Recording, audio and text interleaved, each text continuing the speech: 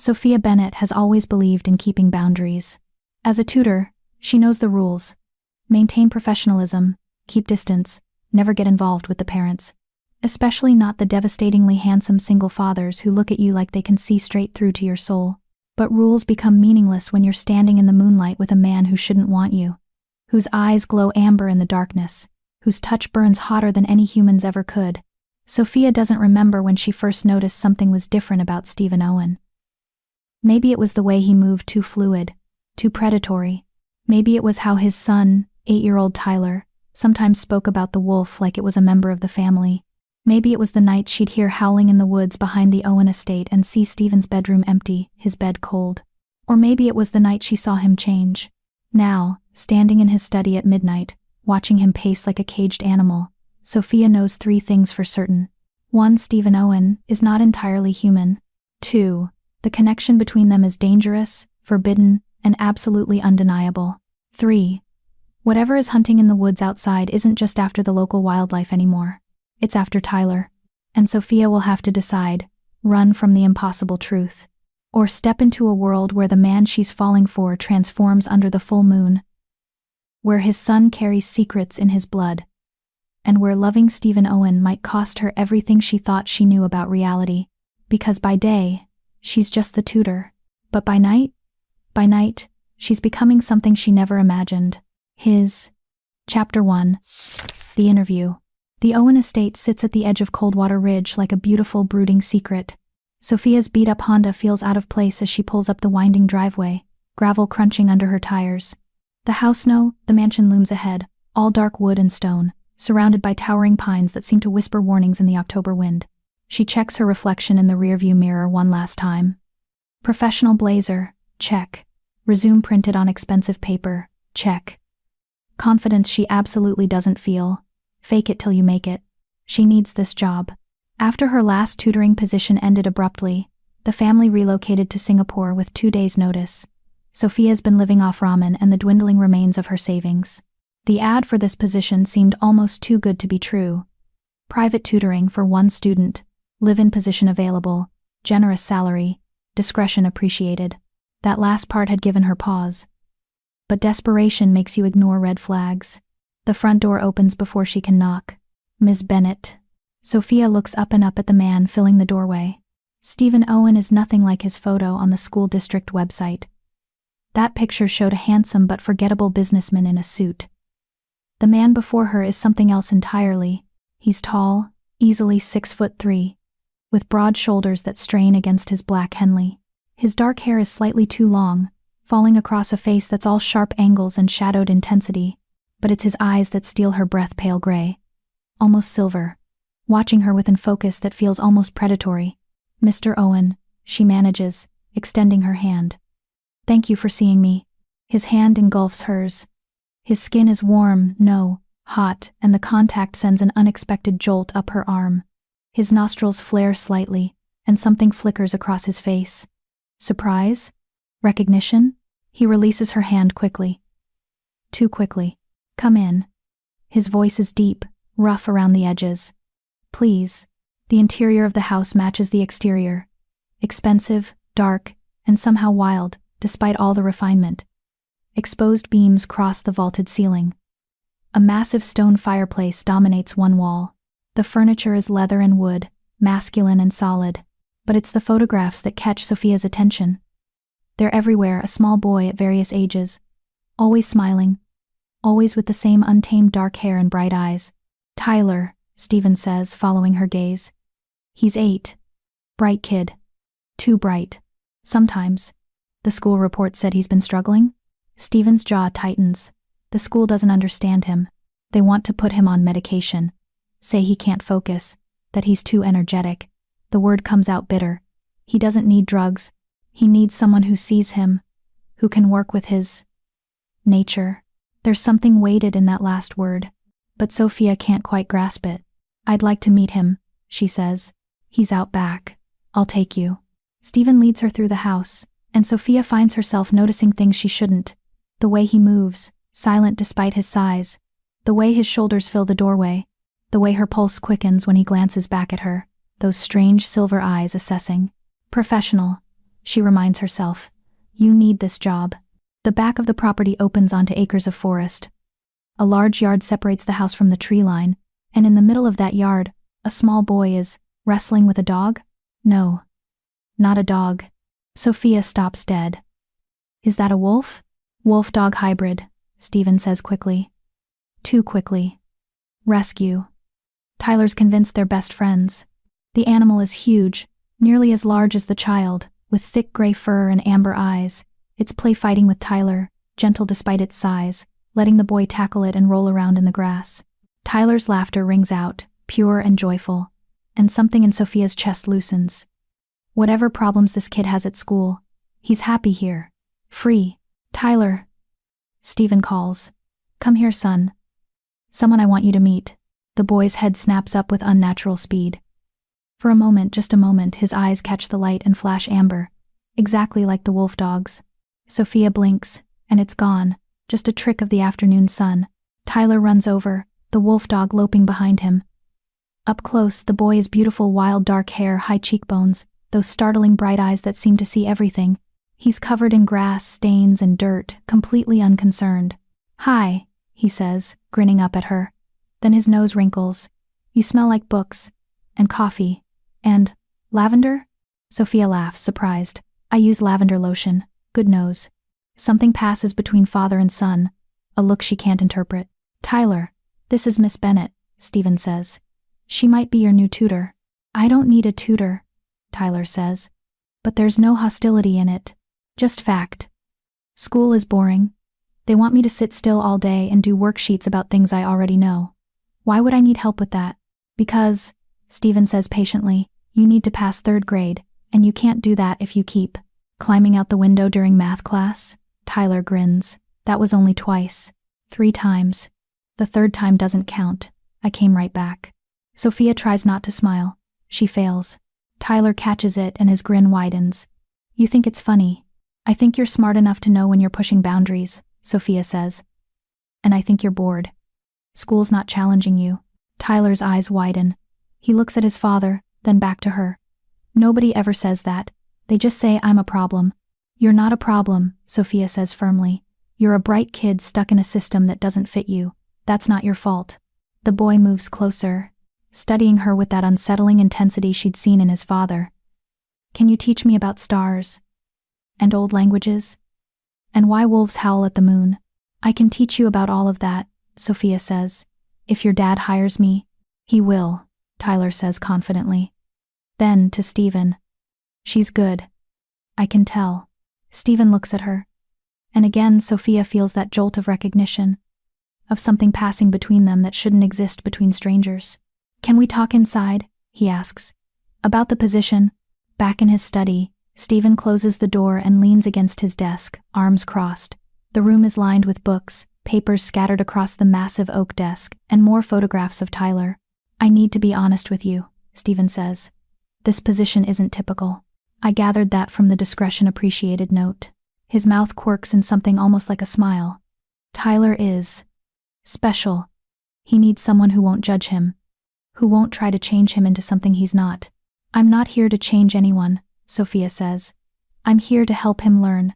He also needs someone who can handle unusual circumstances, flexible hours, sometimes very late or very early.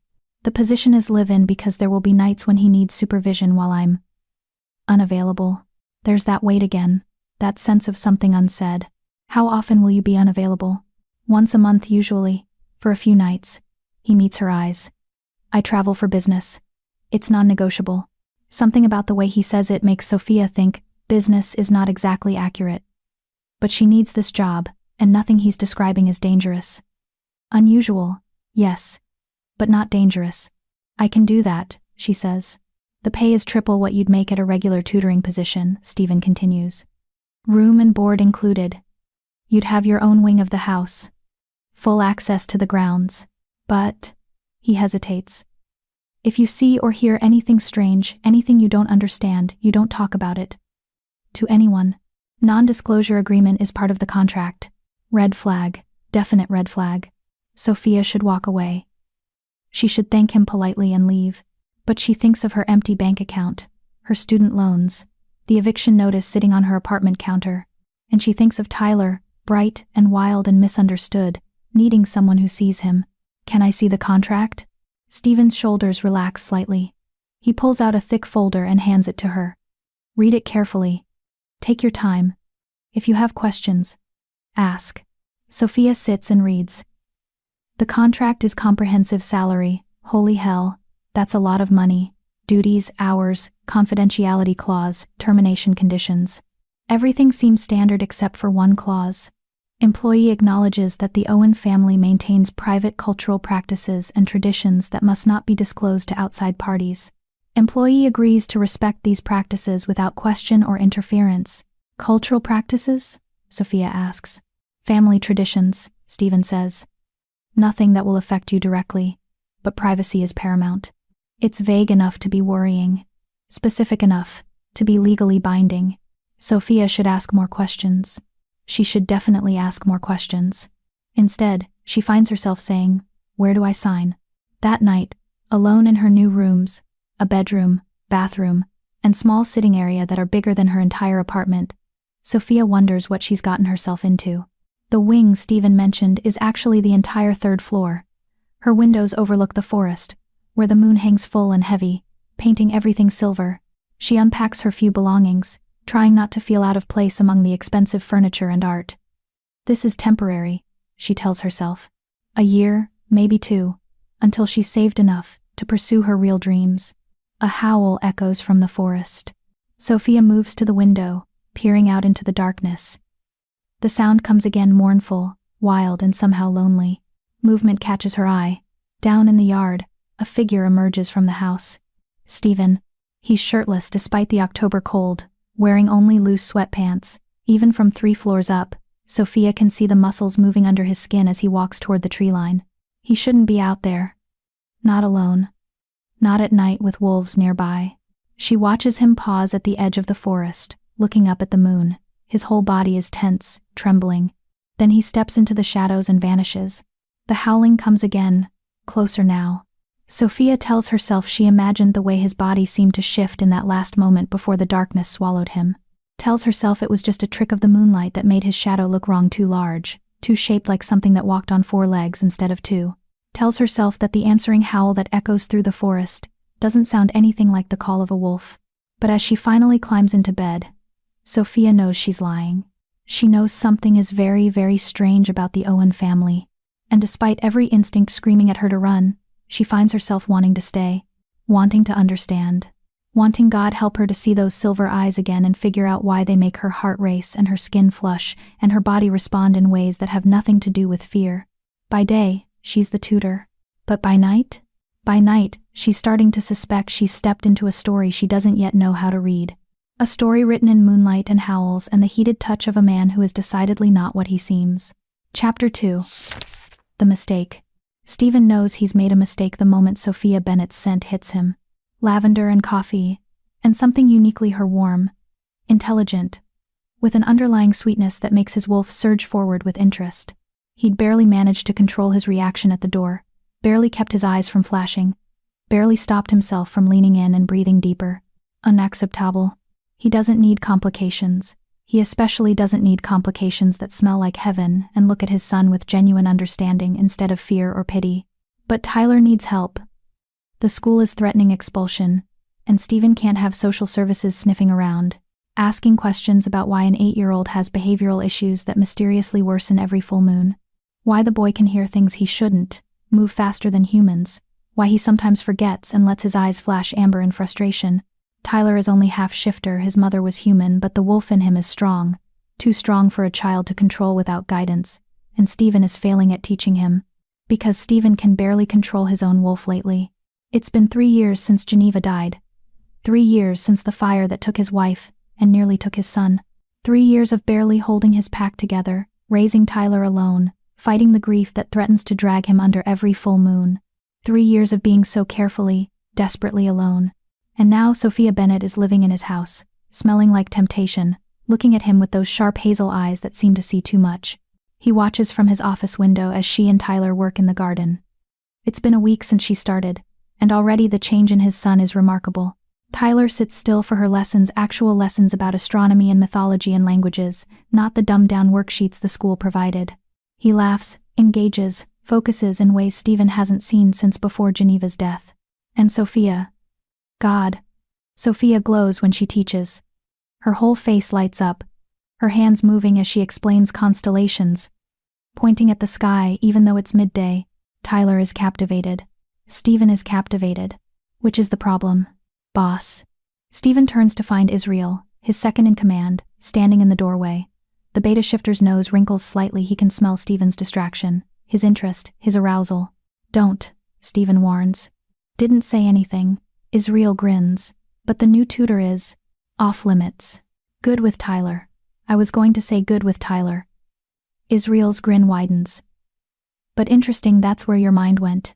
Stephen growls, low and warning. Israel just laughs.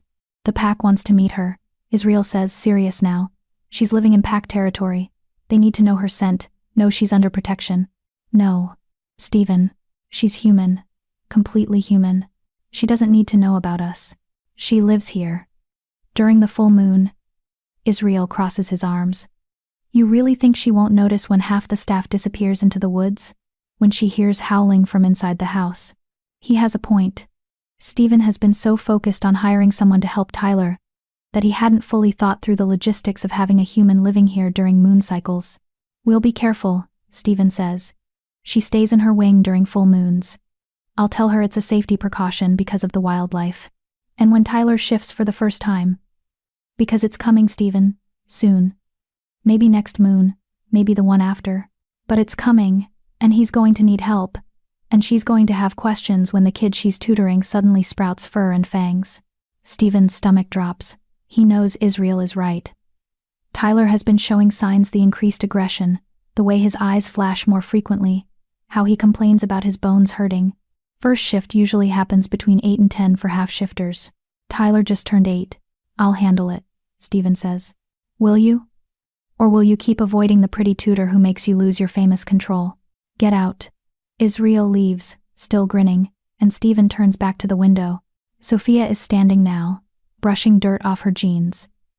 Jeans that fit far too well. Hugging curves that Stephen has absolutely no business noticing. Her honey blonde hair is pulled back in a ponytail, and there's a smudge of dirt on her cheek that makes her look younger, softer. As if sensing his gaze, she looks up. Their eyes meet across the distance. Even from here, Stephen can see her breath catch. Can almost hear her heartbeat quicken. The wind shifts, bringing her scent stronger, and his wolf surges forward with a possessive rumble. Mine, it says. Mate. No, Stephen tells it firmly. Absolutely not. But his wolf has never been good at listening. The full moon is 2 nights away, and Stephen is losing his mind. It's not just the moon though that's bad enough, pulling at his wolf, making him restless and aggressive. It's Sophia. She's everywhere. At breakfast with Tyler, smelling like sleep and something sweet. In the library, curled up in his favorite chair, reading mythology texts. In the garden, laughing at something Tyler said. In his thoughts, his dreams, his every waking moment. This morning he'd come downstairs to find her making coffee in his kitchen, wearing sleep shorts and a tank top that revealed far too much soft skin. She'd smiled at him, just a friendly good morning smile, and he'd nearly shifted right there. His wolf demanding he close the distance between them, pin her against the counter, bury his face in her neck, and he'd turned and left without coffee. Now it's evening, Tyler is asleep, and Stephen is trying to work in his study, trying and failing because he can hear Sophia moving around upstairs. Water running, she's in the shower. His wolf immediately supplies detailed imagery of water sliding over curves, steam and soap. And, stop. A knock on his door makes him jump. Mr. Owen? Of course. Of course she's here, smelling like vanilla body wash and clean skin, wearing leggings and an oversized sweater that slides off one shoulder, revealing her collarbone. Stephen grips the edge of his desk. Sophia, what do you need? I wanted to talk to you about Tyler. She steps into the office, and Stephen's space immediately feels too small. I've noticed some patterns in his behavior that I think we should discuss. Patterns? He's brilliant, we both know that. But there's something else. He has these moments where he seems overwhelmed. Like he's hearing or sensing things that I can't. and his emotions are incredibly intense. Joy, anger, frustration, he feels everything at like volume 10. Because he's a wolf cub learning to control heightened senses. Because every smell, every sound, every emotion is amplified by the beast inside him. Stephen can't say any of that. He's a sensitive kid, he manages. It's more than that. Sophia moves closer, and Stephen's wolf perks up with interest. I think he might be neurodivergent. Maybe highly sensitive person syndrome, or sensory processing issues. There are techniques we could use to help him manage. He's fine. Mr. Owen. Stephen. Just Stephen. Stephen, she says, and his name in her mouth does things to him it absolutely shouldn't. I'm not criticizing. I'm trying to help. If Tyler has sensory sensitivities, there are ways to make his environment more comfortable. Noise-canceling headphones for overwhelming situations, weighted blankets for anxiety, dietary changes that might help. I appreciate your concern. Stephen stands, needing to end this conversation before he does something stupid. But Tyler's needs are being met. Sophia's jaw sets. Are they? Because from where I'm standing, you're raising a boy who thinks he's broken because the world is too much for him.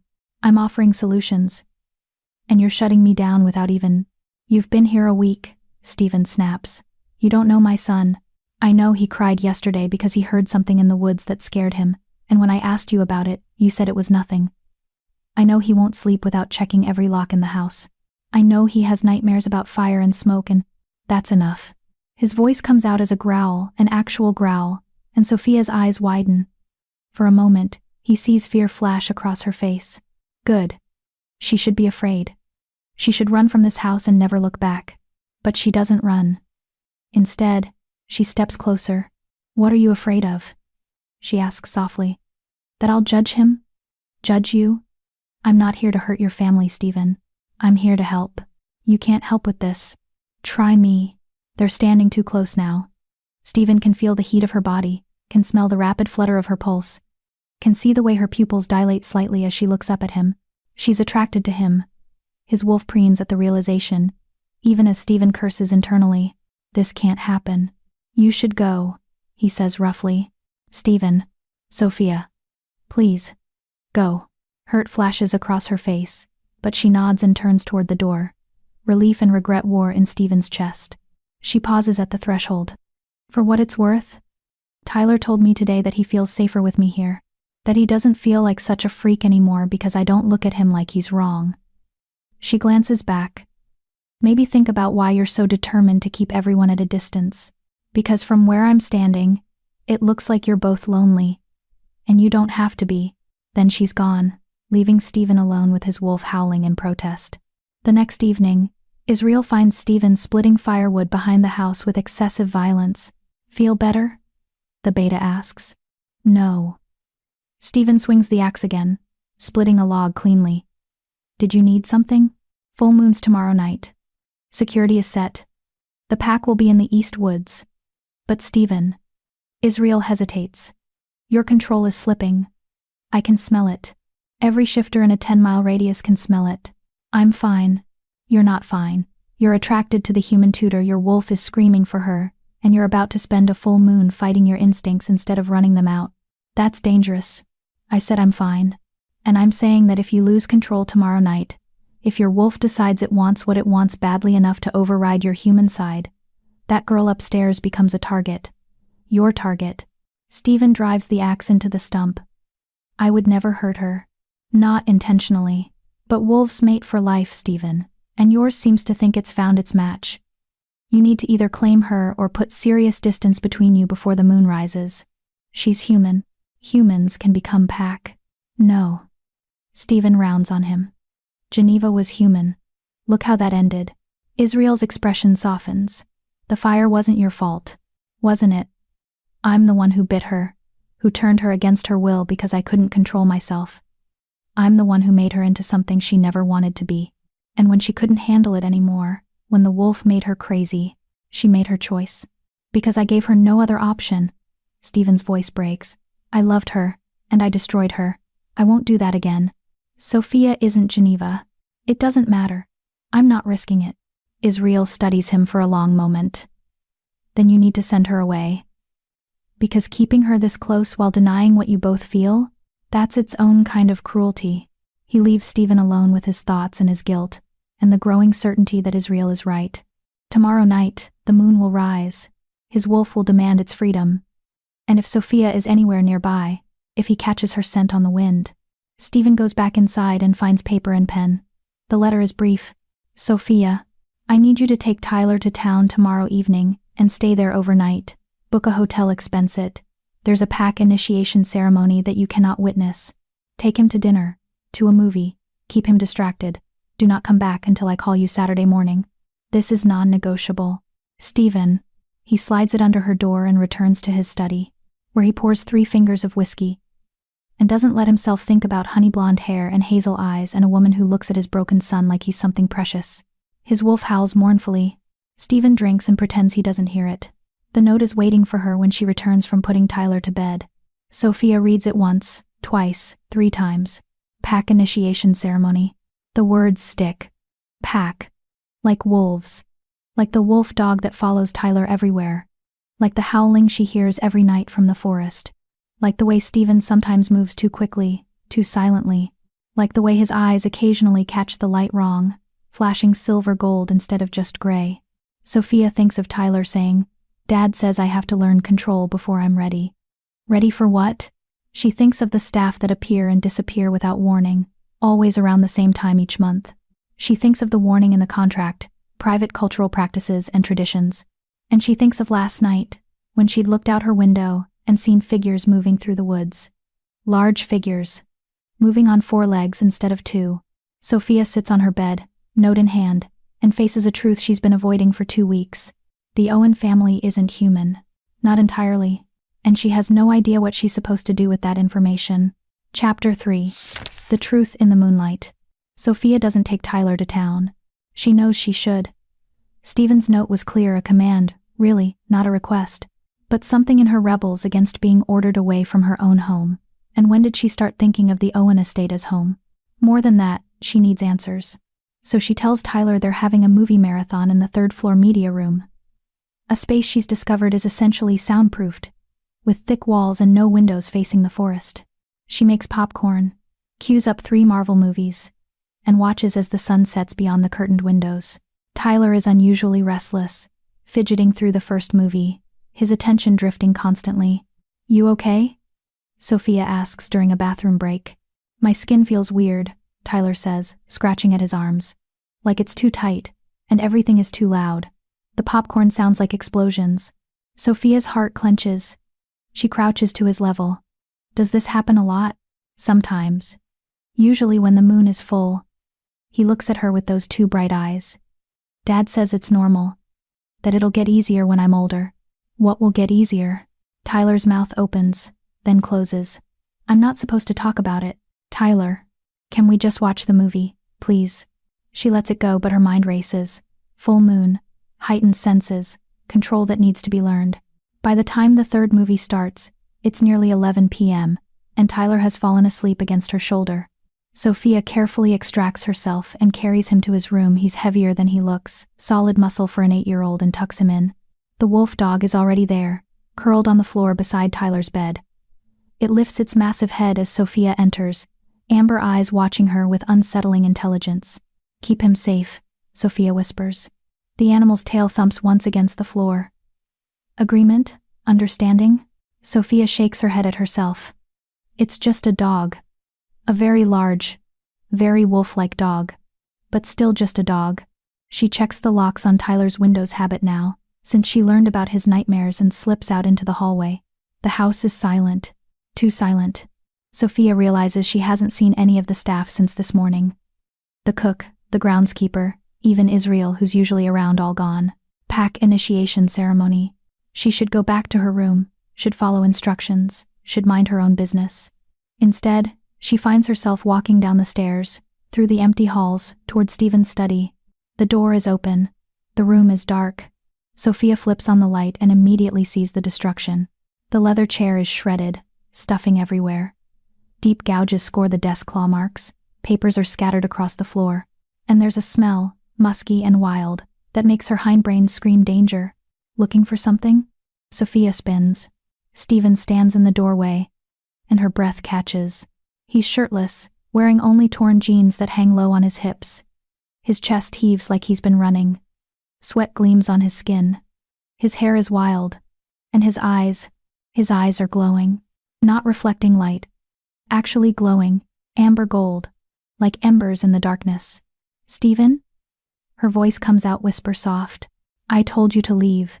His voice is rougher than usual, almost a growl. "I told you to take Tyler and go. I couldn't. He needed to be away from me." Stephen slams his fist against the doorframe, and the wood cracks. He stares at the damage, then at his hand, breathing hard. "You need to go upstairs, Sophia. Lock your door. Don't come out until morning." "What's happening to you?" "Nothing that concerns you." "Bullshit." The word surprises both of them. Sophia rarely curses, but fear and adrenaline are making her bold. "I'm not stupid, Stephen." The howling every month, Tyler's sensitivity, the way you all disappear during the full moon, the way your eyes are literally glowing right now. "Stop talking. Are you going to hurt me?" The question hangs between them. Stephen's whole body trembles. "No," he finally says. "Never, but I might not be able to control." He cuts himself off, turning away. "Please, just go." Sophia should listen. Every survival instinct she has is screaming at her to run. But she thinks of Tyler, sweet and wild. She thinks of the loneliness in Stephen's eyes. She thinks of the way her body responds to him, drawn like a compass to north. "Tell me the truth," she says. "Whatever it is, I can handle it." "You can't. Try me." Stephen laughs, but there's no humor in it. "You want the truth? Fine." He turns back to her, and his eyes are still glowing, still inhuman. "I'm a werewolf. A shifter. So is Tyler, though he hasn't transformed yet. So is everyone who works here. This estate sits on packland, and tonight is the full moon, and every instinct I have is screaming at me to shift and run and hunt." He takes a step toward her. Sophia's back hits the wall. And the worst part? He's close now. So close she can feel the heat radiating from his skin. "The absolute worst part is that my wolf has decided you're ours, that you smell like home and safety and everything we've been missing, that you're our mate." Sophia's heart is hammering so hard she's sure he can hear it. Mate? Wolves mate for life. When we find our mate, we know. Instantly. Completely. His hand comes up, hovering near her face but not quite touching. "I knew the moment I opened the door and your scent hit me. My wolf knew. And it's been torture, having you here. So close. So perfect. And knowing I can never." He breaks off, backing away sharply. "I'm losing control. You need to leave. Now." "What happens if I stay?" "Sophia." "What happens?" "I claim you." The words are raw, desperate. "I bite you, mark you, make you mine in every way that matters. And you won't have a choice, won't be able to consent, because the moon makes us animals and animals don't ask permission. What if I want you to?" The words are out before Sophia can stop them. Stephen freezes. "You don't know what you're saying." "Don't I?" Sophia's mind is reeling, but underneath the shock is something else. Recognition. "I felt it too. This pull between us. I thought I was going crazy, feeling so drawn to my employer. But it's not just attraction, is it? It's something more. You're human." So was Tyler's mother, according to the pictures. Pain flashes across Stephen's face. "And look how that ended. Geneva couldn't handle what I made her. The wolf drove her mad. His voice breaks. She started the fire that killed her, tried to take Tyler with her. I saved him, barely, but I couldn't save her. I won't do that to you. I won't destroy another person. He doesn't finish, but Sophia hears what he doesn't say. "You don't know that I'd react the same way," she says softly. "I won't risk it." "So what then? We just pretend there's nothing between us?" "I stay here, raise your son, watch you tear yourself apart every full moon because you won't let yourself have what you want." Yes, the word is anguished, because the alternative is worse. They stare at each other, the air between them crackling with tension and want and impossibility. A howl rises from the forest, long and lonely. Stephen's body convulses, his hands elongate, fingers becoming claws, fur ripples along his forearms. "Go," he gasps. "Please, Sophia, go." This time, she listens. Sophia runs. Sleep doesn't come. Sophia lies in bed, door locked, listening to the sounds from below. Crashes, growls. At one point, the whole house shakes as something large slams into a wall. Then silence. Then, around 2 a.m., howling. Multiple voices, rising and falling in harmony. It's beautiful and terrifying and lonely all at once. Sophia gets up and goes to the window. The forest is bathed in moonlight, silver and ethereal. And moving through the trees, she sees them. Wolves. Dozens of them, larger than any natural wolf should be. They run and play and hunt, a coordinated pack moving as one organism. She watches them chase each other, tumble and wrestle, sees what might be joy in their movements. One wolf is larger than the others, darker. It moves with authority, power, and even from this distance, Sophia recognizes something in the way it carries itself. Stephen. As if sensing her gaze, the dark wolf stops, turns, looks directly up at her window. Their eyes meet across the distance. The wolf's howl is different from the others. Lower, more resonant, mournful. Sophia presses her hand against the glass. The wolf watches for another moment, then turns and disappears into the forest with its pack.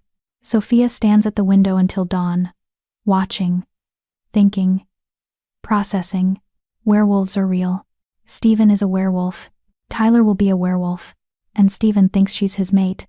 She should be terrified. Should be packing her bags, calling a cab, running as far from this supernatural nightmare as possible.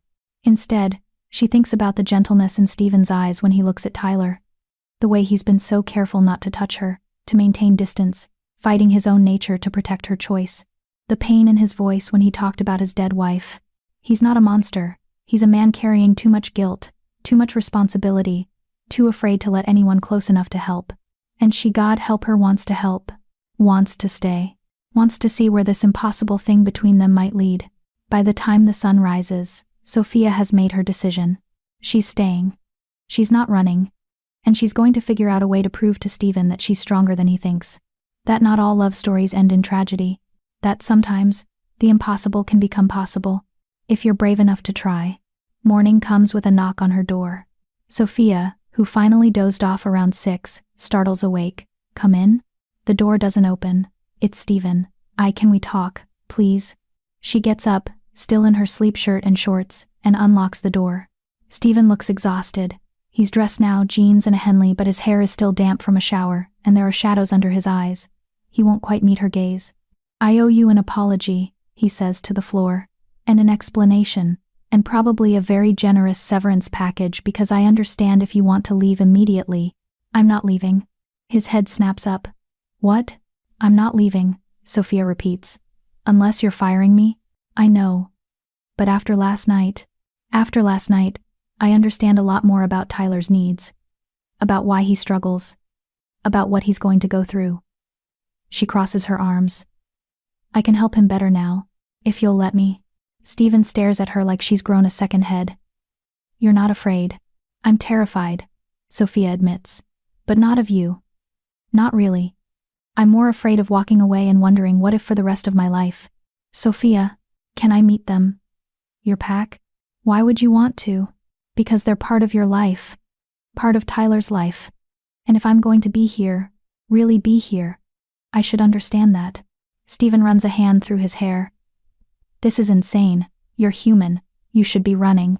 Yeah, well, Sophia smiles slightly. I've never been great at doing what I should. Despite everything, Stephen's mouth quirks. Almost a smile, I've noticed. So? Can I meet them? He studies her for a long moment, those silver eyes searching her face. You're serious. Completely. They're going to think I've lost my mind. Have you? Probably. But he's definitely smiling now, small and cautious but real. Okay, tonight, dinner with the pack. But Sophia? His expression sobers. This isn't a game. Once they know you know. Once you're part of this world. There's no going back to normal. You can't unknow what you know. Can't unsee what you've seen. I understand. Do you? Because my world is dangerous. There are other packs, not all friendly. There are hunters who would kill any human who knows our secret. There are rules and politics and risks that… Stephen. Sophia steps closer. I understand. And I'm choosing to stay anyway. He looks at her like she's something precious and impossible, like he wants to touch her but doesn't dare. Why? He finally asks. Why would you choose this? Because when you look at me I feel seen. Because your son needs someone who understands. Because I've been sleepwalking through life and you woke me up. Because when that wolf looked at me last night, I didn't see a monster. I saw loneliness. And I know what that feels like. Sophia doesn't say any of that. Instead, she says simply, because everyone deserves a chance. Even werewolves. Stephen's laugh is surprised and genuine. You're incredible, you know that? Heat rises in Sophia's cheeks. I'm really not. You are. He reaches out, then stops himself, hand hovering in the air between them. I should go. Let you get dressed. We'll talk more later. He turns to leave. Stephen? He pauses, looks back. Thank you for trusting me with the truth. Something warm and wondering crosses his face. Thank you for not running. After he leaves, Sophia sits on her bed and lets herself process everything. Werewolves, packs, mates, full moons, an entire hidden world existing alongside the mundane reality she's always known. And in the center of it all, a man who looks at her like she's something worth protecting. A boy who needs guidance through an impossible transformation. And a choice. Walk away from the safe, predictable life she'd planned, or step into the unknown. Sophia thinks of the wolf's mournful howl last night. Thinks of Stephen's careful distance, his fear of hurting her. Thinks of Tyler's bright eyes and wild spirit. And she knows with absolute certainty that she's already made her choice. She's staying. Whatever comes next, she's staying. Chapter 4. The pack meets the human. Stephen spends the entire day questioning his sanity. Bringing Sophia to pack dinner is unprecedented. Humans don't meet the pack unless they're being turned. And even then, it's usually after the bite, after they've committed to the transformation. But Sophia isn't being turned. She's not his mate. Not officially. Not in any way that matters beyond his wolf's insistent claims. She's Tyler's tutor. An employee. A human who happened to discover their secret, and somehow, impossibly, decided to stay. You're making that face again, Israel says, leaning against the kitchen counter. What face? The face that says you're overthinking everything, and probably having an existential crisis. Israel grins. It's very dramatic. Very alpha, in turmoil. I'm not in turmoil. You're introducing a human to the pack. A human you're clearly gone for. A human who smells like she wants to climb you like a tree, by the way. That's not turmoil? Stephen growls. Can you not talk about her scent? Why? Because it makes you think about how much you want to. Israel. Israel. Get to know her better? Israel's grin widens. I was going to say, get to know her better. What were you thinking about, boss? Stephen considers demoting his second in command. Is everything ready? Backyard set up, grills heating, packs arriving at 7. Israel sobers slightly. They're curious. And concerned. You haven't shown interest in anyone since Geneva. Now you're bringing a human around? People are going to have opinions. I don't care about their opinions. You should. You're the alpha. Your choices affect the whole pack. Israel holds up a hand before Stephen can respond. I'm not saying don't do this. I'm saying be prepared for pushback. Especially from Rebecca. Stephen grimaces. Rebecca, one of his senior pack members, had made her interest in becoming his mate very clear over the past year. She's strong, capable, pure-blooded shifter. Everything an alpha should want. Everything Stephen doesn't feel even a spark for. Rebecca will deal with it, Stephen says. Will she? Or will she make Sophia's life difficult? It's a valid concern. Pack hierarchy is complicated, and a human who has the alpha's attention but no official status, that's vulnerable territory. I'll make it clear that Sophia is under my protection, Stephen says. Anyone who harms her answers to me. Israel nods approvingly. Good. That should help. And boss? For what it's worth, I like her. Tyler's happier than I've seen him in years. And you're different. Less like you're carrying the world on your shoulders. I am carrying the world on my shoulders. That's what alphas do. Yeah. But maybe you don't have to carry it alone. Israel leaves before Stephen can formulate a response. By 7 p.m., the backyard is full of shifters. Stephen's pack isn't huge, 23 adults. A handful of children, but they're loyal, strong, and protective of their own. They mill around the yard, talking and laughing, the smell of grilling meat heavy in the air. Tyler is with the other pack kids, roughhousing in a way that would alarm human parents but is perfectly normal for wolf children. He's laughing, genuine and free, and Stephen's chest tightens with love and worry. Soon, Tyler will shift, and everything will change. Alpha. Rebecca approaches, sleek and confident, in a way that draws eyes. She's beautiful, dark-haired, sharp-featured, powerful. I heard we have a special guest tonight. Tyler's tutor will be joining us, Stephen says neutrally. Rebecca's smile doesn't reach her eyes. How? Interesting. Does she know what we are? She does. And you trust her with that knowledge? I do. I see. Rebecca moves closer, her hand landing on Stephen's arm. Her touch is warm, familiar, and does absolutely nothing for him.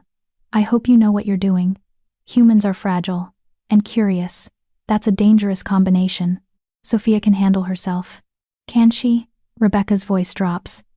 Or are you letting your wolf make decisions your human side will regret? Before Stephen can respond, the back door opens. Sophia steps out, and Stephen's breath catches. She's dressed simply jeans and a soft blue sweater that brings out the green in her hazel eyes, but she's stunning. Her honey blonde hair is down, falling in waves around her shoulders. She's nervous. He can see it in the way she holds herself, can smell it in the slight spike of adrenaline in her scent. But she's not running. She's not hiding. She's walking straight into a yard full of predators with her head high and her shoulders back. Stephen has never wanted anyone more in his entire life. The pack falls silent as she approaches. Every eye tracks her movement. Stephen hears someone inhale sharply, catching her scent, noting the way it mingles with his own from hours spent in his house.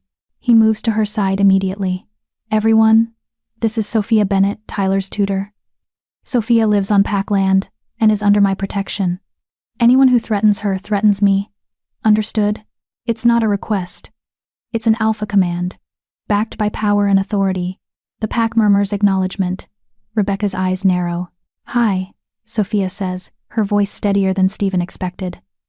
I know this is unusual. I appreciate you letting me into your space. Our alpha's word is law, Israel says, stepping forward with a friendly smile. You're welcome here, Sophia. I'm Israel, Stephen's second. The grumpy-looking woman glaring at you is Rebecca. Ignore her. She glares at everyone. Rebecca's glare intensifies. A woman with kind eyes and gray-streaked hair approaches. I'm Patricia. I help with the pack children. Tyler's told us so much about you. All good things, I hope, Sophia says, relaxing slightly. He says you're the smartest person he's ever met, Patricia says warmly. And that you make learning fun. That's high praise from that boy. He makes teaching fun, Sophia replies. He's brilliant. More pack members introduce themselves. Sophia handles it well, polite and genuine, asking questions, remembering names. Stephen watches her charm his pack one by one, sees the way the initial suspicion gradually softens. Even Rebecca can't find fault with Sophia's manners, though she clearly wants to. Tyler spots Sophia and runs over, colliding with her in a hug that nearly knocks her over. You stayed. Dad said you might leave, but you stayed. Of course I stayed, Sophia says, hugging him back. I told you I would. Even though we're weird? You're not weird. You're special. There's a difference. Tyler beams up at Stephen. I like her. Can we keep her? Several pack members laugh. Stephen feels his face heat. She's not a pet, Tyler. I know that. But can she stay? Forever? That's up to Sophia, Stephen says, meeting her eyes. She holds his gaze. Something warm and knowing in her expression. I'm not going anywhere. His wolf rumbles approval. Dinner is surprisingly easy. Sophia sits between Stephen and Tyler, fielding questions from curious pack members about her background, her education, her thoughts on living with shifters. She answers honestly but carefully, never revealing discomfort even when the questions get personal. So you're really okay with all this? Asks Thomas, one of the younger shifters. The shifting, the pack dynamics, the whole werewolf thing. I'm still processing, Sophia admits. But yeah, it's not that different from any other culture, really. You have traditions, hierarchies, ways of doing things. I'm just learning the rules. Today. Most humans can't handle knowing, Rebecca says coolly. They either run or they try to expose us. What makes you different? Sophia considers the question. I don't know that I am different.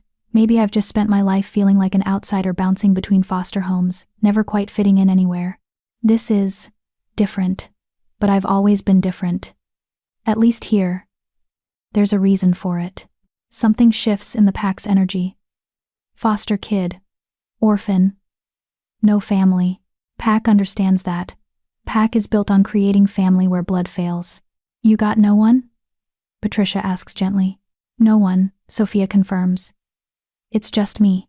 Not anymore, Tyler announces. Now you have us. Sophia's eyes shine suspiciously bright. Yeah, I guess I do. Stephen's hand finds hers under the table. He doesn't plan it, his body just moves. Her fingers thread through his, warm and real and perfect. Rebecca notices. Her jaw tightens, but she says nothing. After dinner, the pack kids start a game of tag that quickly becomes a wrestling match. Tyler joins in, laughing and rowdy, and Sophia watches with a smile. He's good with them, Patricia says, settling beside Sophia. Usually takes him a while to warm up to new people, but with you? Instant trust. He's a sweet kid, Sophia says. He's had a hard few years. Lost his mama. Almost died in that fire. Stephen's done his best. But raising a half-shifter alone. Patricia shakes her head. It's not easy. Boy needs a mother figure. I'm not, Sophia starts. Not saying you are. Not yet anyway. Patricia pats her hand. But I see the way you look at each other, you and the alpha. And I see the way he looks at you, like you're water and he's been dying of thirst. Sophia's face flushes. It's not like that. I just work for him. You keep telling yourself that, honey. Patricia walks away, leaving Sophia flustered.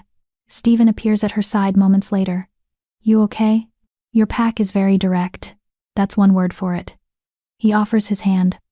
Walk with me. Sophia takes it, and they slip away from the party, into the quieter edges of the yard where the forest begins. Thank you, Stephen says once they're alone. For tonight, for staying, for being so gracious with them. They're your family, Sophia says simply.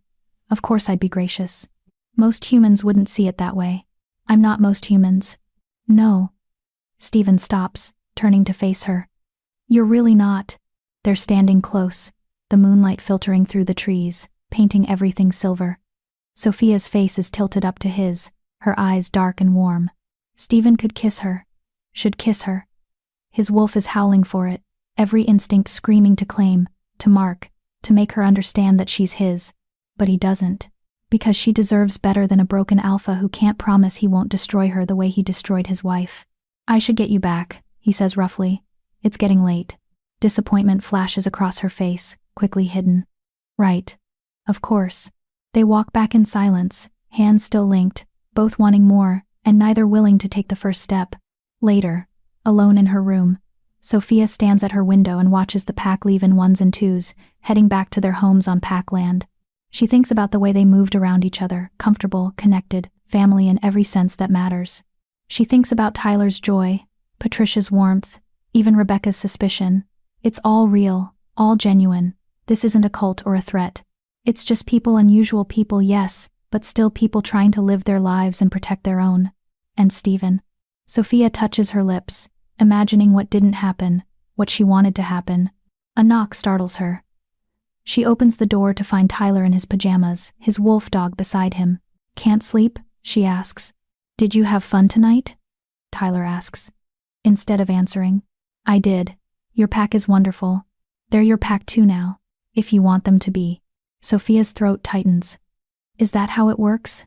Dad said you're under his protection. That means you're pack adjacent. Not quite pack, but not totally outside either. It's like... Tyler struggles for the words. Like you're in the waiting room before the real thing. And the real thing would be? Being turned, becoming a shifter. Tyler looks up at her with solemn eyes. Is that what you want? To be like us? I don't know, Sophia admits. I haven't really thought about it. You should, because Dad likes you. Like really likes you. And if he bites you, you'll be stuck with us forever. Stuck? Okay, not stuck. But you'll be pack. And pack is forever. That's kind of a big deal. Sophia crouches to his level. Do you want me to be pack? Yeah. No hesitation. You make Dad smile. He hasn't smiled like that since Mom died. And you make me feel normal, like maybe being different isn't so bad. Being different is never bad, Tyler. It's what makes you special. That's what Mom used to say. Tyler's voice goes quiet. Before she changed. Before the wolf made her sad. What do you mean? Tyler looks at his wolf dog, then back at Sophia. Can I tell you a secret? Always. Mom didn't want to be a wolf. Dad bit her because she was dying, there was an accident, and the bite was the only way to save her. But she never wanted it. And after she changed, she got really sad. Really angry. She'd cry all the time, and sometimes she'd look at Dad like she hated him. Sophia's heart breaks. Oh, Tyler. The fire wasn't an accident, Tyler whispers. Mom started it. She wanted to make it stop. The wolf, the feelings, all of it. She thought if she burned the house down she'd be free. And you were inside. Tyler nods, tears streaming down his face. Dad saved me. Ran through the fire even though it burned him. But he couldn't save Mom. She wouldn't let him. Sophia pulls the boy into her arms, holding him while he cries. Understanding crashes over her Stephen's guilt. His fear of turning her. His desperate need to keep distance. Your dad blames himself, she says softly. He shouldn't. It wasn't his fault. Tyler pulls back, wiping his eyes. But he's scared. Scared if he cares about someone again, the same thing will happen. That's why he won't let himself be happy. And you're telling me this because? Because you should know. Before you decide if you want to be Pack. Tyler's eyes so much older than 8 meet hers. Being with Dad means being a wolf, and not everyone can handle that. But I think you could. I think you're strong enough. What if I'm not? Then you leave, and Dad never forgives himself, and we both go back to being sad and lonely. Tyler says it matter-of-factly. Or you stay, and you figure it out together, and maybe we all get to be happy. He hugs her once more, then leaves, his wolf dog trailing behind. Sophia sits in the dark, processing. Stephen's wife died because he turned her against her will. Because the wolf drove her to madness and suicide. And now he's terrified of caring for Sophia because he's convinced the same fate awaits her. But Sophia isn't Geneva. She's choosing this with open eyes. She's staying knowing what it means. And if when the time comes, it will be her choice to accept the bite or not. Stephen needs to understand that. And Sophia needs to be brave enough to make him believe it. Chapter 5. Lines crossed. The days after the Pack dinner settle into a new rhythm. Sophia teaches Tyler in the mornings real lessons now, incorporating what she knows about his heightened senses and upcoming transformation. They study wolf behavior, Pack dynamics throughout history, even the mythology of shapeshifters across cultures. Tyler soaks it up like a sponge, finally having a framework to understand himself. Afternoons, they work on control exercises, meditation to manage overwhelming sensory input, breathing techniques for when emotions spike, physical activities to burn off excess energy, and evenings. Evenings are becoming dangerous. Stephen has been joining them for dinner every night. What started as a simple meal has evolved into something more lingering conversations, shared laughter, moments of eye contact that last too long and mean too much. He's careful never to touch her, maintains his distance, but Sophia feels the pull between them like a physical thing, magnetic and undeniable. Tonight, Tyler goes to bed early, exhausted from a day of playing with the Pack kids. Sophia finds herself alone with Stephen in the library, both of them reading or pretending to read in comfortable silence. Can I ask you something? Sophia says finally. Stephen looks up from his book. Of course. Tyler told me about Geneva. About the fire. Every muscle in Stephen's body goes tense. Did he? I'm not asking you to talk about it if you don't want to. But I need you to know that I understand now. Why you're so careful with me. Why you keep pulling away. Sophia, let me finish. She sets down her book, meeting his eyes. What happened to Geneva was a tragedy. But it wasn't your fault. You saved her life, the only way you knew how. I made her into something she never wanted to be, Stephen says, his voice raw. I took away her choice. Because she was dying, you saved her, and she spent the rest of her life hating me for it. Hating what she'd become. He stands, pacing to the window. The wolf made her unstable. Depressed. Violent sometimes. She'd have episodes where she didn't recognize Tyler. Where she saw threats everywhere. I had to watch the woman I loved lose herself piece by piece. Knowing it was my fault. It wasn't. It was. The words come out harsh. I bit her without consent, Sophia. In the moment, with her dying in my arms, it seemed like the only option. But I should have let her go. I should have let her die human rather than trap her in a body and mind she couldn't control. Sophia stands, moving closer. Did you love her? Yes. God, yes. Then you did what people who love each other do. You fought for her. You tried to save her. Sophia stops a few feet away, giving him space but holding his gaze. The fact that it didn't work doesn't make it wrong, doesn't it? Stephen's laugh is bitter. She died anyway, and she took her own life to do it. That's not fighting. That's giving up. That's mental illness, Sophia says gently. Depression. Probably PTSD from the transformation. Maybe other things. Did she have therapy, medication, support? Stephen's silence is answer enough. You didn't know, Sophia continues. You were dealing with something unprecedented, a human-turned shifter who couldn't handle it. How were you supposed to know what she needed? I should have known. I'm the alpha. I'm supposed to protect my pack, my family. And I failed. You're not omniscient, Stephen. You're just a man trying his best. Sophia takes another step closer. A good man. A man who's been carrying guilt that isn't his to carry. You don't understand. I understand that you're terrified of history repeating itself. That you look at me and see another person you might destroy. She's close enough to touch now. Close enough to feel the heat of his body. But I'm not Geneva. I know that. Do you?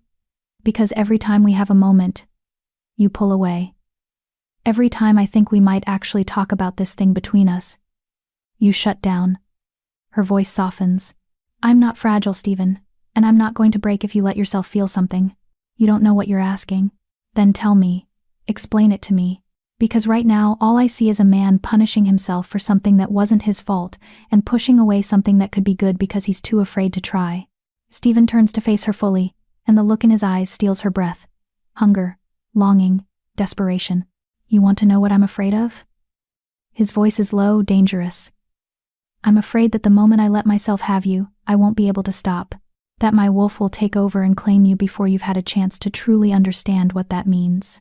I'm afraid that you'll wake up one day, transformed and bound to me for life, and realize you made a terrible mistake. And I'm afraid, his voice cracks, I'm afraid that I'll love you and lose you the same way I lost her, and I won't survive it a second time. The confession hangs between them, raw and bleeding. Sophia's heart pounds. You think you could love me? I think I already do. The words come out like they're being torn from him. I think I've been in love with you since you refused to run. Since you looked at my son like he was precious. Since you walked into a yard full of predators with your head high and your heart open. And that terrifies me more than anything else in my life. Stephen. No, let me finish. Because you need to understand. He moves closer, and Sophia can see him trembling with the effort of control. If we do this, if we cross this line, there's no going back. My wolf will claim you as its mate. The pack will expect us to formalize it. And eventually, if you want to truly be with me, you'll have to choose, stay human and watch me age slower than you, or accept the bite and become like me. I know. Do you really understand what the bite means? The transformation is agony, Sophia. 3 days of your body tearing itself apart and rebuilding. And even if you survive that, you'll be a wolf. You'll have instincts, urges, needs that you never had as a human. You'll be bound to the pack hierarchy. To me, to this life. Your old life, your old dreams, they'll all be gone. What if I told you I don't have dreams worth keeping? Sophia says quietly. What if I told you that for the first time in my life, I feel like I belong somewhere? That teaching, Tyler, being here with you, meeting your pack, it's the most real I've felt in years. You've known us for 3 weeks. So? Does time matter when something feels right? Yes, Stephen says desperately. Because infatuation fades. New relationship energy burns out.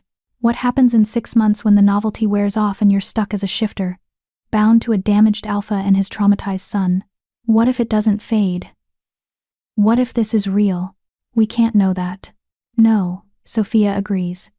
We can't, but we won't know anything if you keep running from it. They're inches apart now. Sophia can see the war in his eyes, want versus fear, need versus guilt.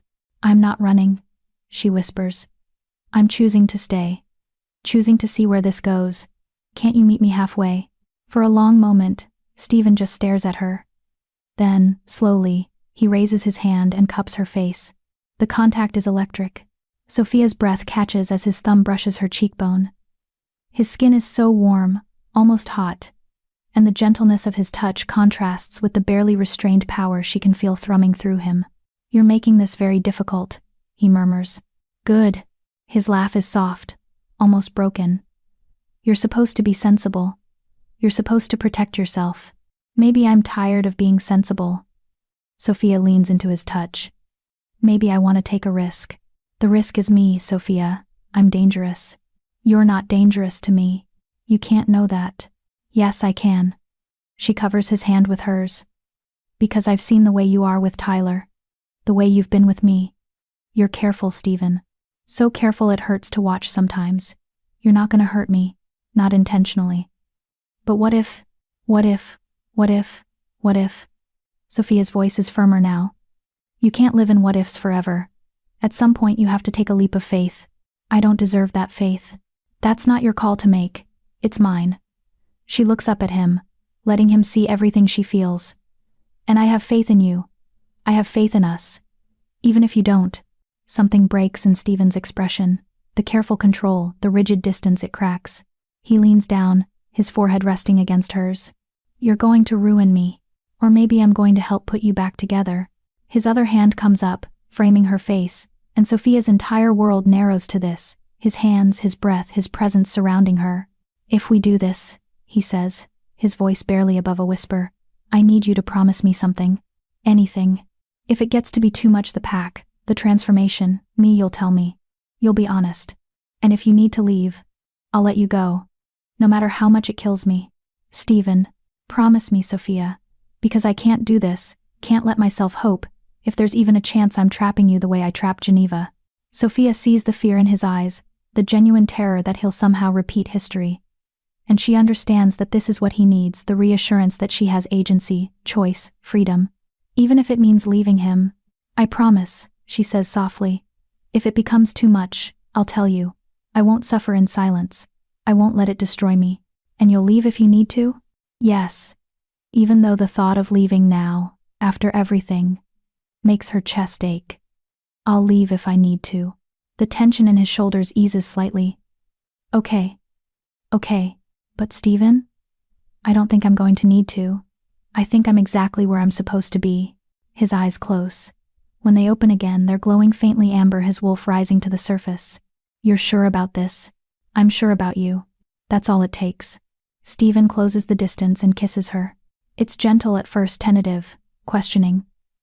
But Sophia responds immediately, rising on her toes, her hand sliding into his hair, pulling him closer. The gentleness evaporates. Stephen's control fractures, and suddenly he's kissing her like a man drowning, like she's air and he's been suffocating. His hands move from her face to her waist, pulling her flush against him. Sophia gasps at the contact. At the heat and hardness of his body, at the way he consumes her. She's been kissed before.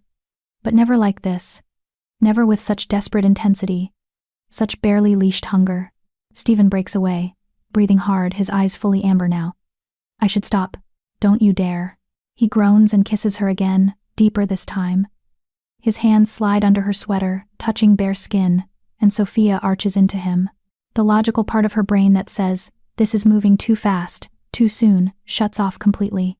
She wants this. Wants him. Has wanted him since that first day when he opened the door and looked at her like she was something unexpected and perfect. Stephen lifts her effortlessly, setting her on the edge of his desk. Sophia wraps her legs around his waist, pulling him closer, and he makes a sound that's half growl, half moan. Sophia. Her name is a prayer, a plea, a warning. If we don't stop now, then don't stop. His control shatters. What happens next is a blur of heated kisses, desperate touches, whispered names. Stephen's mouth finds her throat, and Sophia tilts her head back, giving him access. She feels his teeth graze her pulse point, not biting, just tasting, and her whole body shivers.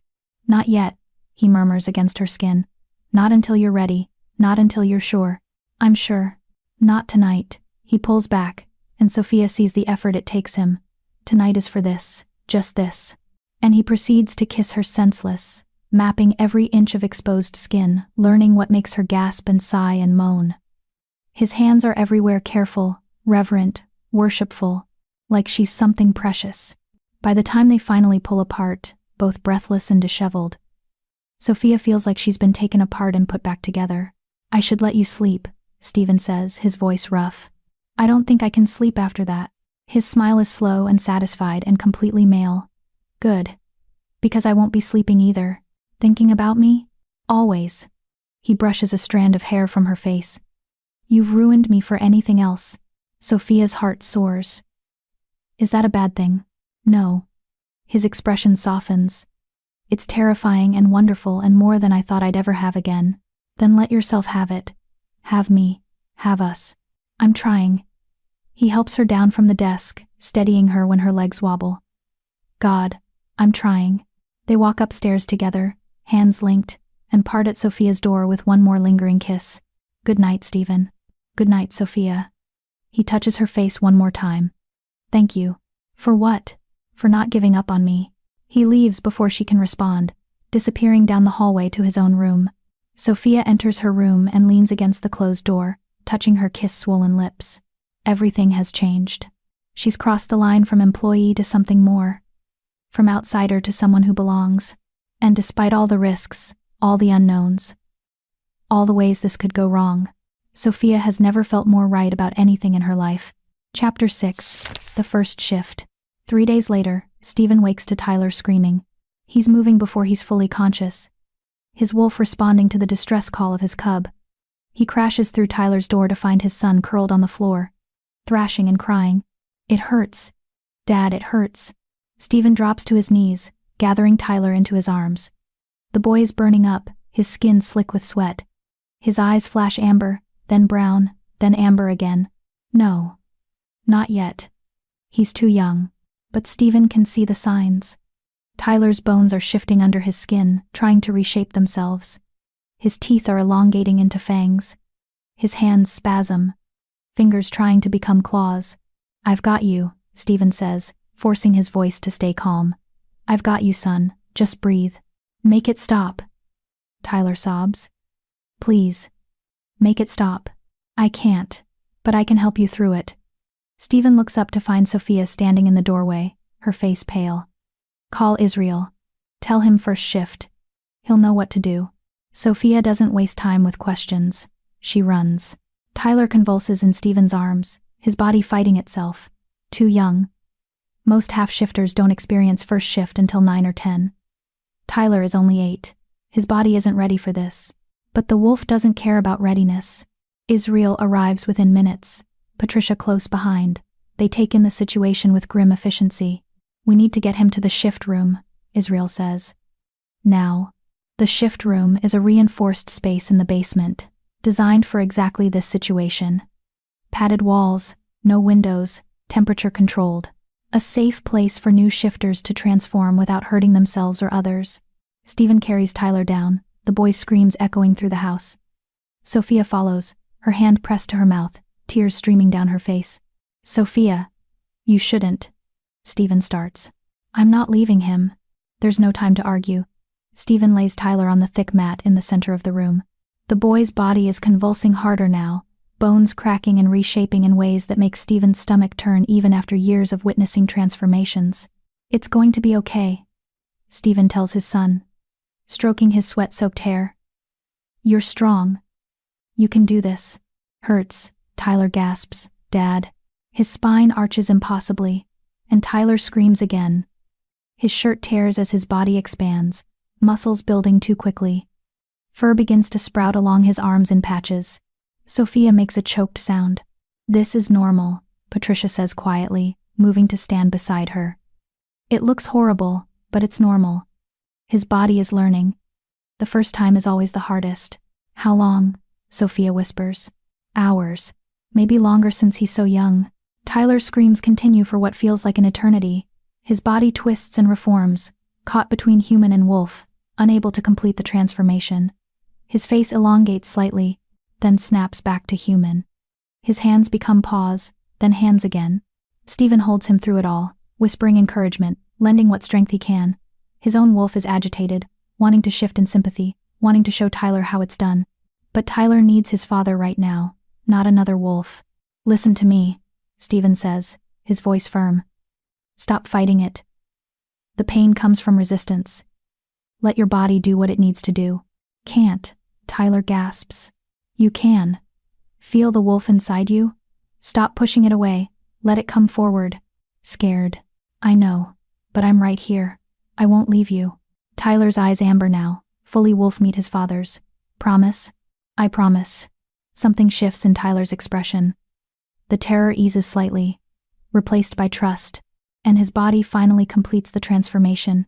It happens in a rush, bones snapping into new configurations, muscles flowing like water, fur spreading across skin. Tyler's scream becomes a howl, high and young and afraid. And then, lying on the mat where an 8-year-old boy had been, is a wolf cub.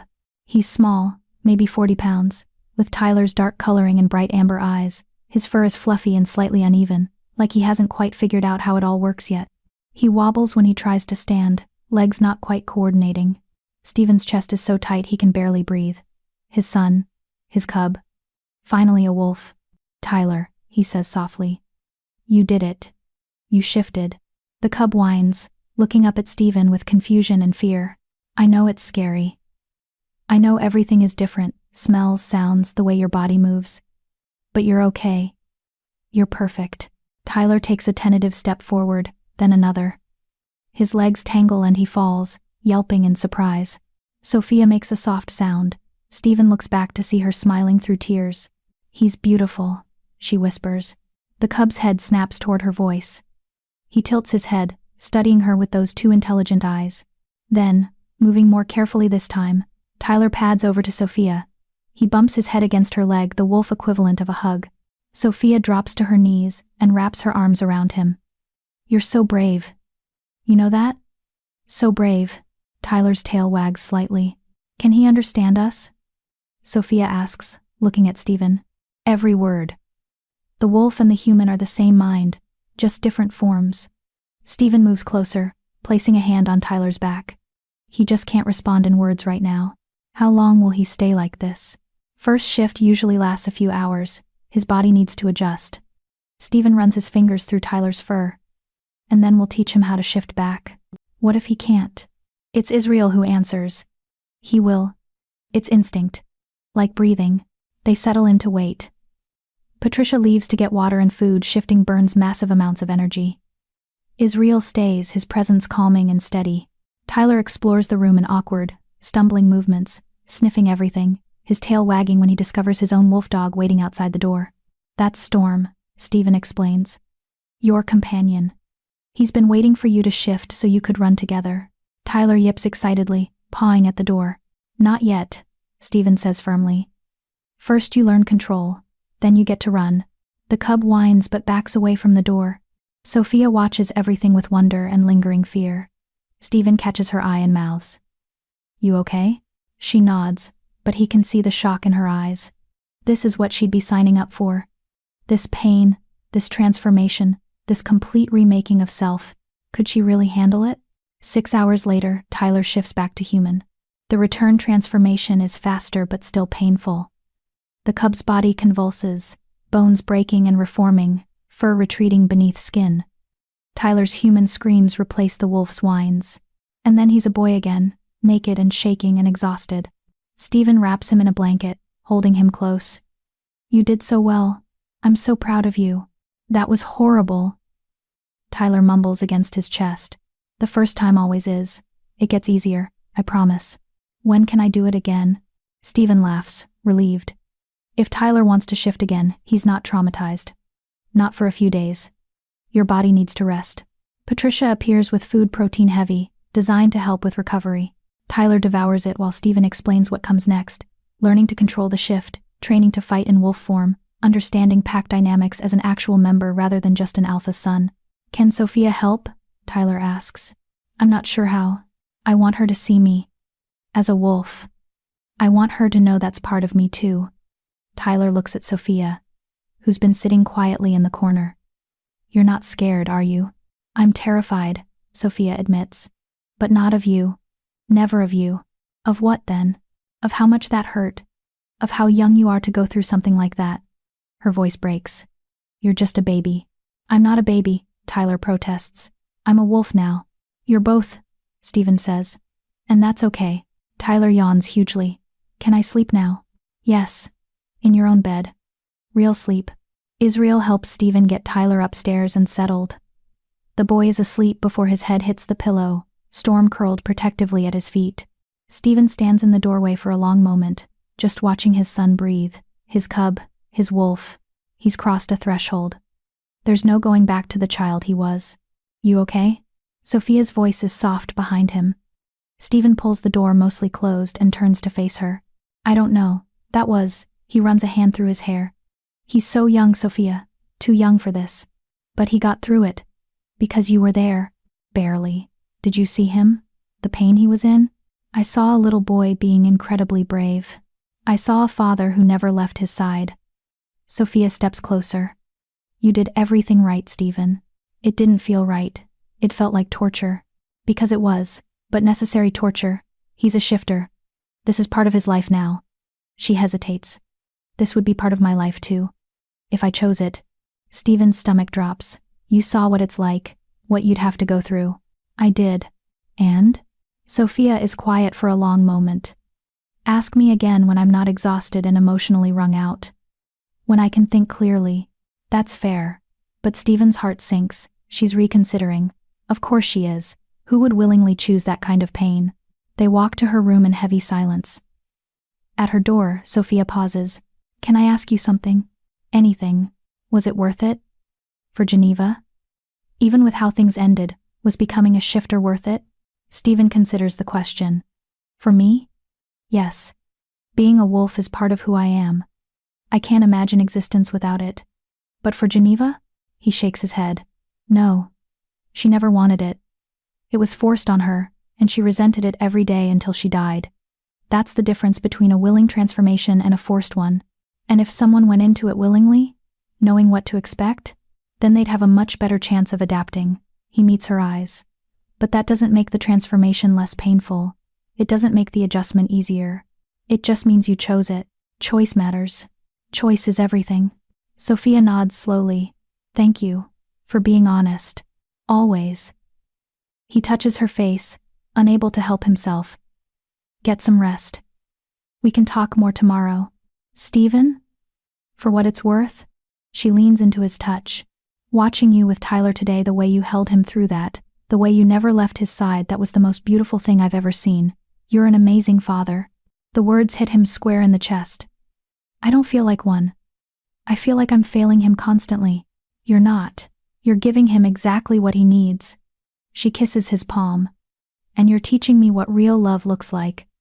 Messy and painful and absolutely worth it. She slips into her room before Stephen can respond, leaving him standing in the hallway with his heart in pieces. That night, Stephen dreams of fire. It's the same nightmare he's had for 3 years. The house burning, Geneva screaming, Tyler's terrified cries, the smell of smoke and burning flesh, the impossible choice of who to save when you can't save everyone. In the dream, he always chooses Tyler, always saves his son, and he always watches Geneva burn. But tonight the dream changes. Tonight, when he runs back into the flames for Geneva, he finds Sophia instead. She's standing in the fire, calm and unafraid, her eyes meeting his with perfect trust. It doesn't have to end this way, she says. Not if we choose differently. I can't lose you. Stephen gasps, reaching for her. You won't. I'm not her, Stephen. I'm not Geneva. I'm choosing this with open eyes. The fire is the past. Let it go. She takes his hand. And the flames don't burn her. Don't burn him. They walk out of the inferno together.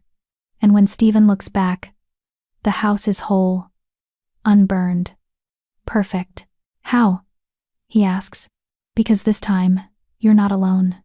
Sophia smiles. This time, we face it together. Stephen wakes with tears on his face and hope in his heart, and the absolute certainty that he's falling in love with a woman brave enough to walk through fire for him. The question is, can he be brave enough to let her? Chapter 7, The Decision. Sophia spends the next 2 days researching.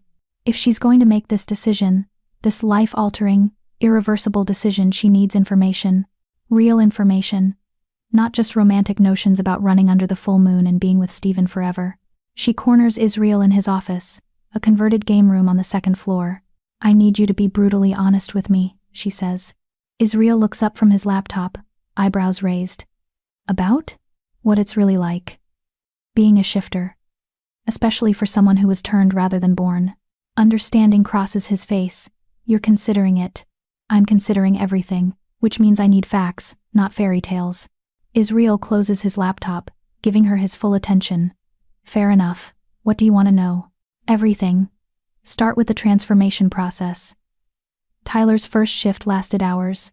"Would mine be the same?" "Worse," Israel says bluntly. Tyler's half-shifter, his body was already predisposed to the change. For a full human, the initial transformation after the bite takes anywhere from 48 to 72 hours. Sophia's stomach drops. 3 days? 3 days of agony while your entire genetic structure rewrites itself. Your bones break and reshape, your organs shift, your senses amplify to levels that can drive people temporarily insane. Some turned shifters describe it as dying and being reborn. He pauses. Geneva screamed for 2 solid days. And after? Once the transformation is complete? Then comes the adjustment period. Learning to control the shift, managing heightened senses, dealing with the wolf instincts that now share your brain. For some people, it's relatively smooth. For others, he shakes his head. It's like having a wild animal living in your skull, constantly fighting for control. How long does that last? Depends on the person. Some adjust in months, some take years, and a small percentage never fully adjust. They're stuck in a constant battle between human and wolf, unable to find balance. What happens to them? Israel's expression is grim. They either go rogue, lose themselves to the wolf completely, or they end up like Geneva. The mental strain becomes too much. Sophia processes this. What percentage are we talking about? How many turned shifters fail to adjust? Maybe 15% have serious problems, 5% become true casualties, death or permanent insanity. He leans forward. But Sophia, those are usually people who were turned against their will, who went into it traumatized or unwilling. Choice matters. A lot. Stephen said the same thing. He's right. Willing transformations have much better outcomes. But it's not a guarantee. Israel studies her. You're really thinking about this? About letting Stephen bite you? I don't know. Maybe. I just need to understand what I'd be signing up for. Okay. Then let's talk benefits too, because it's not all nightmare fuel. Israel ticks off points on his fingers. Enhanced senses, you'll see, hear, and smell things humans can't. Increased strength and speed. Accelerated healing. Extended lifespan, shifters age about half as fast as humans once we hit maturity. And the pack. Built-in family. Loyalty. Belonging. And the downsides beyond the initial transformation? Loss of privacy. Pack hierarchy means everyone knows everyone's business. Monthly full moons where you have to shift whether you want to or not. The constant hunger, shifters burn calories like crazy. You'll eat twice what you do now. And the instincts. Israel's voice is serious now. The wolf wants what it wants. Territorial, possessive, aggressive. You'll have urges you never had as a human. Like, to hunt, to fight, to mark your territory, to protect your pack with violence if necessary. He pauses. And if Stephen is your mate, to be near him constantly. Mated wolves don't do well with separation. Sophia hadn't considered that. How not well? Physical pain, anxiety. In extreme cases, depression or illness. The mate bond is powerful, Sophia. It's not just romance, it's a biological imperative.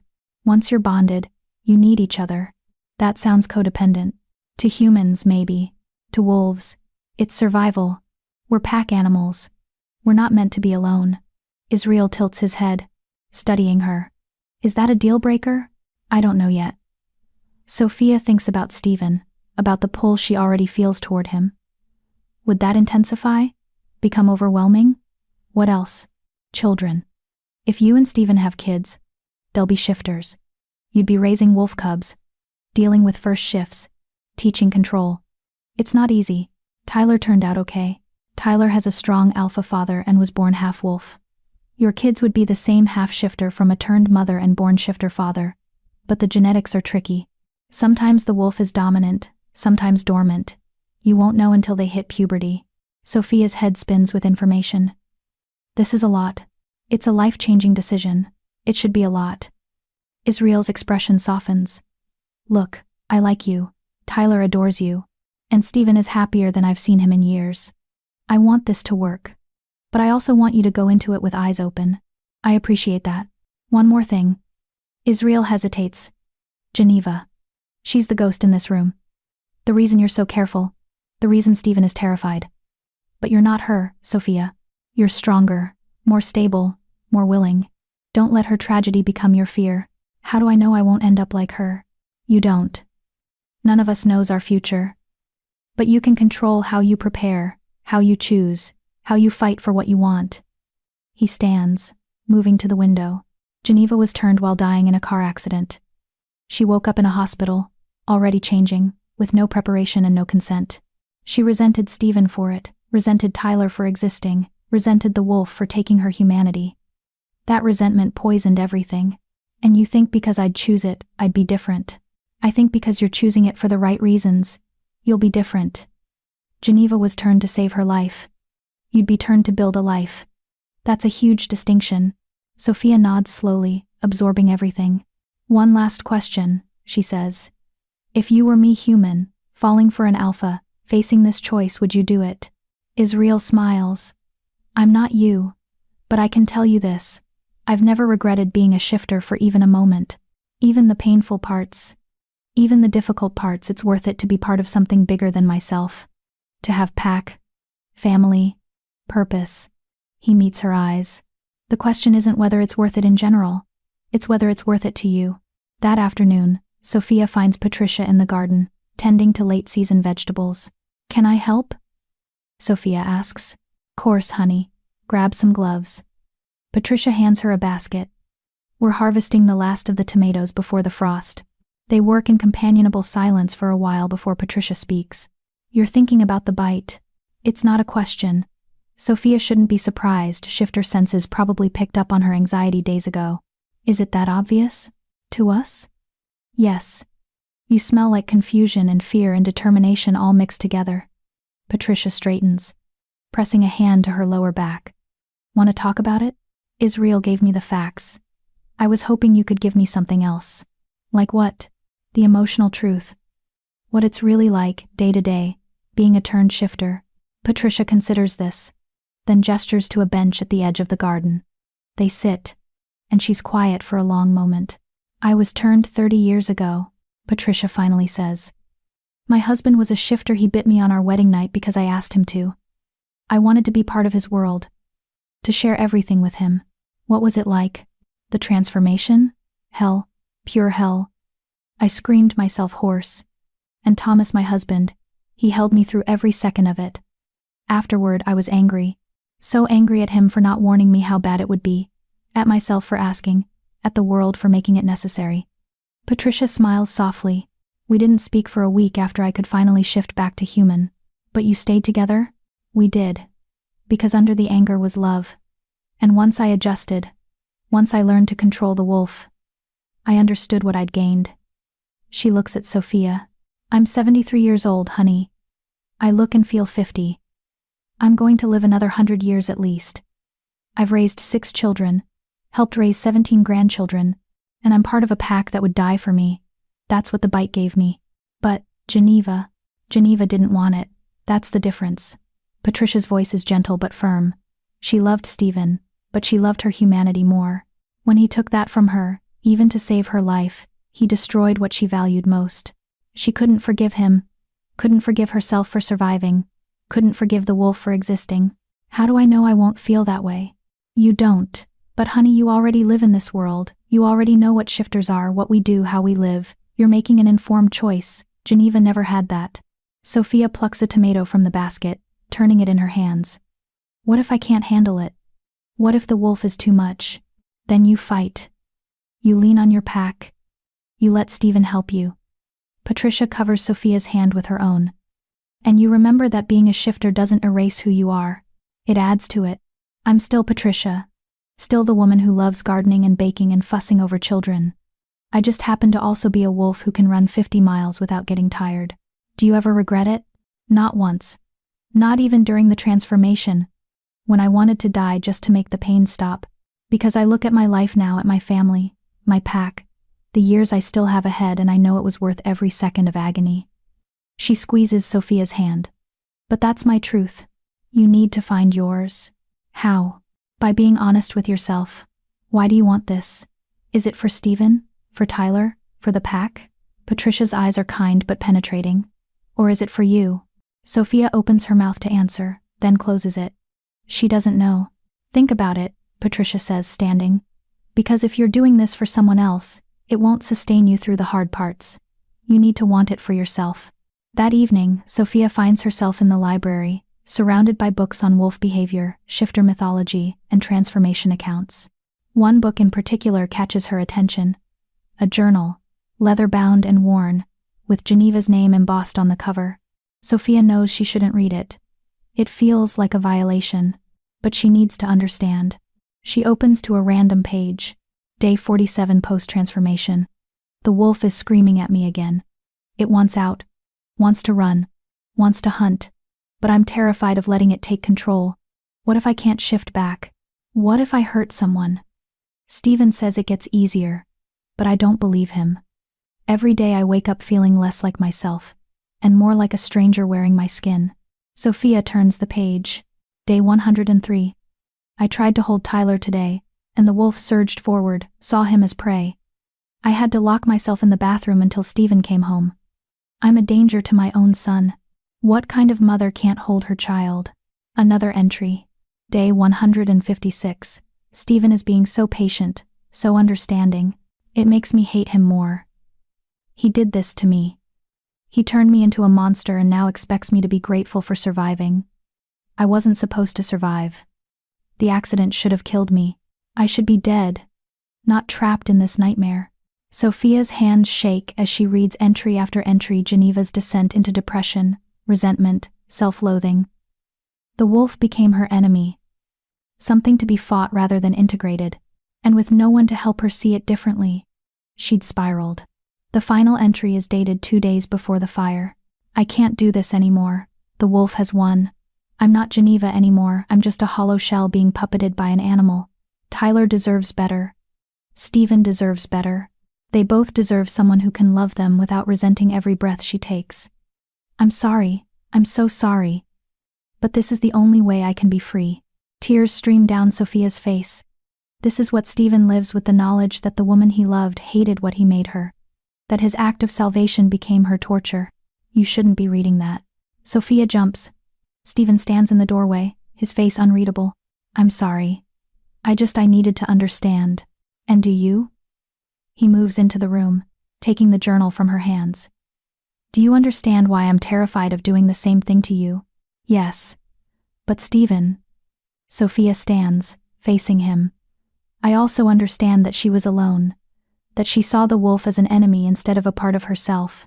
That she had no support system, no preparation, no choice. None of that changes the outcome. It changes everything. Sophia's voice is firm. I've spent the last 2 days learning everything I can about what the bite means. I've talked to Israel about the transformation, to Patricia about adjusting. I've read accounts from dozens of turn shifters. And you know what I've learned? What? That the people who succeed, who thrive as shifters, are the ones who choose it. Who go into it willing and prepared. Who see the wolf as a gift, not a curse. She steps closer. Geneva wasn't given that chance, but I have it, and I'm not her. I know you're not. Do you? Because you're still looking at me like I'm fragile, like I'm going to break. Because I can't lose you. The words explode out of him. I can't watch another person I love destroy themselves because of what I am. I can't do it again, Sophia. Then don't do it the same way. Sophia reaches for his hands. Don't turn me because you have to. Don't turn me to save my life. Let me choose it, Stephen. Let me walk into it with eyes open and heart willing. And if you can't handle it, then I'll fight. With you beside me. With the pack supporting me. With every tool and resource I can find. She squeezes his hands. I'm not saying it'll be easy, but I'm saying it's possible. Stephen searches her face, warring emotions clear in his eyes. Why would you risk it? You could have a normal life. find a normal man, have a normal family. I don't want normal, I want this. I want you, Tyler, the pack, all of it, wolves included. You say that now. I say it now, and I'll say it after the transformation, and I'll say it when I'm 150 years old and still running beside you. Sophia's voice is fierce. I'm not making this decision lightly, Stephen. I'm making it because for the first time in my life, I've found where I belong. And I'm not letting fear, yours or mine, take that away.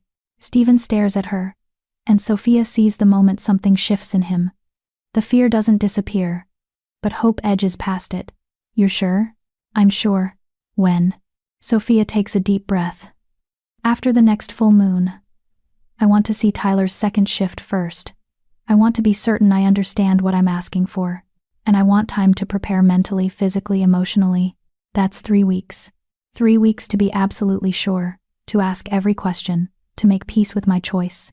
She touches his face. And 3 weeks for you to accept that I'm not going to change my mind. Stephen leans into her touch, his eyes closing. I'm terrified. So am I. But I'm more terrified of walking away and wondering what if for the rest of my life. He opens his eyes, and they're glowing amber. If we do this, if I bite you, I'm claiming you as my mate. Officially. No going back. I know. The pack will expect a mating ceremony. It's tradition. Okay. And once the bite heals, once you've transformed, you'll be bound to me for life. Literally. Our lifespans will sync. Our health will be linked. If I die, you'll feel it. Stephen. Sophia smiles. You're trying to scare me off. Is it working? Not even a little. He laughs, the sound raw and relieved. Then he pulls her into his arms, holding her so tightly she can barely breathe.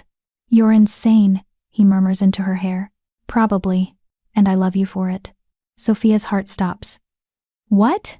Stephen pulls back, meeting her eyes. I love you. I've been trying not to, trying to keep distance, trying to protect us both. But I love you, Sophia.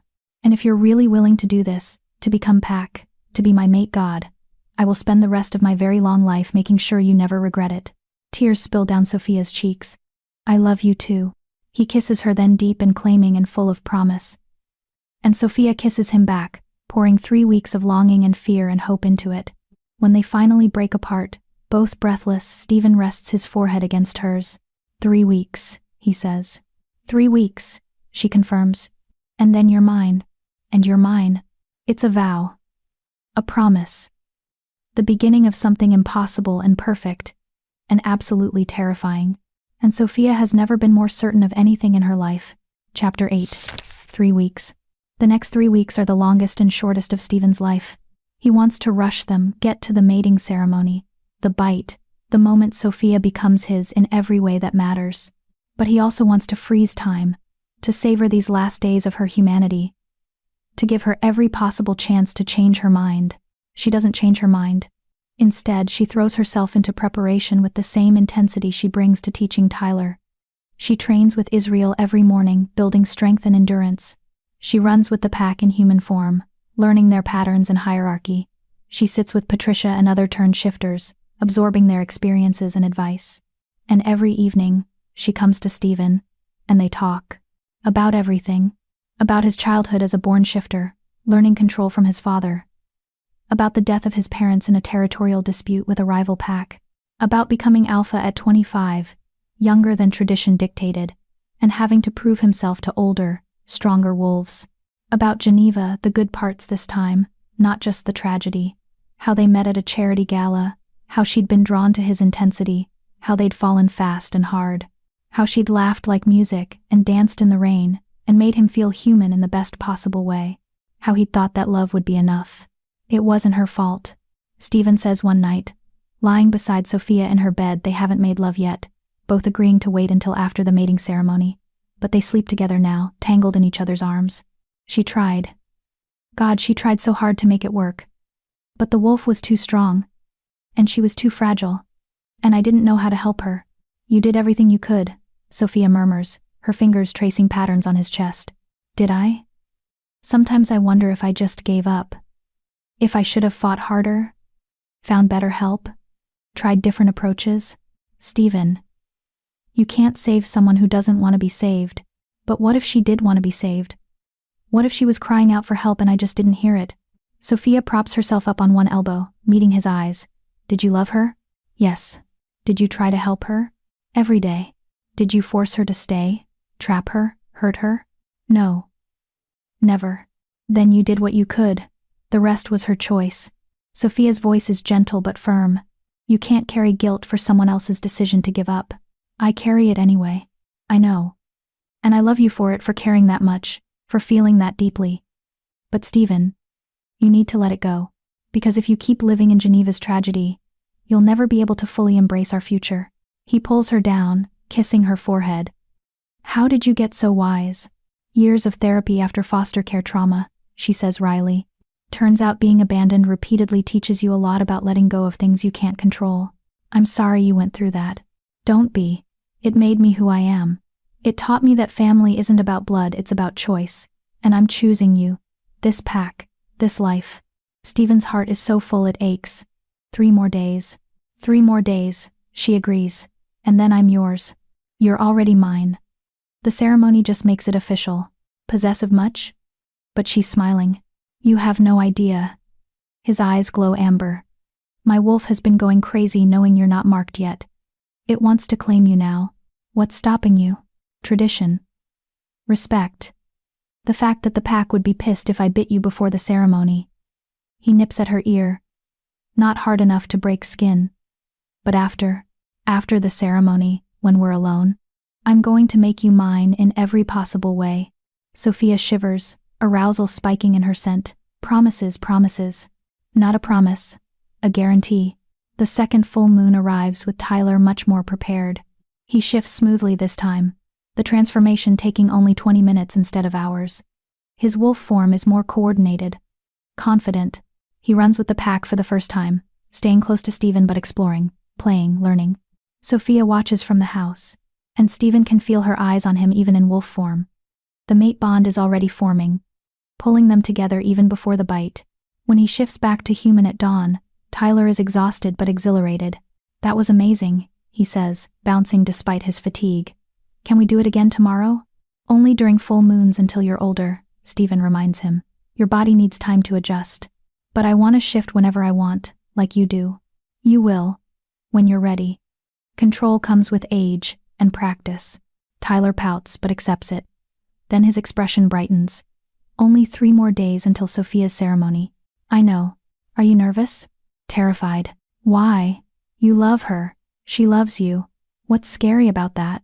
From the mouths of babes, I'm afraid of hurting her, of the transformation being too much. Tyler considers this seriously. Sophia's strong. Stronger than people think. She'll be okay. How do you know? Because she stayed. When she found out about us, about what we are, she didn't run. She asked questions and learned and decided we were worth it. Tyler hugs his father.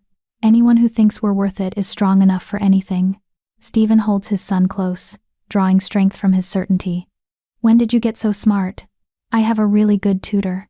The mating ceremony is set for the night before the full moon. Tradition dictates that new mates seal their bond under the moon's power, then run together as wolves for the first time the next night, which means Sophia will transform during the full moon, her first shift guided by lunar power and Stephen's presence. The pack spends 3 days preparing. The clearing in the heart of Packland is decorated with flowers and candles. Patricia and the other pack females help Sophia prepare ritual baths, traditional dress, blessings. Stephen barely sees her for those 3 days, which is also tradition. The separation before bonding makes the reunion more powerful. It also drives him absolutely insane. You're pacing again. Israel observes on the evening of the ceremony. I'm not pacing. You've worn a groove in the floor. That's definitely pacing. Israel grins. Nervous? What if she changes her mind? She won't. What if the transformation is too much? Then we'll help her through it. What if I'm making a terrible mistake? Then you're making it for the right reasons. Israel claps a hand on Stephen's shoulder. Brother, I've known you for 15 years. I've never seen you this happy. Whatever happens, it's worth the risk. Is it? Because if this goes wrong, it won't go wrong. Sophia isn't Geneva. You need to let that go. Everyone keeps saying that. Because it's true. Geneva was turned to save her life. Sophia is choosing this to build a life. Completely different scenarios. Stephen knows Israel is right. But the fear still sits heavy in his chest. The ceremony begins at moonrise. The entire pack gathers in the clearing, forming a circle around the sacred space. Candles flicker in the darkness, and the air smells of pine and earth and magic.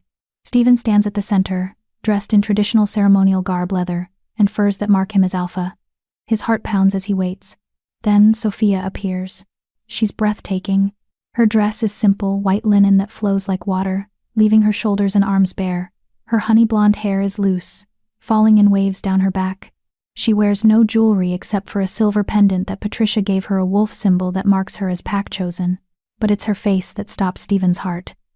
She's glowing with certainty, with joy, with love so fierce it makes his wolf howl in triumph. She walks toward him through the assembled pack, her steps steady and sure. When she reaches the center of the circle, she takes his hands. "You came," he says stupidly. "Did you think I wouldn't? I hoped. I feared." He breaks off, overwhelmed.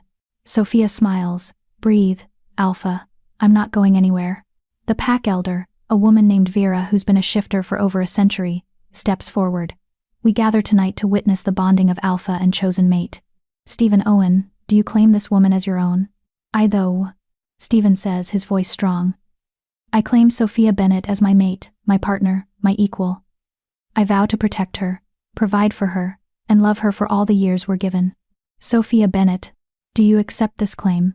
Sophia's eyes never leave Stephen's face. "I do. I accept Stephen Owen as my mate, my partner, my equal. I vow to stand with him, fight beside him, and love him for all the years we're given." "Then let the bond be sealed." Vera hands Stephen a ceremonial knife, silver, ancient, used in bonding ceremonies for generations.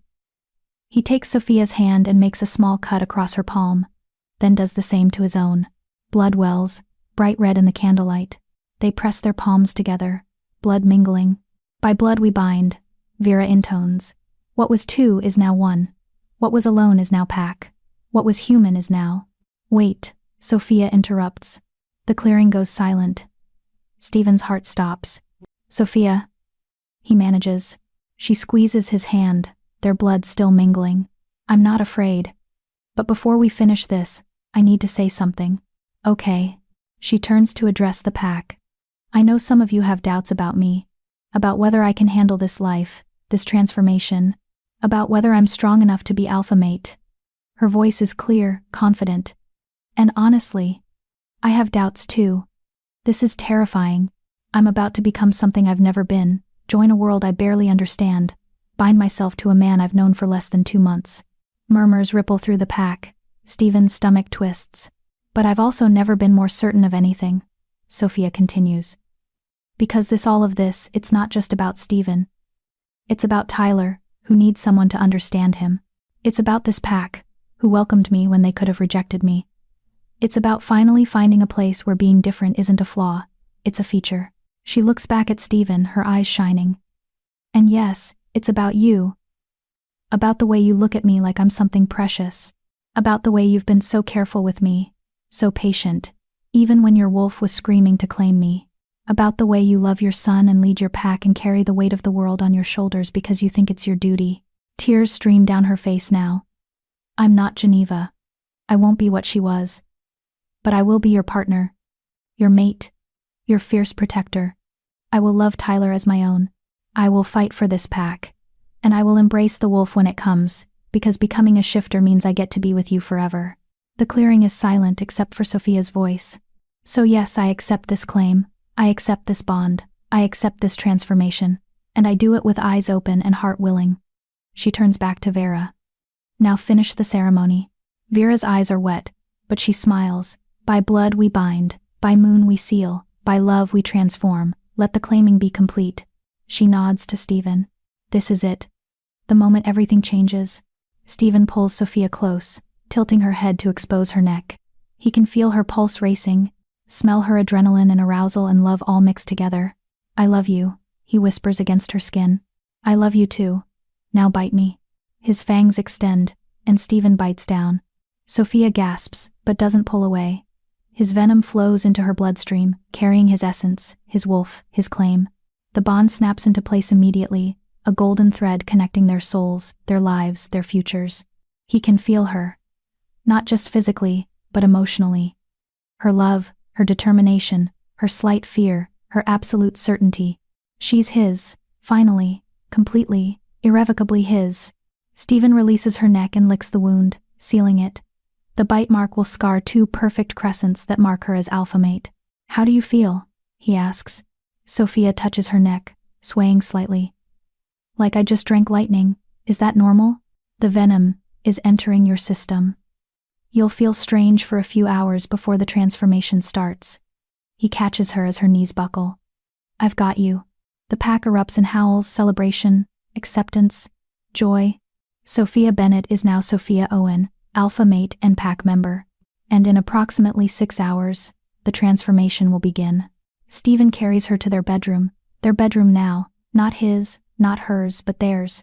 The venom burns through her veins like fire and ice combined.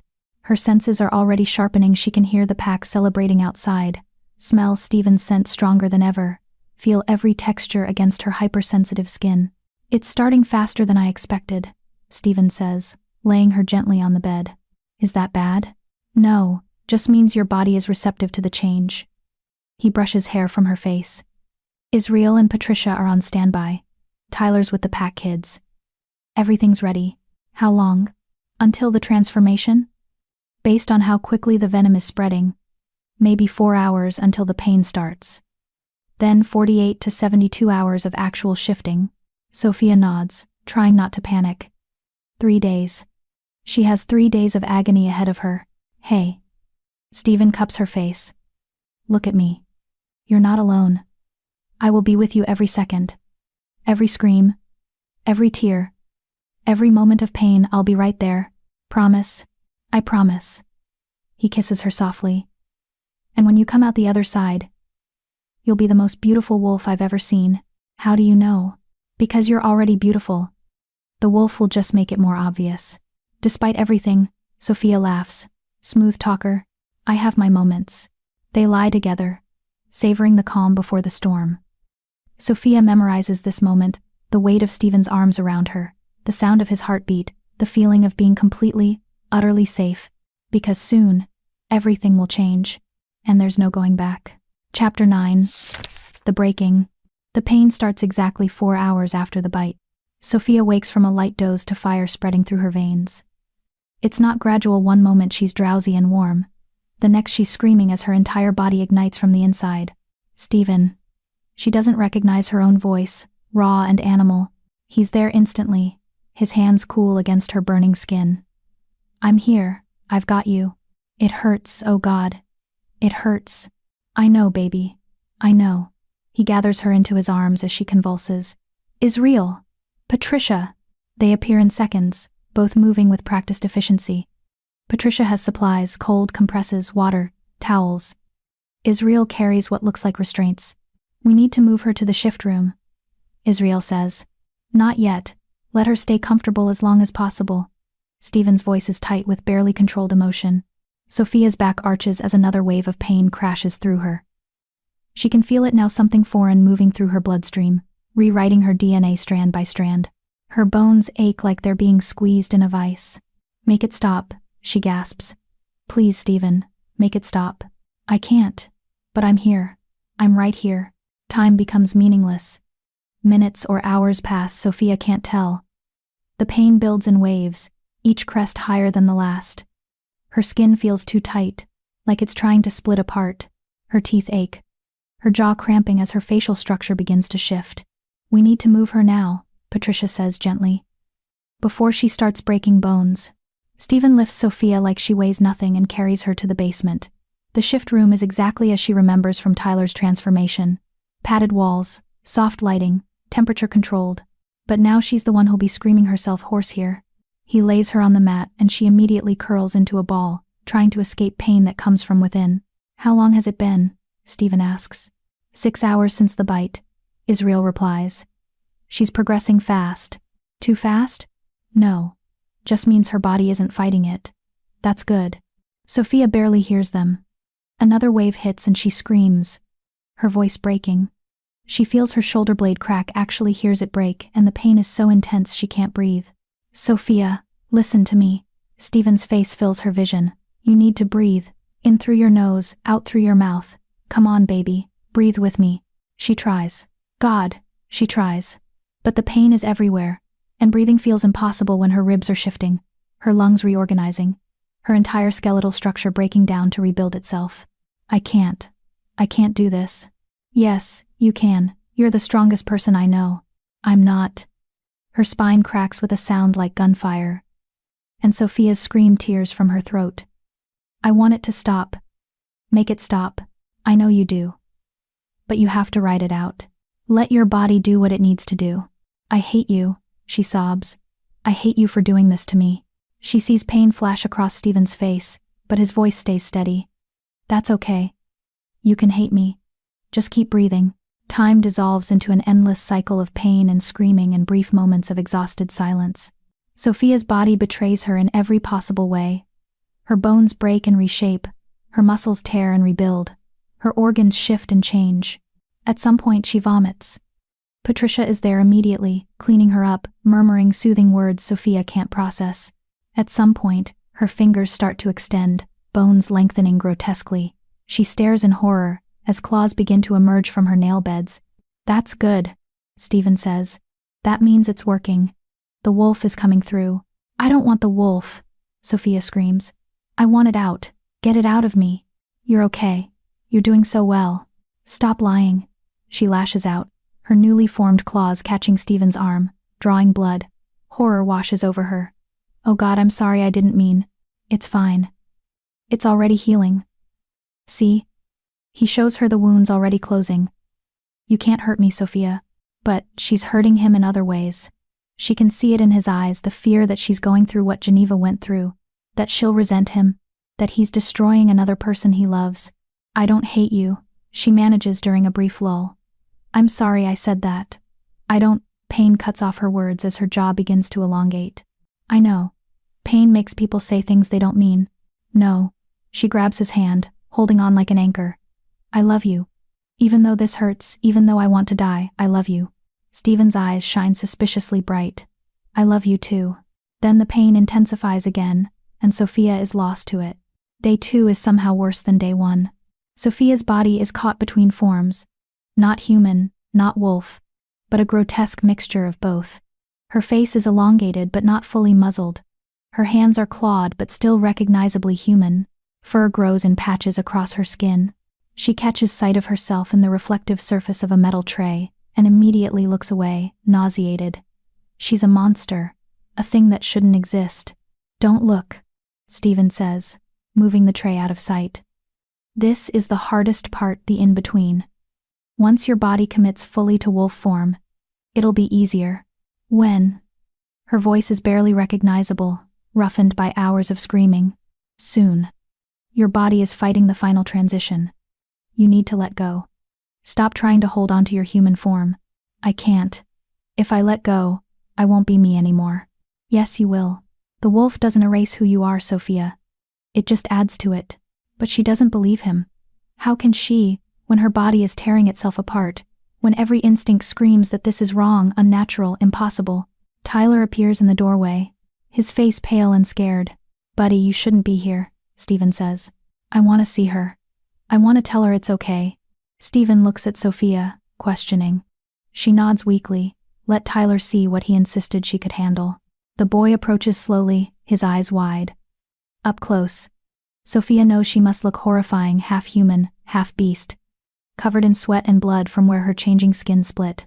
Hi, Tyler says softly. Hi. The word comes out garbled, her changing mouth making speech difficult. I know it hurts. I know you're scared. Tyler sits beside her, fearless despite her monstrous appearance. But you're still you, I can tell. Your eyes are still the same. Sophia wants to argue, but looking at Tyler's earnest face, she finds she can't. The wolf isn't bad, Tyler continues. It's just different. Like learning a new language, or trying a new food. Scary at first, but then it becomes normal. What if I can't do it? Sophia whispers. You can. Because you're brave. And because we need you. Tyler takes her clawed hand in his small human one. I need you. So you have to make it through. Okay? Something shifts in Sophia's chest. Not physically, emotionally. Tyler needs her. Stephen needs her. The pack is waiting for her. She's not doing this alone. And maybe, just maybe, that makes all the difference. Okay, she rasps. I'll try. Tyler hugs her, uncaring of her monstrous appearance, and something in Sophia breaks open. Not painfully this time, but like a dam releasing. She stops fighting, stops trying to hold onto her human form, stops resisting the wolf that's been trying to emerge for 2 days, and her body responds immediately. The transformation accelerates. Her bones snap and reshape faster now, her muscles flowing like water into new configurations. Fur spreads across her skin in a wave. Her face elongates fully, jaw reshaping into a muzzle. The pain is still there, still intense, but somehow more bearable because she's not fighting it anymore. Stephen pulls Tyler back, giving Sophia space as her body completes the final changes. That's it, he says, his voice thick with emotion. Let it happen, let the wolf come. Sophia's world narrows to sensation, the feeling of power building in her limbs. Enhanced senses exploding into awareness. Instincts she's never had before surging forward. And then, with a final crack of bone and tear of skin, it's done. The pain stops. Sophia blinks, and everything is different. She's a wolf. The knowledge comes with complete certainty. Sophia can feel 4 legs beneath her, a tail, ears that swivel independently. Her body is covered in fur, she can feel the weight and warmth of it. But more than that, she can sense things she never could as a human. Sounds are sharper, layered with meaning. She can hear Stephen's heartbeat, Tyler's rapid breathing, Patricia moving in the hallway upstairs. She can hear the pack outside, dozens of heartbeats, voices, movements. Smells are even more overwhelming. She can identify every person who's been in this room recently by scent alone. Can smell emotions. Stephen's relief and love, Tyler's excitement, Israel's approval. And she can feel the bond with Stephen golden and warm, and absolutely unbreakable. It pulses between them like a living thing. She tries to stand and immediately falls over. Her legs don't work the way they should. There are 4 of them, and they're arranged all wrong. And Stephen shifts. One moment he's human, the next he's a massive black wolf with silver-gray eyes. He's huge, easily twice her size, powerful and commanding and undeniably alpha. He moves to her side, nudging her gently with his muzzle. The message is clear. I've got you. Follow my lead. Sophia struggles to her feet again, focusing on mimicking his stance. 4 legs, weight distributed evenly, tail for balance. It feels impossible and natural all at once. She takes a tentative step, then another. Her legs tangle and she falls again. Stephen makes a sound that's almost like a laugh, a chuffing noise deep in his chest. Sophia would glare if she knew how. Instead, she tries again. This time she manages 3 whole steps before her coordination fails. Progress. Tyler claps his hands, delighted. She's doing it, Dad, she's walking. Over the next hour, Sophia learns the basics of being a wolf. How to move, how to communicate through body language and sounds, how to process the overwhelming sensory input. And gradually she becomes aware of something else. She's not just a wolf. She's still herself. Sophia is still here. Still thinking. Still aware. The wolf hasn't erased her humanity, it's merged with it. She's both. Human and wolf. Sophia and beast. 1 mind, 2 forms. Relief crashes over her so intensely she whimpers. Stephen nuzzles her, his presence comforting and solid. Through the mate bond, she feels his joy, his pride, his overwhelming love. She made it. She survived. And she's still herself. Learning to shift back to human takes another full day. Stephen coaches her through it, demonstrating the mental process of calling her human form forward. It's harder than she expected. The wolf is comfortable now, reluctant to give up control. But eventually, with focus and determination, Sophia feels her body begin to change again. This transformation is faster, less painful. Her bones reshape smoothly, fur retracting, muscles flowing into familiar configurations. Within minutes, she's human again, naked, exhausted, and covered in the sweat and fluids of transformation, but human. Patricia immediately wraps her in a blanket, while Israel hands Stephen clothes for both of them. How do you feel? Stephen asks. Human now too. Sophia takes stock. Her body aches like she's run a marathon. And she's starving. And her mind feels strange, too big for her skull, full of new instincts and senses. But she's alive. She's whole. She's pack. Like I've been hit by a truck, she says honestly. But also, good? Is that weird? Not weird. That's the endorphins from a successful transformation. Stephen pulls her into his arms, holding her like she's something precious. You did it. God, Sophia, you did it. I did. She laughs, the sound slightly hysterical. I'm a werewolf. That's insane. Welcome to the pack, alpha mate, Israel says, grinning. Patricia hugs her gently. I'm so proud of you, honey. That was one of the smoothest turn transformations I've seen. It was? Sophia's pretty sure she screamed for 2 solid days. You stayed present. You didn't lose yourself to the pain. And you let the wolf in instead of fighting it. Patricia's eyes are warm. That's what makes the difference. Tyler launches himself at Sophia, hugging her fiercely. I knew you could do it. Wait until you try running, it's the best thing ever. I can barely walk as a wolf. Running might be ambitious. Dad will teach you. He's really good at running. Sophia looks at Stephen over Tyler's head. His expression is soft, vulnerable, grateful. Thank you, he mouths. For what? She whispers back. For being brave enough to choose this, to choose us. Sophia pulls him into the hug with Tyler, the 3 of them holding each other in the aftermath of her transformation. This is her family now. Her pack. Her life. And despite the pain, despite the fear, despite every moment she thought she'd break, she wouldn't change a single thing. That night, finally alone in their bedroom, Stephen holds Sophia like she might disappear. I'm not going anywhere, she murmurs against his chest. I know. But after the last 3 days, watching you suffer, knowing I caused it. His voice breaks. I need to feel that you're okay. That you're really here. I'm here. I'm okay. Better than okay. She tilts her head up to look at him. And you didn't cause my pain, Stephen. You gave me a gift. This being a wolf, being your mate, being packed, this is everything I wanted. Even though it hurt? Even though it hurt. Some things are worth suffering for. He kisses her then, deep and desperate and claiming.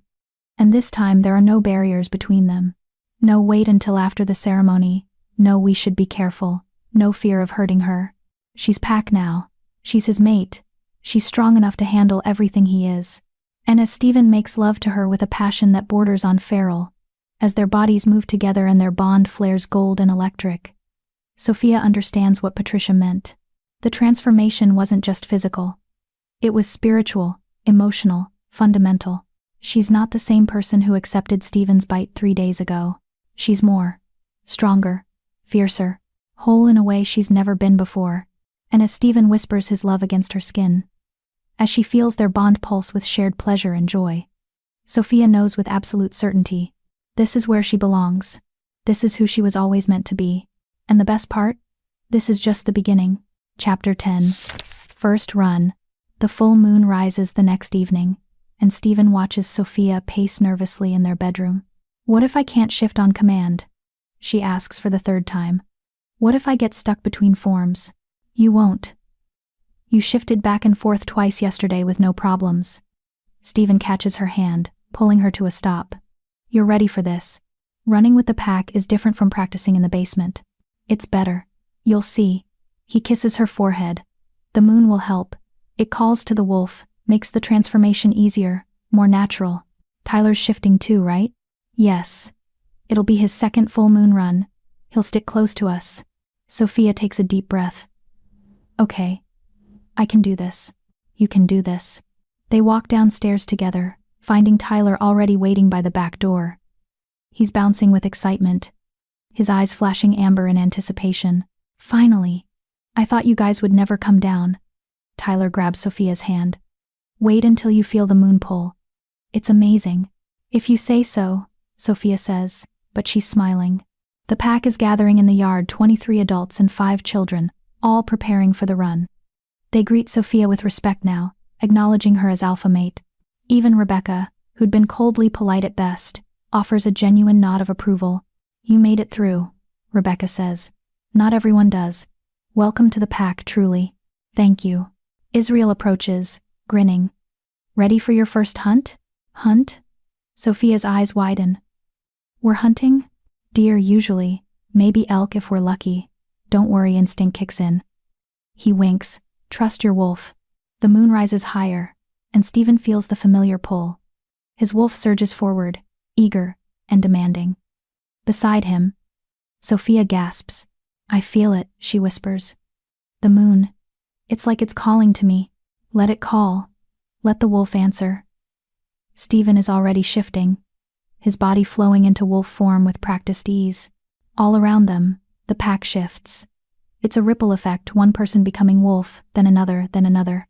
The air fills with the sound of bones cracking and reforming. The smell of transformation magic. Tyler shifts quickly, his small wolf form appearing with barely a whimper of discomfort. Sophia is the last to change. Stephen watches as she closes her eyes, reaching for her wolf. The transformation is slower than his, less practiced, but smooth. Her body flows into wolf form, sleek and golden brown, smaller than most but perfectly proportioned. She's beautiful. Sophia opens her eyes, now amber and wild, and looks at Stephen. He sees the wonder in her expression, the joy of being wolf under the full moon. Ready? He asks through the pack link. It's not telepathy exactly, more a sense of emotion and intent that wolves can share. Sophia's tail wags uncertainly. I think so. Stay close. Follow my lead. Stephen throws his head back and howls. The pack joins in, a chorus of voices that echoes through the forest. Sophia adds her voice higher, less practiced, but genuine. Then they run.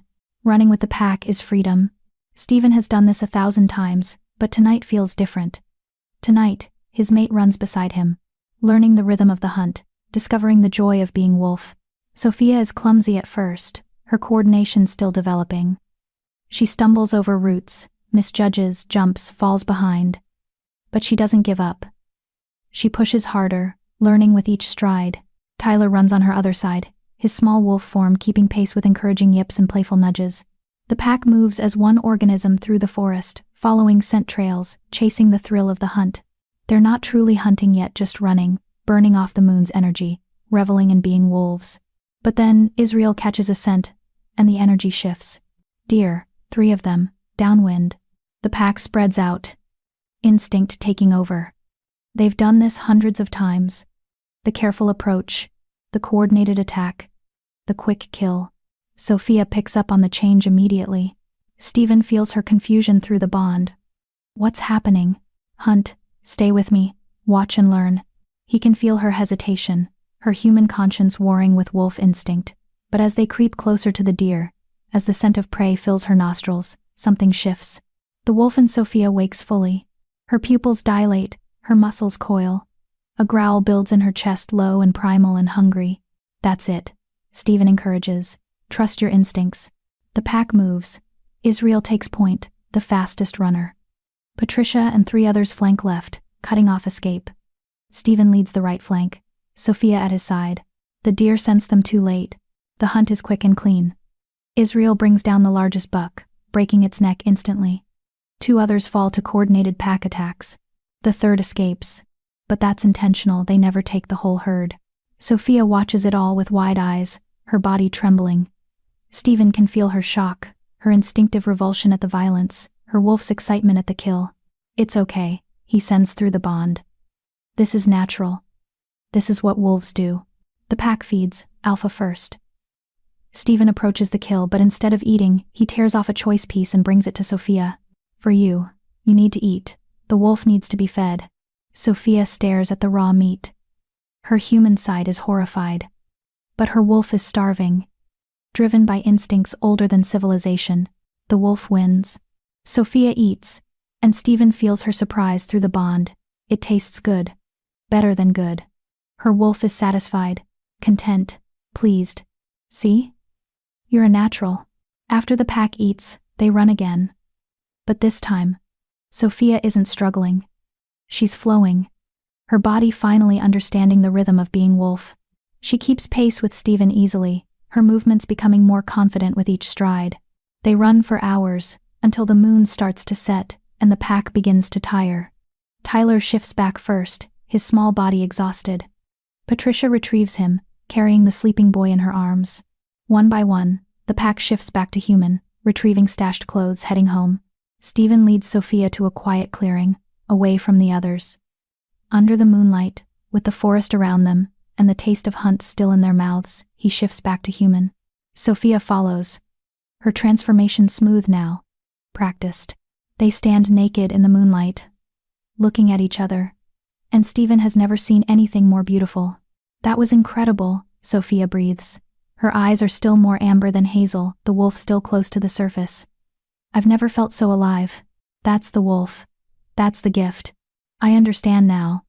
Why Geneva might have struggled. Sophia moves closer. It's overwhelming. All those instincts, those urges, the hunger, the aggression, the need to hunt and kill. For someone who wasn't prepared, who didn't want it, it would be torture. But for me? Sophia's smile is fierce, wild. It's freedom. I've spent my whole life feeling like something was missing, like I was broken somehow, not quite fitting anywhere. But this, she gestures at herself, at him, at the forest. This is what I was missing. This is who I was meant to be. Stephen's throat tightens with emotion. You're sure? No regrets? None. Not a single one. She steps into his arms. Thank you for this. For trusting me enough to turn me, for believing I could handle it. I was terrified you couldn't. I know. But I did. And I'm going to keep doing it, every full moon. For the rest of our very long lives. She kisses him, tasting of wildness and moon and belonging. I love you, Stephen Owen. My mate. My alpha. I love you, Sophia Owen. He holds her close, breathing in her scent now mixed with wolf, with pack, with his own claim. My mate. My love. My life. They make love there in the clearing, under the setting moon, wolves made human but still wild, still fierce, still connected by bonds deeper than words. And when they finally return to the house as dawn breaks, finding Tyler asleep in their bed having crawled in during the night, they curl around him together, a family, a pack, complete. The next 2 weeks pass in a blur of teaching and learning, and settling into new rhythms. Sophia adapts to being a shifter faster than anyone expected. She masters control quickly, learning to shift at will rather than only during the full moon. She trains with Israel daily, building wolf form strength and fighting skills. And she continues tutoring Tyler, now with a deeper understanding of what he's experiencing. Your senses are going to keep getting stronger, she tells him one afternoon during a lesson. You'll need coping mechanisms. Want to learn meditation? Is that the sitting still thing? I'm not good at sitting still. You will be, because it's how you'll manage when everything gets too loud or too bright or too much, Sophia demonstrates, and Tyler miraculously follows along. Stephen watches from the doorway, his heart so full it aches. This is what he dreamed of after Geneva died. A partner who understands. A mother figure for Tyler who gets what being a young shifter means. A mate who doesn't just tolerate his wolf but embraces her own. You're staring again, Israel says, appearing beside him. I'm allowed to stare at my mate. True. But you're doing that sappy thing where you look like you're about to cry. I'm not. Stephen breaks off because he is, actually, on the verge of tears. Happy tears. But still, it's okay to be happy, boss. You deserve it. Do I? After everything with Geneva. Stop. Israel turns to face him fully. Geneva's death was a tragedy. But it wasn't your fault. And it doesn't mean you don't deserve happiness now. You saved her life. You tried to help her adjust. You loved her. That she couldn't handle it isn't a reflection on you. Isn't it? I'm the one who bit her. To save her life. And you know what? Looking at Sophia, at how well she's adapting, it's clear the problem wasn't the transformation process. It was Geneva's mental state, her unwillingness, her trauma. None of which you could have fixed. Stephen knows Israel is right. He's known it logically for years. But finally, watching Sophia thrive, he feels it emotionally too. Geneva's tragedy wasn't his fault. And he deserves this happiness. Thank you, he says quietly. For what? For being my friend, my brother, for talking sense into me when I'm spiraling. Israel claps his shoulder. That's what second-in-commands are for. That and doing all the boring pack administration you hate. They watch Sophia and Tyler for another moment, heads bent together over a book, both so focused they don't notice being observed. She's good for you, Israel says. For both of you. For the whole pack, honestly. People are happier, lighter. I've noticed. Even Rebecca has stopped glaring at her. That's saying something. Stephen laughs. Rebecca just respects strength. Once Sophia survived the transformation and proved she could handle being alpha mate, Rebecca accepted her. Whatever the reason, it's working. You've got a good thing here, Stephen. A family. Don't let guilt or fear mess it up. I won't. And he means it. That evening, after Tyler is asleep, Stephen finds Sophia in the library. She's curled in his favorite chair, their favorite chair now, reading one of the pack history books. She looks up when he enters, her smile bright and welcoming. Hey. Tyler's down. Finally. He wanted 3 stories, 2 glasses of water, and detailed explanations of why he couldn't shift and sleep in the woods. Sophia laughs. He really loves being a wolf. He does. Thanks to you. I didn't do anything special. You made him feel normal, like being a shifter wasn't something wrong or shameful. Stephen sits on the arm of the chair, running his fingers through her hair. You gave him confidence. He already had it. I just helped him see it. They sit in comfortable silence for a moment before Stephen speaks again. I need to tell you something. Sophia marks her page and sets the book aside, giving him her full attention. Okay. I've been thinking about Geneva a lot lately. About how different everything is with you. And I realized something. He takes her hand. I loved Geneva. I'll always love who she was before the transformation. But what we had, it wasn't sustainable. We were too different, wanted different things. Even if she'd survived, even if she'd adjusted, I don't think we would have made it long term. Stephen, let me finish.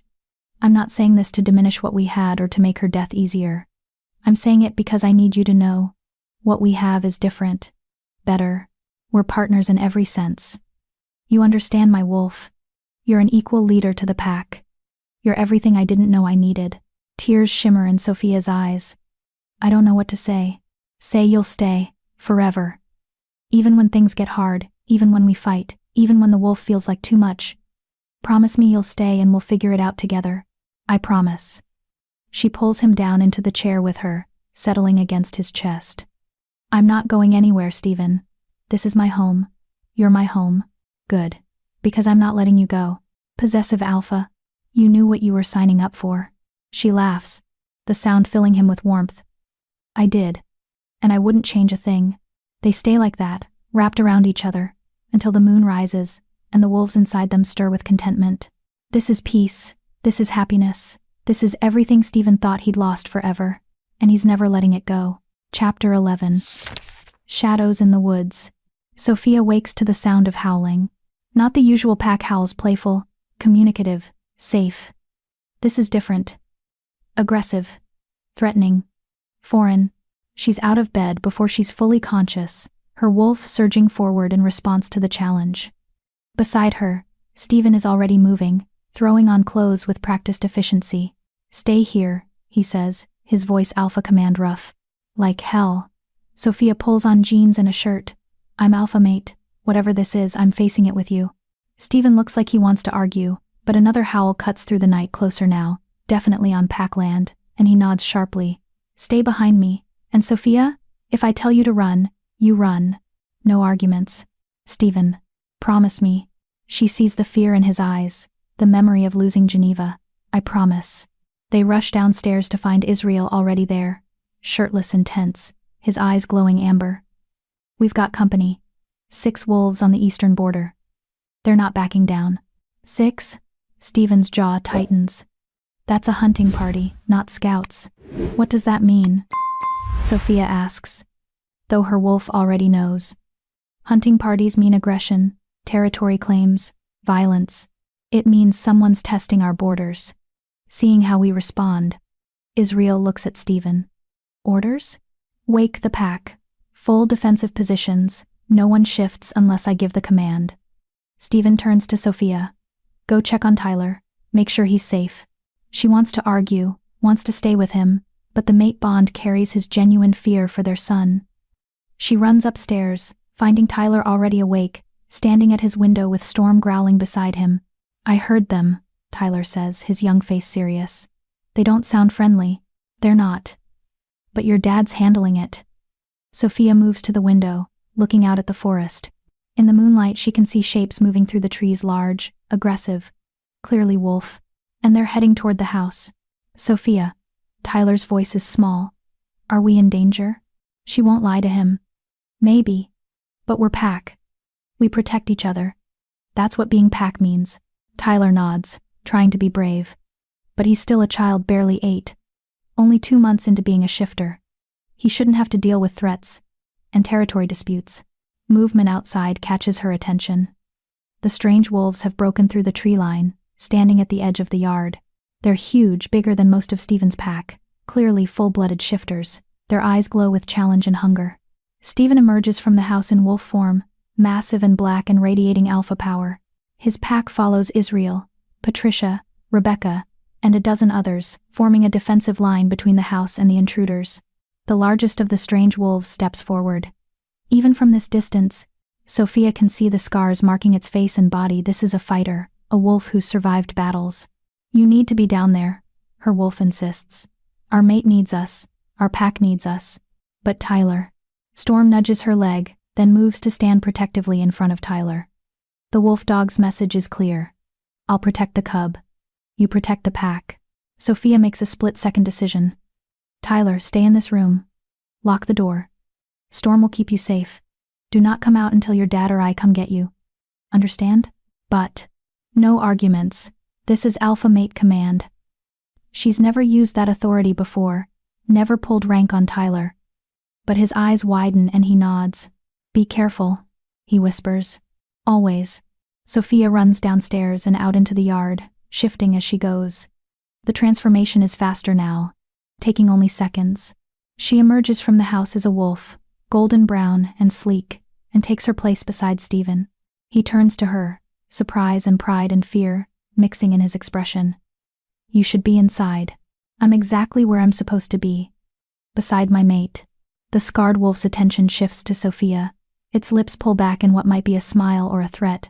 When it speaks through the pack link, its voice is rough and mocking. So this is the famous alpha mate. The human who thought she could become wolf. Sophia's hackles rise. I didn't think. I became. And I'm pack now, which means I defend pack land. Brave words for a newborn pup. The scarred wolf circles slowly, assessing. I am Garrett, beta of the Newton pack. My alpha sent me with a message for Stephen Owen. Then deliver it and leave, Stephen growls. You're trespassing. Your land borders ours. The boundaries were drawn decades ago, when both packs were smaller. Now the Newton pack is growing. And we need more territory. The boundaries stand. They were agreed upon by both alphas. Your father agreed. You were just a pup then. Garrett's tone is dismissive. My alpha, Silas Newton, believes it's time to renegotiate. He offers you a choice. Cede the eastern forest to us peacefully, or we'll take it by force.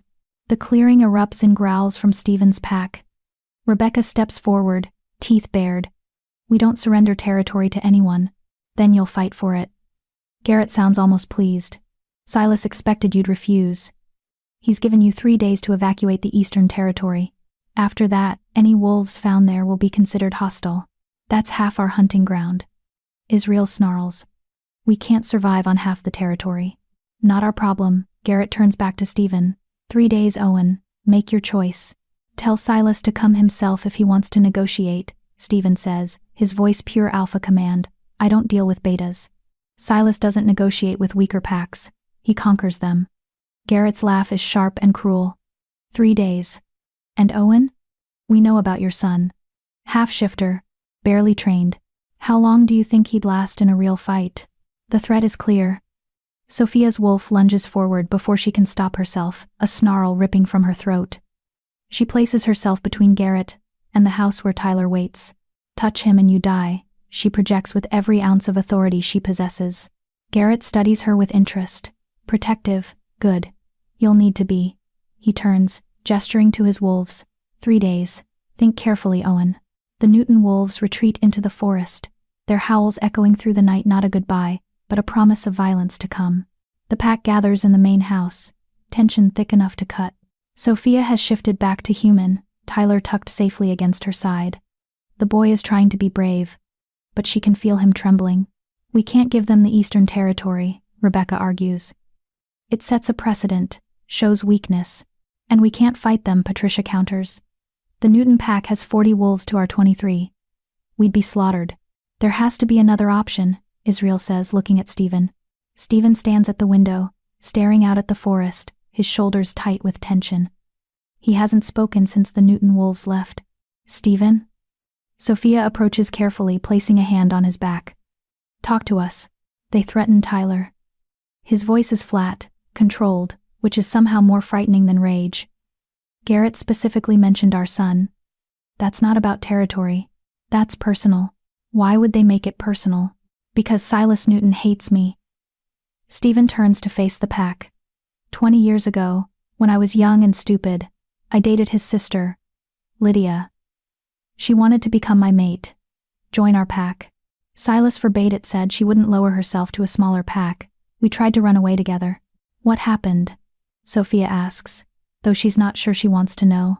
Silas caught us, challenged me to a fight. I was 20, barely trained. He nearly killed me. Stephen's hand goes unconsciously to his side, where a long scar marks his ribs. Lydia stopped him, begged him to spare me. He did, but only after making me swear to never contact her again. She was mated off to another alpha within the month. He's held a grudge for 20 years? Rebecca sounds incredulous.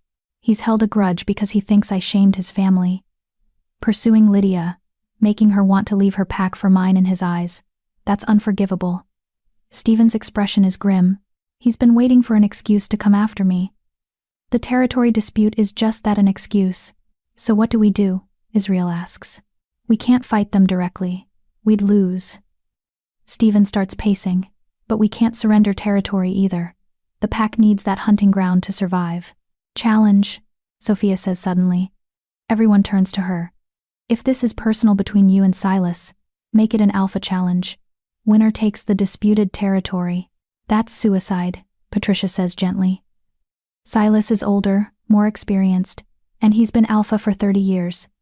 Stephen, you're strong, but I'll lose, Stephen finishes. Yeah. I know. Then we find another way, Sophia insists. We contact the Council of Alphas. There are laws about territory disputes, right? Mediation processes.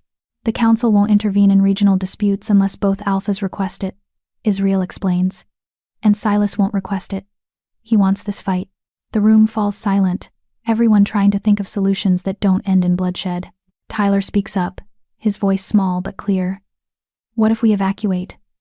Move the whole pack somewhere else? And abandon our land, our home? Rebecca shakes her head. That's not how wolves work, pup. We don't run. But if staying means dying, then we die defending what's ours. Rebecca's voice softens slightly. I know that sounds harsh, but it's pack law. Our ancestors died for this land. We don't surrender it. There has to be another way, Sophia says desperately. She looks at Stephen. Talk to Silas, face to face. Appeal to whatever humanity he has left. He doesn't have any, not for me. But Stephen considers it.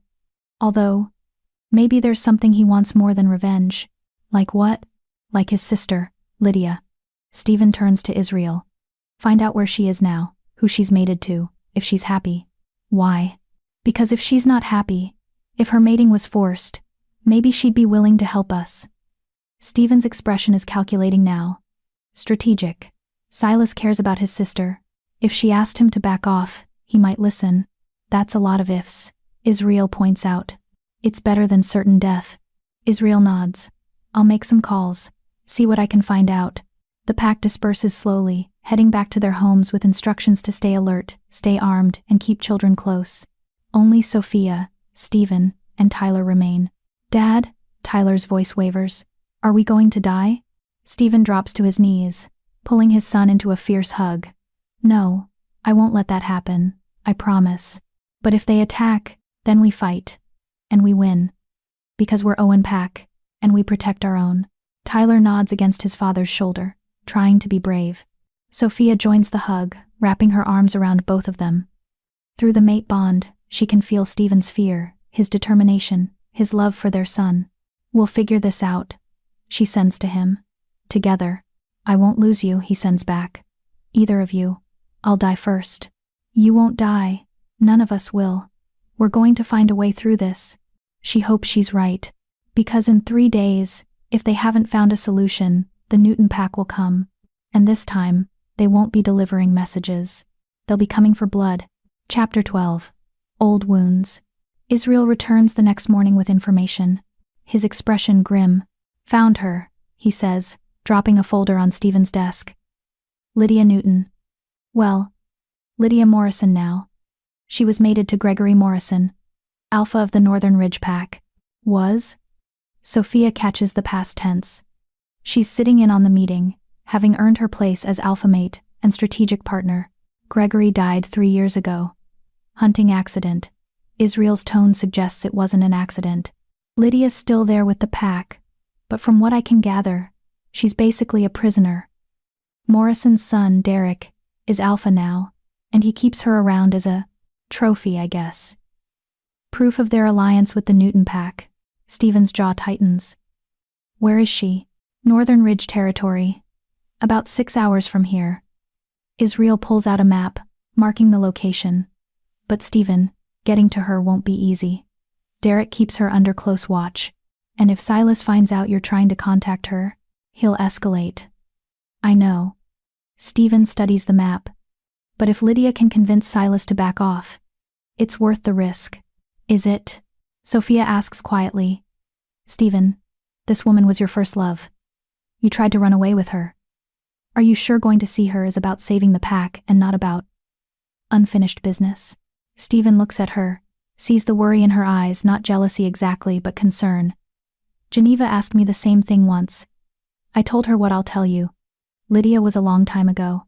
What I feel for you is different, deeper, real in ways what I had with her never was. But I knew her well enough to know she has influence over Silas. If anyone can stop this, it's her. Then we go together, Sophia says firmly. No. Too dangerous. I'm alpha mate. Where you go, I go. Sophia. Don't. Her voice is sharp. Don't try to protect me by leaving me behind. I'm not fragile. I'm not Geneva, and I won't sit here while you walk into potential danger. Stephen stares at her, seeing the steel in her spine, the determination in her eyes. His wolf rumbles approval. Strong mate. Fierce mate. Perfect mate. Fine, he concedes. We go together. Israel. You're in charge while we're gone. If anything happens, I'll protect Tyler with my life, Israel says. You know that. I do. But if the Newton pack attacks before we return, I'll evacuate the pack to the safe house. We practice the drills. Everyone knows what to do. Stephen nods, trying to ignore the fear clawing at his chest. He's leaving his son, his pack, during a threat. Everything in him screams it's wrong. But staying means certain war. Going might give them a chance at peace. We leave in an hour, he says. The drive north is tense and quiet. Sophia sits in the passenger seat, her hand in Stephen's, occasionally squeezing when the silence gets too heavy. They've left Tyler with explicit instructions to stay close to Israel and Storm, to practice his shifting, to be ready to run if needed. The boy had been scared but brave. Come back safe, he'd whispered, as he hugged them goodbye. Stephen had promised, though he wasn't sure he could keep it. Tell me about her, Sophia says as they cross into Northern Ridge Territory. Lydia. What was she like? Curious question.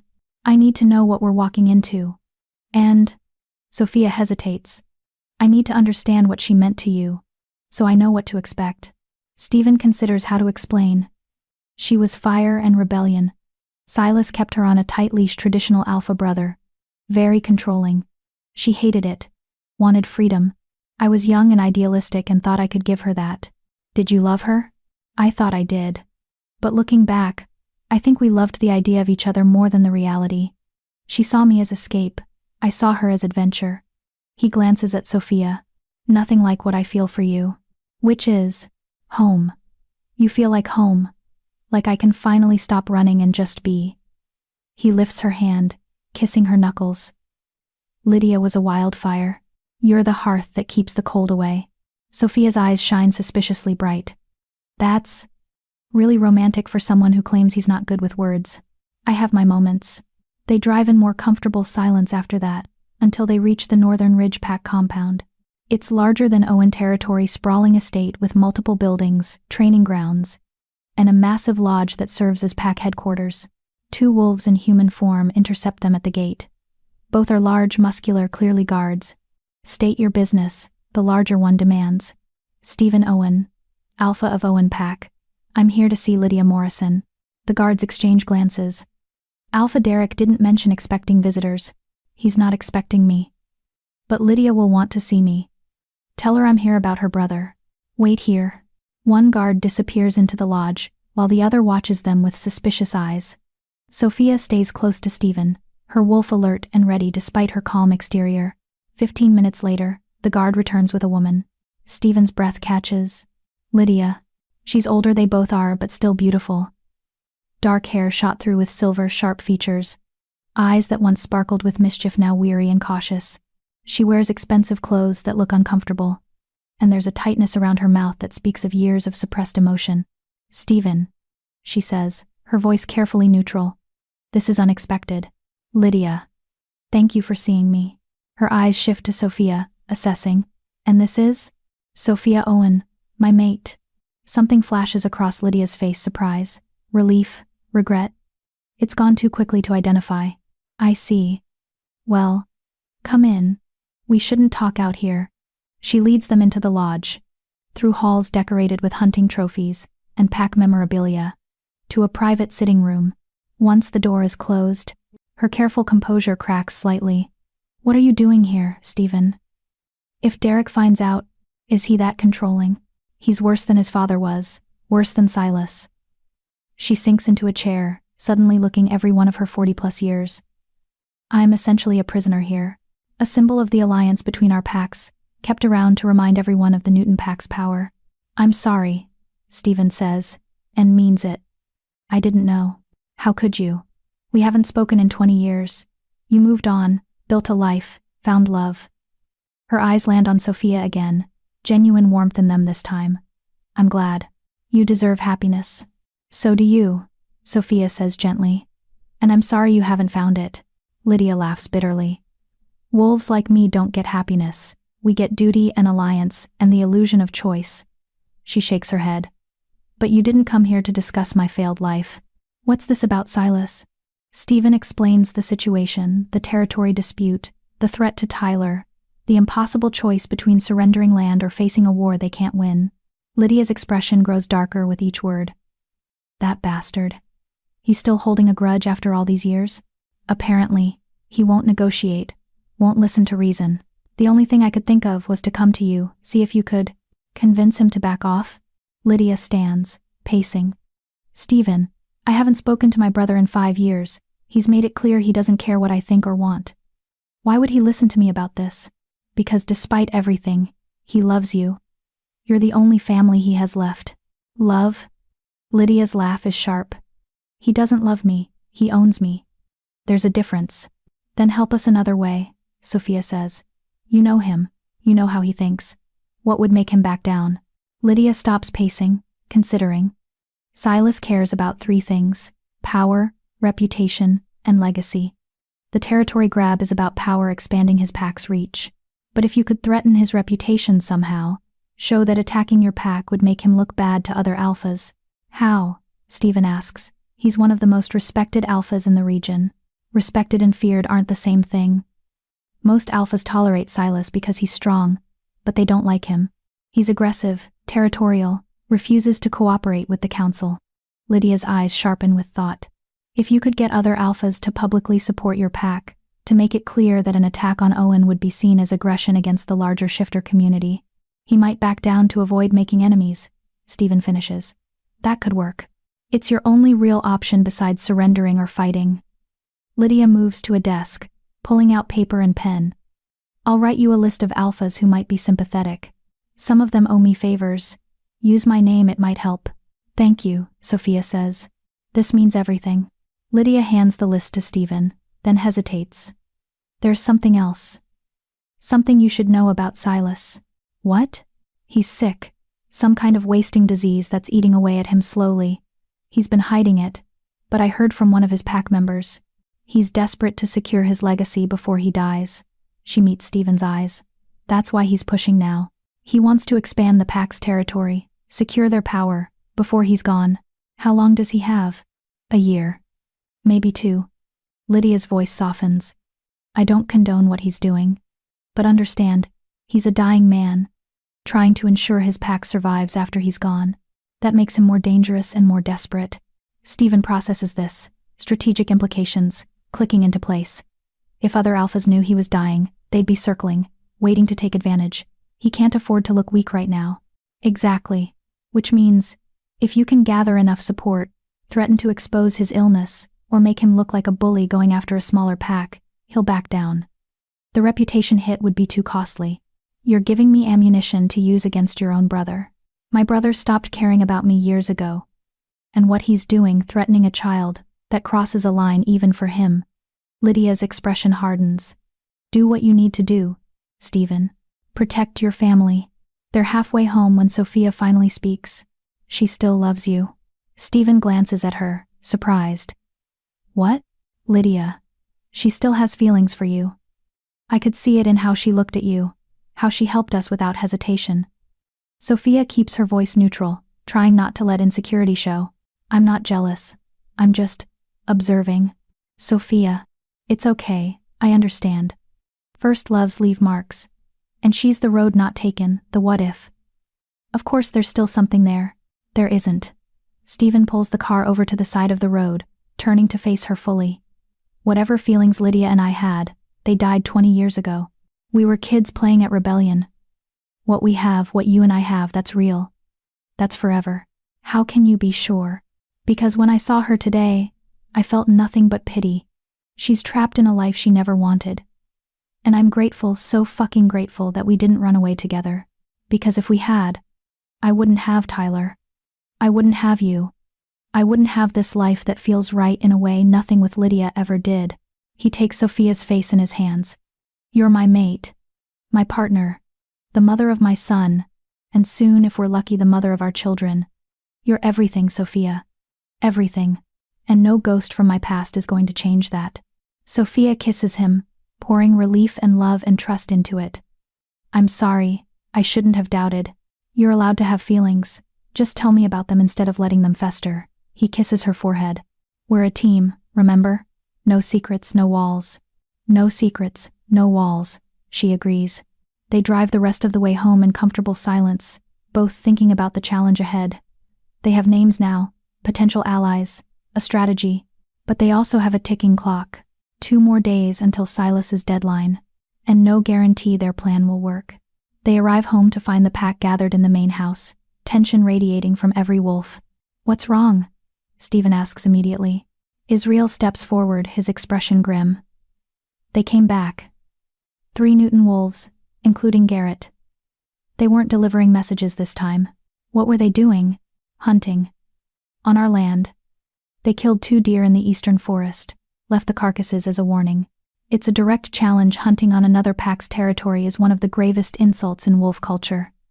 It's saying, your land is our land, your prey is our prey, you're too weak to stop us. Anyone hurt? Sophia asks. No. They ran when we confronted them. But Israel hesitates. They got close to the house, Stephen. Tyler was outside with the other pups. They could have, but they didn't, Stephen says, though his heart is pounding. Where's Tyler now? Inside. Shaken but safe. Stephen finds his son in the library, curled up in the window seat with Storm. Tyler's eyes are red from crying, though he's clearly trying to be brave. Hey, Stephen says softly, sitting beside him. Israel told me what happened. They were huge, Dad. And they looked at me like... Tyler's voice trembles. Like they wanted to hurt me. They were trying to scare us. That's all. It worked. Tyler wipes his eyes angrily.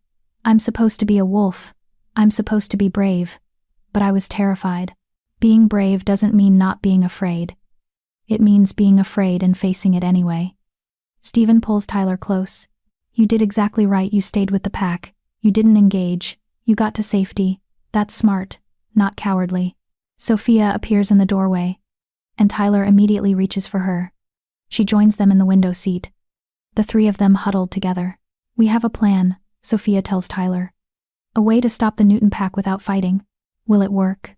We're going to make sure it does, Stephen says, with more confidence than he feels.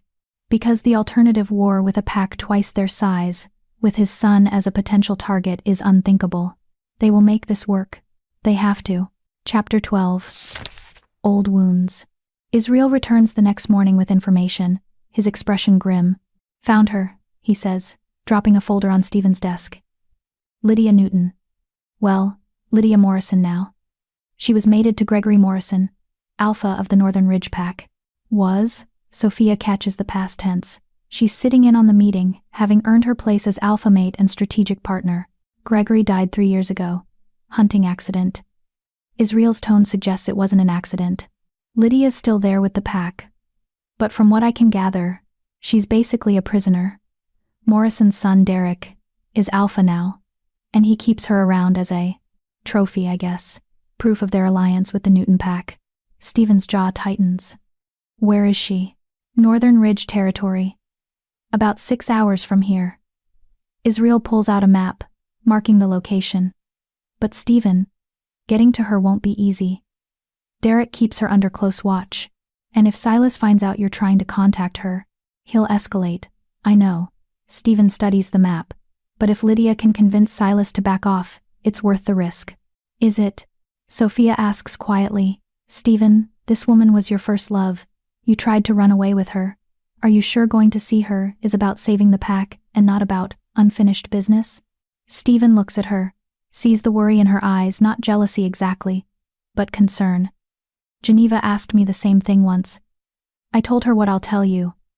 Lydia was a long time ago. What I feel for you is different, deeper, real in ways what I had with her never was.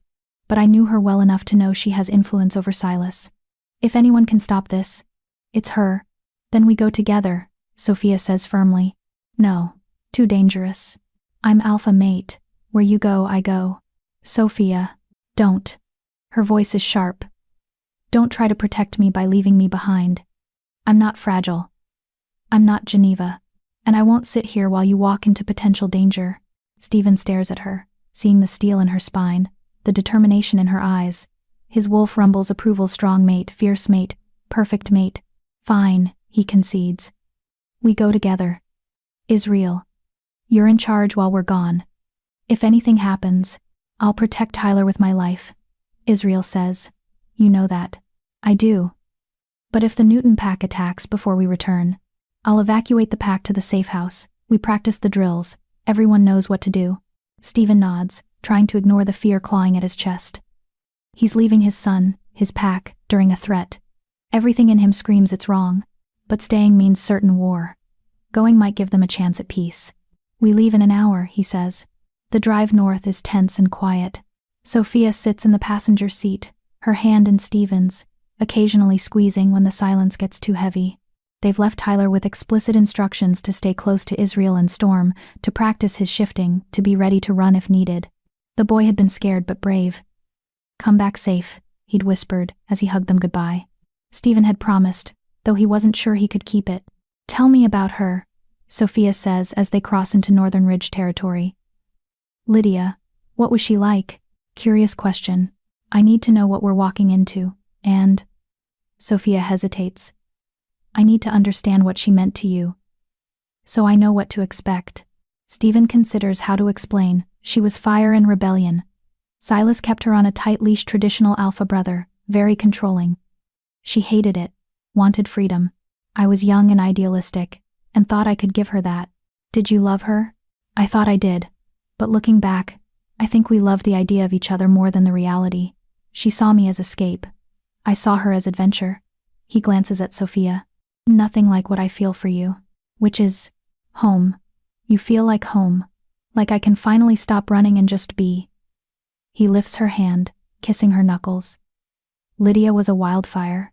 You're the hearth that keeps the cold away. Sophia's eyes shine suspiciously bright. That's really romantic for someone who claims he's not good with words. I have my moments. They drive in more comfortable silence after that, until they reach the Northern Ridge Pack compound. It's larger than Owen Territory, sprawling estate with multiple buildings, training grounds, and a massive lodge that serves as pack headquarters. 2 wolves in human form intercept them at the gate. Both are large, muscular, clearly guards. State your business, the larger one demands. Stephen Owen, Alpha of Owen Pack. I'm here to see Lydia Morrison. The guards exchange glances. Alpha Derek didn't mention expecting visitors. He's not expecting me. But Lydia will want to see me. Tell her I'm here about her brother. Wait here. One guard disappears into the lodge while the other watches them with suspicious eyes. Sophia stays close to Stephen, her wolf alert and ready despite her calm exterior. 15 minutes later, the guard returns with a woman. Stephen's breath catches. Lydia. She's older, they both are, but still beautiful. Dark hair shot through with silver. Sharp features. Eyes that once sparkled with mischief, now weary and cautious. She wears expensive clothes that look uncomfortable, and there's a tightness around her mouth that speaks of years of suppressed emotion. Stephen, she says, her voice carefully neutral. This is unexpected. Lydia. Thank you for seeing me. Her eyes shift to Sophia. Assessing. Sophia Owen. My mate. Something flashes across Lydia's face. Surprise, relief, regret. It's gone too quickly to identify. I see. Well, come in. We shouldn't talk out here. She leads them into the lodge, through halls decorated with hunting trophies and pack memorabilia, to a private sitting room. Once the door is closed, her careful composure cracks slightly. What are you doing here, Stephen? If Derek finds out, is he that controlling? He's worse than his father was. Worse than Silas. She sinks into a chair, suddenly looking every one of her 40-plus years. I'm essentially a prisoner here, a symbol of the alliance between our packs, kept around to remind everyone of the Newton Pack's power. I'm sorry, Stephen says, and means it. I didn't know. How could you? We haven't spoken in 20 years. You moved on, built a life, found love. Her eyes land on Sophia again, genuine warmth in them this time. I'm glad. You deserve happiness. So do you, Sophia says gently, and I'm sorry you haven't found it. Lydia laughs bitterly. Wolves like me don't get happiness. We get duty and alliance, and the illusion of choice. She shakes her head. But you didn't come here to discuss my failed life. What's this about, Silas? Stephen explains the situation, the territory dispute, the threat to Tyler, the impossible choice between surrendering land or facing a war they can't win. Lydia's expression grows darker with each word. That bastard. He's still holding a grudge after all these years? Apparently, he won't negotiate, won't listen to reason. The only thing I could think of was to come to you, see if you could convince him to back off. Lydia stands, pacing. Stephen. I haven't spoken to my brother in 5 years. He's made it clear he doesn't care what I think or want. Why would he listen to me about this? Because despite everything, he loves you. You're the only family he has left. Love. Lydia's laugh is sharp. He doesn't love me. He owns me. There's a difference. Then help us another way, Sophia says. You know him. You know how he thinks. What would make him back down? Lydia stops pacing, considering. Silas cares about 3 things: power, reputation, and legacy. The territory grab is about power, expanding his pack's reach. But if you could threaten his reputation somehow, show that attacking your pack would make him look bad to other alphas. How? Stephen asks. He's one of the most respected alphas in the region. Respected and feared aren't the same thing. Most alphas tolerate Silas because he's strong, but they don't like him. He's aggressive, territorial, refuses to cooperate with the council. Lydia's eyes sharpen with thought. If you could get other alphas to publicly support your pack, to make it clear that an attack on Owen would be seen as aggression against the larger shifter community, he might back down to avoid making enemies, Stephen finishes. That could work. It's your only real option besides surrendering or fighting. Lydia moves to a desk, pulling out paper and pen. I'll write you a list of alphas who might be sympathetic. Some of them owe me favors. Use my name, it might help. Thank you, Sophia says. This means everything. Lydia hands the list to Stephen, then hesitates. There's something else. Something you should know about Silas. What? He's sick. Some kind of wasting disease that's eating away at him slowly. He's been hiding it, but I heard from one of his pack members. He's desperate to secure his legacy before he dies. She meets Stephen's eyes. That's why he's pushing now. He wants to expand the pack's territory, secure their power, before he's gone. How long does he have? A year. Maybe 2. Lydia's voice softens. I don't condone what he's doing. But understand he's a dying man, trying to ensure his pack survives after he's gone. That makes him more dangerous and more desperate. Stephen processes this, strategic implications clicking into place. If other alphas knew he was dying, they'd be circling, waiting to take advantage. He can't afford to look weak right now. Exactly. Which means if you can gather enough support, threaten to expose his illness, or make him look like a bully going after a smaller pack, he'll back down. The reputation hit would be too costly. You're giving me ammunition to use against your own brother. My brother stopped caring about me years ago. And what he's doing threatening a child that crosses a line even for him. Lydia's expression hardens. Do what you need to do, Stephen. Protect your family. They're halfway home when Sophia finally speaks. She still loves you. Stephen glances at her, surprised. What? Lydia. She still has feelings for you. I could see it in how she looked at you, how she helped us without hesitation. Sophia keeps her voice neutral, trying not to let insecurity show. I'm not jealous. I'm just observing. Sophia. It's okay. I understand. First loves leave marks. And she's the road not taken, the what if. Of course there's still something there. There isn't. Stephen pulls the car over to the side of the road, turning to face her fully. Whatever feelings Lydia and I had, they died 20 years ago. We were kids playing at rebellion. What we have, what you and I have, that's real. That's forever. How can you be sure? Because when I saw her today, I felt nothing but pity. She's trapped in a life she never wanted, and I'm grateful, so fucking grateful that we didn't run away together. Because if we had, I wouldn't have Tyler. I wouldn't have you. I wouldn't have this life that feels right in a way nothing with Lydia ever did. He takes Sophia's face in his hands. You're my mate. My partner. The mother of my son. And soon, if we're lucky, the mother of our children. You're everything, Sophia. Everything. And no ghost from my past is going to change that. Sophia kisses him, pouring relief and love and trust into it. I'm sorry.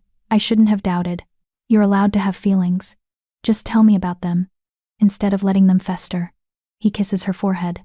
We're a team, remember? No secrets, no walls. No secrets, no walls, she agrees.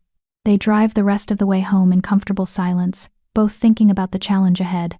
They have names now, potential allies, a strategy, but they also have a ticking clock. 2 more days until Silas's deadline. And no guarantee their plan will work. They arrive home to find the pack gathered in the main house, tension radiating from every wolf. What's wrong? Stephen asks immediately. Israel steps forward, his expression grim. They came back.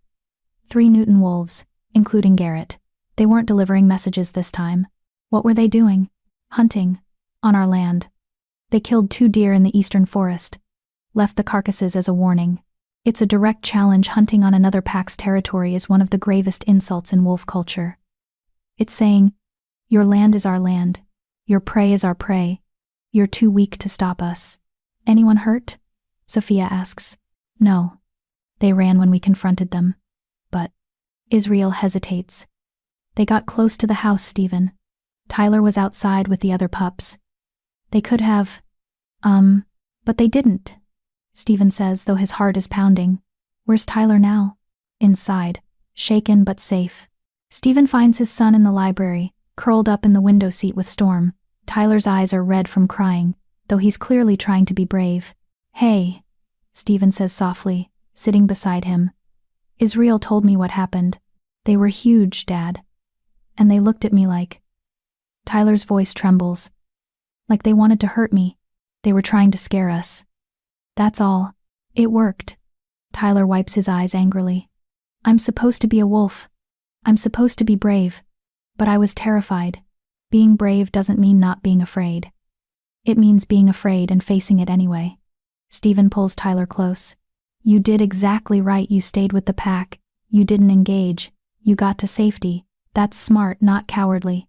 Sophia appears in the doorway, and Tyler immediately reaches for her. She joins them in the window seat, the 3 of them huddled together. We have a plan, Sophia tells Tyler. A way to stop the Newton pack without fighting. Will it work? We're going to make sure it does, Stephen says with more confidence than he feels. Because the alternative war with a pack twice their size, with his son as a potential target, is unthinkable. They will make this work. They have to. Chapter 13. Gathering Allies. The next morning, Sophia and Stephen begin making calls. The list Lydia provided has 12 names, alphas from packs throughout the region. Some small like Owen. Others larger and more influential. Each call follows the same pattern: explain the situation, mention Lydia's name, request support. The responses are mixed. Silas Newton is a bully, says Alpha Katherine of the Riverside Pack. But he's a powerful bully. I won't risk my pack by standing against him. I sympathize, says Alpha Thomas of the Highland Pack. But territory disputes are between the involved packs. I can't interfere. By noon, they've been rejected by 7 alphas and have 4 more to call. This isn't working, Stephen says, frustrated. He's pacing his office, phone in hand, looking every inch the stressed alpha. No one wants to risk Silas's anger. We still have 4 names left, Sophia reminds him. And we only need a few strong allies to make this work. The 8th call is to Alpha Victoria of the Crescent Moon Pack, one of the largest and most respected packs in the region. Stephen Owen. Victoria's voice is warm but cautious. I wondered when I'd hear from you. News of your territory dispute has reached my ears. Then you know what we're facing. I do. And I also know Silas Newton is dying. There's a pause. He's getting desperate, aggressive, taking risks he wouldn't normally take. That makes him dangerous. Will you help us? Why should I? My pack is secure. We have no conflict with the Newton pack. Sophia leans toward the phone. Because today it's us. Tomorrow it could be you. If Silas gets away with this, with bullying a smaller pack into surrendering territory, he sets a precedent. Other alphas will follow his example. The whole region becomes unstable. And you are? Sophia Owen. Stephen's mate and alpha mate of Owen Pack. Ah yes, I heard you returned recently. How are you adjusting? Victoria's tone is genuinely curious. I'm thriving. Because I chose this. I chose my pack. My mate. My life. Sophia's voice strengthens. But Silas is threatening to take that choice away. He's threatening our home, our family, our son. And if he succeeds, what message does that send? That might makes right.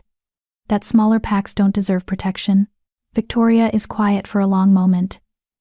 You make a compelling argument. And Lydia was right to send you to me. She and I were friends once, before her brother ruined her life. Another pause. I'll support you. Publicly. I'll make it known that an attack on Owen Pack is an attack on the stability of our region. Relief floods through Sophia. Thank you. Thank you so much. Don't thank me yet. One alpha's support might not be enough to stop Silas. You need more allies. We're working on it. Then work faster. You have less than 2 days before his deadline. Victoria's voice softens slightly. For what it's worth, I hope you succeed. We need alphas like Stephen, young, progressive, willing to adapt. The old ways of might and conquest need to die with alphas like Silas. After Victoria hangs up, Stephen pulls Sophia into a fierce hug. You were incredible. The way you argued our case. I just told the truth. And Victoria's right, we need more allies. The next 3 calls yield 2 more supporters, Alpha Caleb of the Moonridge Pack and Alpha Lolita of the Forest View Pack. Both are smaller packs who've dealt with Silas's aggression before, and are willing to stand against him. 3 out of 12, Israel says, reviewing the results. Is that enough? It has to be, Stephen says. We're out of time and out of options. Then we make it enough, Sophia says. We call Silas. We tell him 3 respected alphas are backing us. We make him understand that attacking us means making enemies across the region. And if he doesn't care, then we fight. Sophia's voice is steady, though her heart is pounding. And we accept whatever happens. But we don't surrender. We don't abandon our home. Stephen looks at her with such pride and love that Sophia's breath catches. When did you become so fierce? When I had something worth fighting for. That evening they call Silas Redwood. The alpha answers on the 3rd ring, his voice rough and commanding. Owen. Calling to accept my terms? No, calling to offer you a choice. Stephen puts the phone on speaker so Sophia can hear. Back off the territory dispute or face consequences. Silas laughs, a sound like grinding stone. Consequences? From you? I have 40 wolves to your 23. What consequences could you possibly threaten me with? Political ones. I have the support of Alpha Victoria, Alpha Caleb, and Alpha Lolita. They've all agreed that your aggression toward my pack destabilizes the region. If you attack us, you make enemies of them too. The line goes quiet. When Silas speaks again, his voice is colder. Victoria, she always was a bleeding heart. And the other 2 are small-time alphas afraid of their own shadows. Their support means nothing. It means you'll be seen as a bully, as an aggressor, as a dying alpha making desperate grabs for power before he loses control. Stephen's voice is hard. Yes, I know about your illness, and I know you can't afford to show weakness right now. Who told you Silas cuts himself off? Lydia, that traitorous bitch. Your sister is trying to prevent a war. You should thank her. My sister stopped being family when she chose you over her pack. Silas's breathing is labored now, audibly struggling. You think 3 Alpha's support will stop me? I built my reputation on strength. I won't be intimidated by. He breaks off in a coughing fit. When he speaks again, his voice is weaker. The deadline stands. 2 days, Owen. Evacuate the Eastern Territory or face the consequences. He hangs up. Stephen and Sophia look at each other, the weight of failure heavy between them. It didn't work, Sophia says quietly. No. It didn't. Stephen runs a hand through his hair. He's too proud. Too desperate. He'd rather die fighting than back down. Then what do? We prepare for war. The pack spends the next day preparing. Weapons are distributed, silver blades that can harm shifters, though using silver is considered a last resort. Fighting positions are assigned. Escape routes are mapped. The pack's children, elderly, and those unable to fight are moved to a secure location 3 hours away. Tyler refuses to go. I'm not leaving, he says stubbornly, his 8-year-old face set in determination. I'm part of this pack. I fight with my pack. You're a child, Stephen says, trying to stay patient. Your job is to stay safe. I'm a wolf, and wolves protect their territory. Tyler. Dad, please. Tyler's eyes shine with tears he's trying not to shed. If something happens to you or Sophia, I need to be here. I can't. His voice breaks. I can't lose anyone else, not like I lost Mom. Stephen's resistance crumbles. He pulls Tyler into a hug. Okay. You stay. But you stay with Israel. And you follow orders. No heroics. I promise. Sophia watches them, her heart breaking and swelling all at once.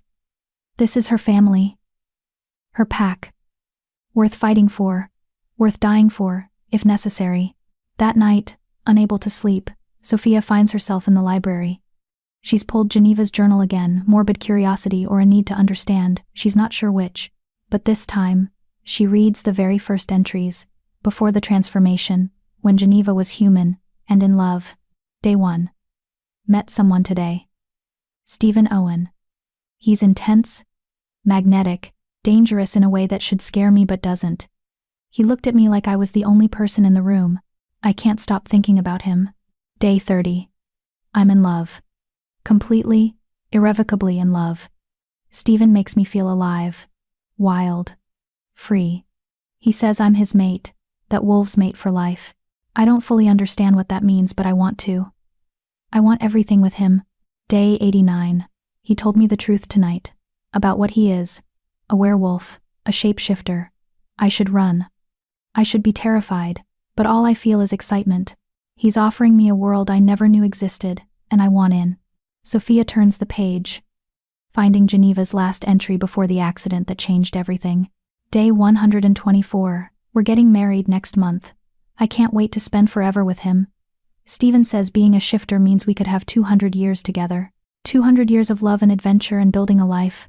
I feel like the luckiest woman alive. The next entry is dated 3 weeks later. Written in shaky handwriting. Day 145. I'm a monster. Stephen saved my life by biting me, but he destroyed who I was. I'm not Geneva anymore. I'm this thing, this beast that I can't control. He says it gets easier. He's lying. Nothing about this will ever be easy. Sophia closes the journal, tears streaming down her face. Geneva had wanted this once, had chosen Stephen with open eyes and an eager heart, but the transformation broke something in her, changed her in ways she couldn't recover from. You're not her. Sophia looks up to find Stephen in the doorway. I keep reading her journal, looking for answers, Sophia admits, trying to understand how someone who loved you so much could end up hating you. She didn't hate me. She hated what I made her. Stephen sits beside her. And maybe that's the same thing. It's not. You gave her the only option you had to save her life. She chose to see it as a curse, instead of a gift. Sophia takes his hand. I won't do that. Whatever happens tomorrow, whether we win or lose, live or die, I'll never regret choosing this life with you. Even if we lose, even if Silas takes our territory, destroys our pack, even then, because I'd rather have one day of fighting beside you than a lifetime of safety without you." Stephen kisses her, deep and desperate, and claiming, "I love you, so fucking much." "I love you too." Sophia pulls back, meeting his eyes. "And tomorrow, we show Silas Redwood exactly what he's up against when he threatens our family." Dawn breaks on the day of Silas's deadline. The pack gathers at first light, 23 adult shifters ready to defend their territory. They're outnumbered, outmatched, possibly facing their deaths. But they stand together, united and defiant. Stephen addresses them, his voice carrying the weight of alpha command. "Today, the Redwood pack comes.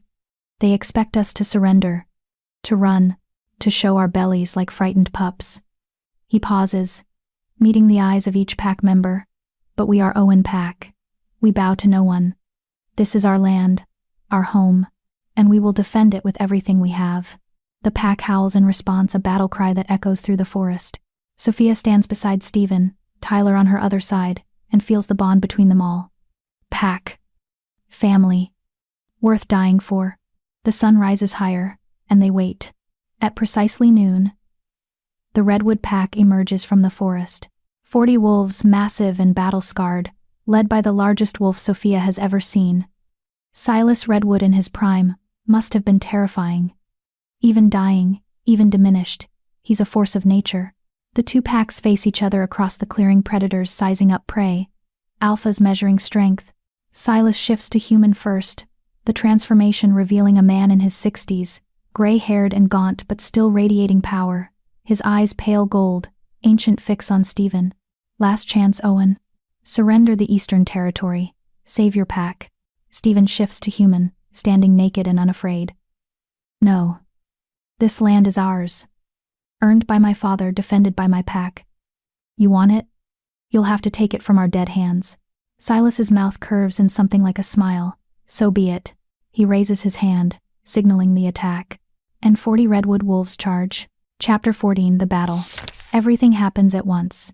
The Redwood wolves surge forward like a tidal wave of fur and fangs. Stephen shifts mid-stride, his pack following suit, and the two forces collide in an explosion of violence. Stephen's strategic mind clicks into overdrive even as his wolf revels in the fight.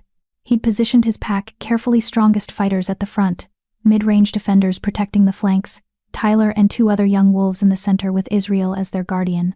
Sophia fights beside him, her golden brown wolf moving with grace she shouldn't have after only 6 weeks of being a shifter. She's smaller than most of the Redwood wolves, but she's fast, using her size to her advantage. She darts under a massive gray wolf's attack, sinking her teeth into its leg, then dancing away before it can retaliate. "Stay close." Stephen sends through the mate bond. "Don't take unnecessary risks." "Same to you," she sends back. And there's a fierce joy in her voice that makes his heart swell even in the middle of battle. Israel has 3 Redwood wolves circling him, trying to get to Tyler.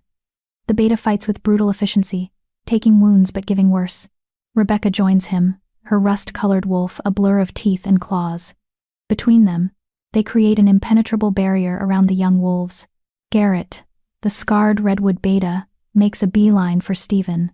They've been building to this beta versus alpha, a challenge within the larger battle. They collide with bone-jarring force. Garrett is bigger, heavier, more experienced, but Stephen is faster, driven by the need to protect his family. They tear at each other, rolling through the dirt, both seeking the killing bite. Stephen feels Garrett's teeth close on his shoulder, feels the hot pain of tearing muscle. His wolf roars in fury and pain, but he uses the position to his advantage, twisting, using Garrett's own momentum to flip him, going for the throat.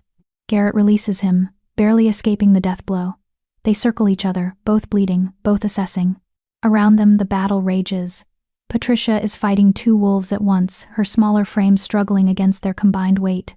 One of the younger Owen wolves, Thomas, goes down hard, a Redwood wolf standing over him victoriously. "No." Stephen's wolf howls, but he can't help Thomas. Can't help Patricia. He's locked in combat with Garrett, and breaking away would expose his throat. Then Sophia is there, launching herself at the wolf standing over Thomas.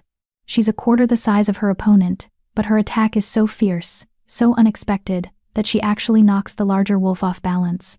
Thomas scrambles away, injured but alive. The redwood wolf rounds on Sophia, snarling in rage. Too large, too experienced, too strong. Stephen's blood goes cold. He makes a split-second decision, leaves himself open to Garrett's attack, trusts his pack to see it and respond. Because Sophia is about to die, and he won't let that happen. He lunges for the wolf attacking Sophia. Garrett seizes the opportunity, his teeth closing on Stephen's hind leg. Pain explodes through his body as bone cracks, but Stephen doesn't stop. He crashes into the wolf, threatening Sophia, his larger mass and fury driving it away from his mate. Behind you. Sophia's voice screams through the bond. Stephen spins, but too slow. Garrett is coming for the kill. Teeth aimed at his throat. Israel appears from nowhere, slamming into Garrett with devastating force. The two betas go down in a tangle of snapping jaws and tearing claws. Stephen struggles to stand on his injured leg. Around him, the battle is turning. His pack is losing. Too outnumbered. Too overpowered. 5 of his wolves are down. He can see them breathing, injured but alive. But how long before injuries become deaths? Silas hasn't even joined the fight yet. The ancient alpha stands at the edge of the clearing in human form, watching with satisfaction as his pack destroys Stephen's. This is it. They're going to lose. Stephen is going to watch his pack be scattered, his territory taken, possibly his son killed. No, his wolf snarls. Never. Stephen gathers his strength, preparing for one last desperate attack on Silas. If he can kill the alpha, the redwood pack will have to retreat, regroup. It might give his pack time to escape. He limps forward, ignoring the pain in his leg, Sophia moving to support his injured side. What are you doing? She sends. Panicked. Ending this. One way or another. Stephen, no. A howl cuts through the battle. Not a redwood howl. Not a Owen howl. A stranger's howl. Everyone freezes, both packs, all wolves, even Silas. Because that howl carries power, authority, the unmistakable resonance of an alpha. From the forest a new pack emerges. 20 wolves, sleek and powerful, led by a silver-gray wolf that radiates dominance. The newcomers spread out, forming a line between the two fighting packs. The silver wolf shifts to human. A woman, maybe 50, with steel-gray hair and eyes like ice. Victoria, alpha of the Crescent Moon pack. Enough, she says, her voice cutting through the clearing like a blade. This battle ends now. Silas shifts to human, fury written across his gaunt face. You have no right to interfere, Victoria. I have every right. This territory dispute threatens the stability of our entire region. Victoria stands tall, unintimidated. I'm invoking council law. Section 7. Paragraph 3. Any territory dispute that threatens civilian populations or regional peace can be mediated by a neutral alpha of standing. This is between my pack and Owen. No. It's between your ego and Stephen's survival. Victoria's voice is hard. I've watched you bully smaller packs for 20 years, Silas. I've tolerated it because you kept it within reason. But this? She gestures at the battlefield, at the injured wolves. This is excessive. This is you trying to secure a legacy by destroying another alpha's home. Careful, Victoria. I have more wolves than you. Do you? Right now, in this moment, you have 40 wolves who are exhausted from fighting. I have 20 fresh wolves ready to defend Owen pack if necessary. Victoria's smile is cold, and before you threaten me, know that Alpha Caleb and Alpha Lolita are waiting just beyond the ridge with their packs. Combined, we have 60 wolves to your 40, so please, continue with your aggression. See how that works out for you. Silas's face twists with rage. You're bluffing. On cue, 2 more howls echo through the forest. Caleb and Lolita, confirming their presence. Silas looks around at his tired pack, at the 3 groups of fresh wolves now surrounding them, at Stephen's pack still standing despite injuries. For the first time, Stephen sees fear cross the ancient alpha's face. This isn't over, Silas growls. Yes, it is. Victoria moves closer. Here's what's going to happen. You're going to take your pack and leave Owen territory. The boundaries stand as they were. No more threats, no more intimidation. In return, I won't tell the council about your illness. Silas's eyes flash. How? I have my sources.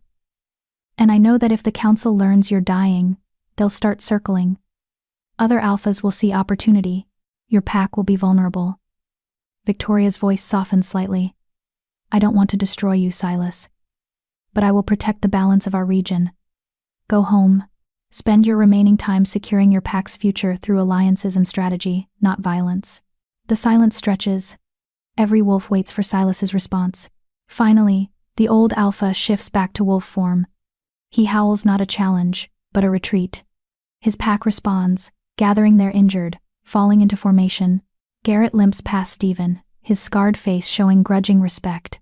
This isn't over, Owen. But you fought well. Your mate too. Then the redwood pack is gone, disappearing into the forest as quickly as they came. Stephen's legs give out. The adrenaline crash hits him all at once, and he collapses. Sophia is there immediately, shifting to human, cradling his wolf head in her lap. You're okay, she says, tears streaming down her face. We're okay. We survived. Victoria shifts back to human, accepting a robe from one of her wolves. Quite the mate you have there, Owen. She's the one who called me this morning, convinced me to bring backup instead of just moral support. Stephen shifts to human, looking up at Sophia in amazement. You did what? I called Victoria at dawn. Told her we needed more than political support, we needed physical presence. That Silas wouldn't back down to words, only force. Sophia's hands shake as she touches his face. I know I should have told you. But you would have said it was too risky. And I couldn't just wait for us to die. Stephen pulls her down and kisses her. You saved us. You brilliant, incredible, perfect woman. You saved all of us. We saved each other, Sophia corrects. That's what pack does. The aftermath of battle is always chaos. Injuries need tending. Wolves need shifting back to human. Adrenaline needs processing. Victoria's pack helps their medic assessing the wounded while their fighters secure the perimeter. Tyler finds them, his small human body launching into Stephen's arms. Dad, I thought I was so scared. I'm okay. We're all okay. Stephen holds his son close, breathing in his scent, reassuring himself Tyler is safe. You followed orders? Israel wouldn't let me fight even when I wanted to. He said my job was to survive, and to watch and learn. Tyler pulls back, his eyes suspiciously bright. I learned that fighting is scary, and I never want to do it again. Good. That's the right lesson. Israel limps over, his human form sporting numerous cuts and a spectacular black eye. That was insane. I thought we were done for. We would have been without Victoria. Stephen clasps his second shoulder. Thank you. For protecting Tyler. For fighting Garrett when I couldn't. That's what pack does. Israel grins despite his injuries. Plus someone has to keep you from doing stupid heroic things. The pack gathers slowly, accounting for everyone. 5 wolves are seriously injured but will heal with time and rest. No deaths. Considering what they faced, it's miraculous. Patricia approaches, limping but smiling. We did it. We actually did it. We did. Sophia agrees. Though I think I'm going to be sore for a week. Try a month, Patricia laughs. But you earned those bruises, alpha mate. You fought like you were born to it. Rebecca is the last to approach. The rust-colored shifter has been standoffish with Sophia since the mating ceremony. But now she offers a genuine nod of respect. You proved yourself today. Not just as Stephen's mate, but as a warrior, a strategist, a leader. You have my loyalty. Thank you, Sophia says, understanding the significance of that statement. Victoria watches it all with approval. When Stephen approaches to thank her, she waves it off. Your mate did the heavy lifting. She's the one who convinced me this was worth risking my pack for. How did she convince you? She said that if I let Owen pack fall because I was too afraid to act, I'd be no better than Silas.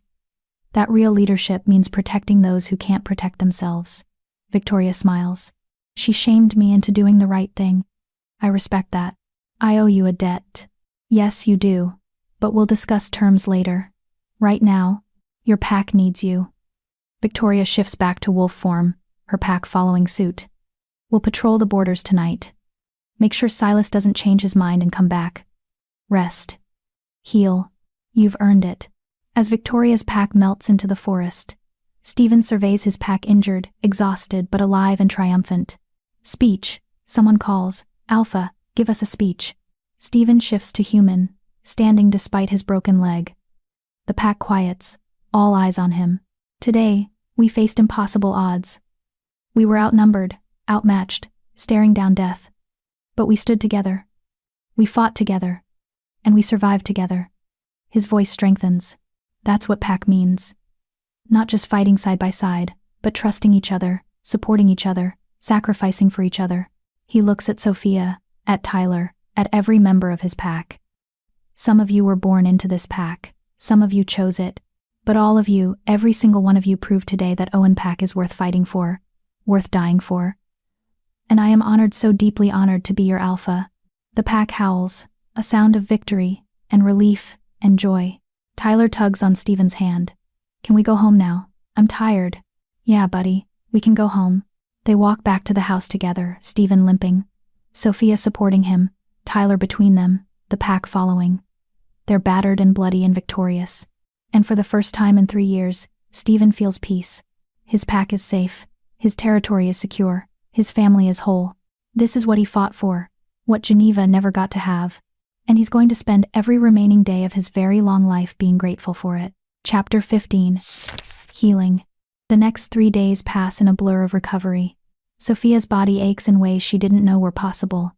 Every muscle is bruised, every bone sore. Her wolf healing is working cuts close faster than they should.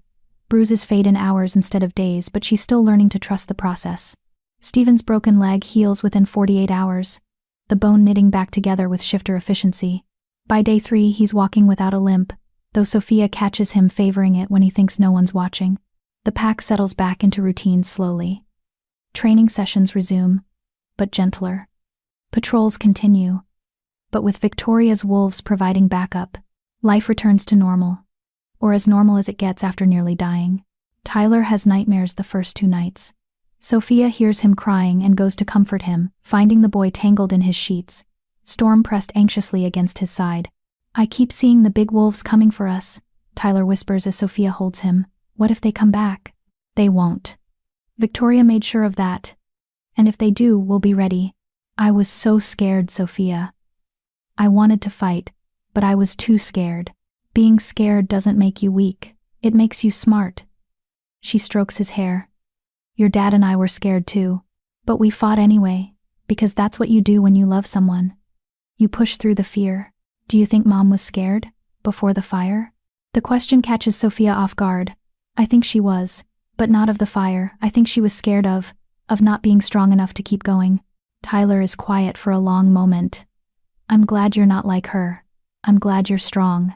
"Your mom was strong too, Tyler, just in different ways, and she loved you so much." "I know. But I love you too. Is that okay? To love you both?" Sophia's throat tightens. "It's more than okay. It's perfect. You're allowed to love as many people as your heart can hold." Tyler falls asleep against her, and Sophia stays until she's sure he's settled.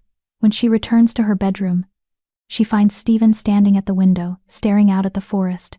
"He called you Mom earlier," Stephen says without turning, when he was half asleep. He said, "Stay, Mom," before he realized what he said and corrected himself. "How do you feel about that?" "Grateful, terrified, unworthy." He turns to face her. Geneva was his mother. I don't want him to forget her. He won't. But Stephen, he needs a mother figure now. Someone who's here, present, alive. Sophia moves to him. "I'm not trying to replace Geneva, but I am trying to be what Tyler needs. Is that okay?" "It's more than okay." Stephen pulls her close. "You're everything we need, both of us." They stand together, watching the moon rise, both thinking about how close they came to losing everything. On the 4th day after the battle, Victoria returns with news. Silas Redwood is dead, she announces without preamble. The words land like stones. Stephen, Sophia, and Israel are in the office when Victoria arrives, and they all freeze. "When?" Stephen asks. 2 days ago. Heart failure, according to his pack doctor. His illness finally caught up with him. Victoria sits, accepting the tea Patricia brings. His son, Jonathan, is alpha now. He sent a formal message requesting peace talks. Jonathan. Stephen's expression is unreadable. He's reasonable. Not like his father. He's also weak. Taking over a pack when the previous alpha died in disgrace, his position is precarious. Victoria sips her tea. "Which works in your favor?" Jonathan wants to make peace, solidify alliances, show he's a better leader than Silas. He's offering a formal treaty. What kind of treaty? Mutual non-aggression.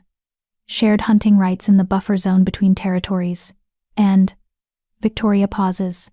A formal apology for his father's actions. Sophia blinks. An apology? Jonathan recognizes that Silas was in the wrong. The territory grab was unjustified, the threats to your family inexcusable.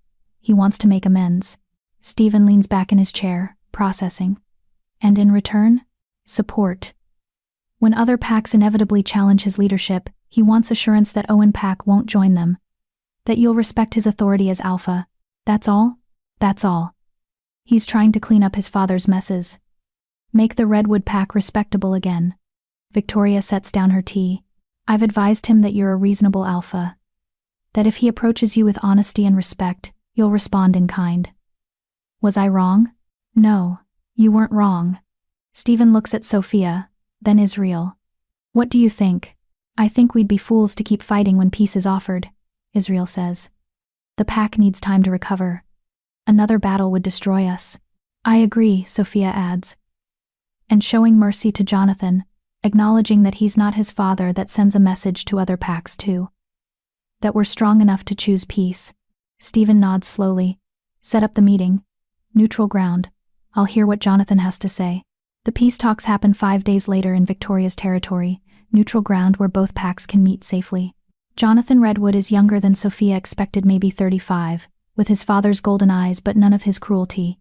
He looks tired, worn down by the burden of sudden leadership. Alpha Owen, Jonathan says, offering his hand. Thank you for meeting with me. Alpha Redwood, Stephen replies, shaking it. My condolences on your father's passing. Thank you. Though we both know his death solved problems for both our packs. Jonathan's honesty is refreshing. I won't pretend my father was a good man in his final years. The illness made him paranoid, aggressive, desperate. He hurt a lot of people, including your family. I'm here to make that right. They sit, Jonathan with Garrett at his side, Stephen with Sophia and Israel. Victoria presides as neutral mediator. I'm offering a formal treaty, Jonathan says, sliding papers across the table. Non-aggression pact, shared resources in the buffer zone, mutual defense if either pack is threatened by outside forces. In return, I ask for your political support when not if other alphas challenge my leadership. Stephen reads through the treaty carefully. Sophia watches Jonathan, trying to assess his sincerity. His scent is clean, honest, with no underlying deception. His body language is open, non-threatening. He means what he says. There's one thing missing, Stephen says finally. What's that? Lydia, your aunt. I want assurances that she'll be freed from the Northern Ridge Pack, allowed to choose her own path. Jonathan's eyebrows rise. That's not my jurisdiction. She's with the Morrison Pack. But you have influence with Derek Morrison. Your packs are allied. Stephen's voice is firm. Lydia helped prevent a war. She deserves freedom. Make it happen, and I'll sign your treaty.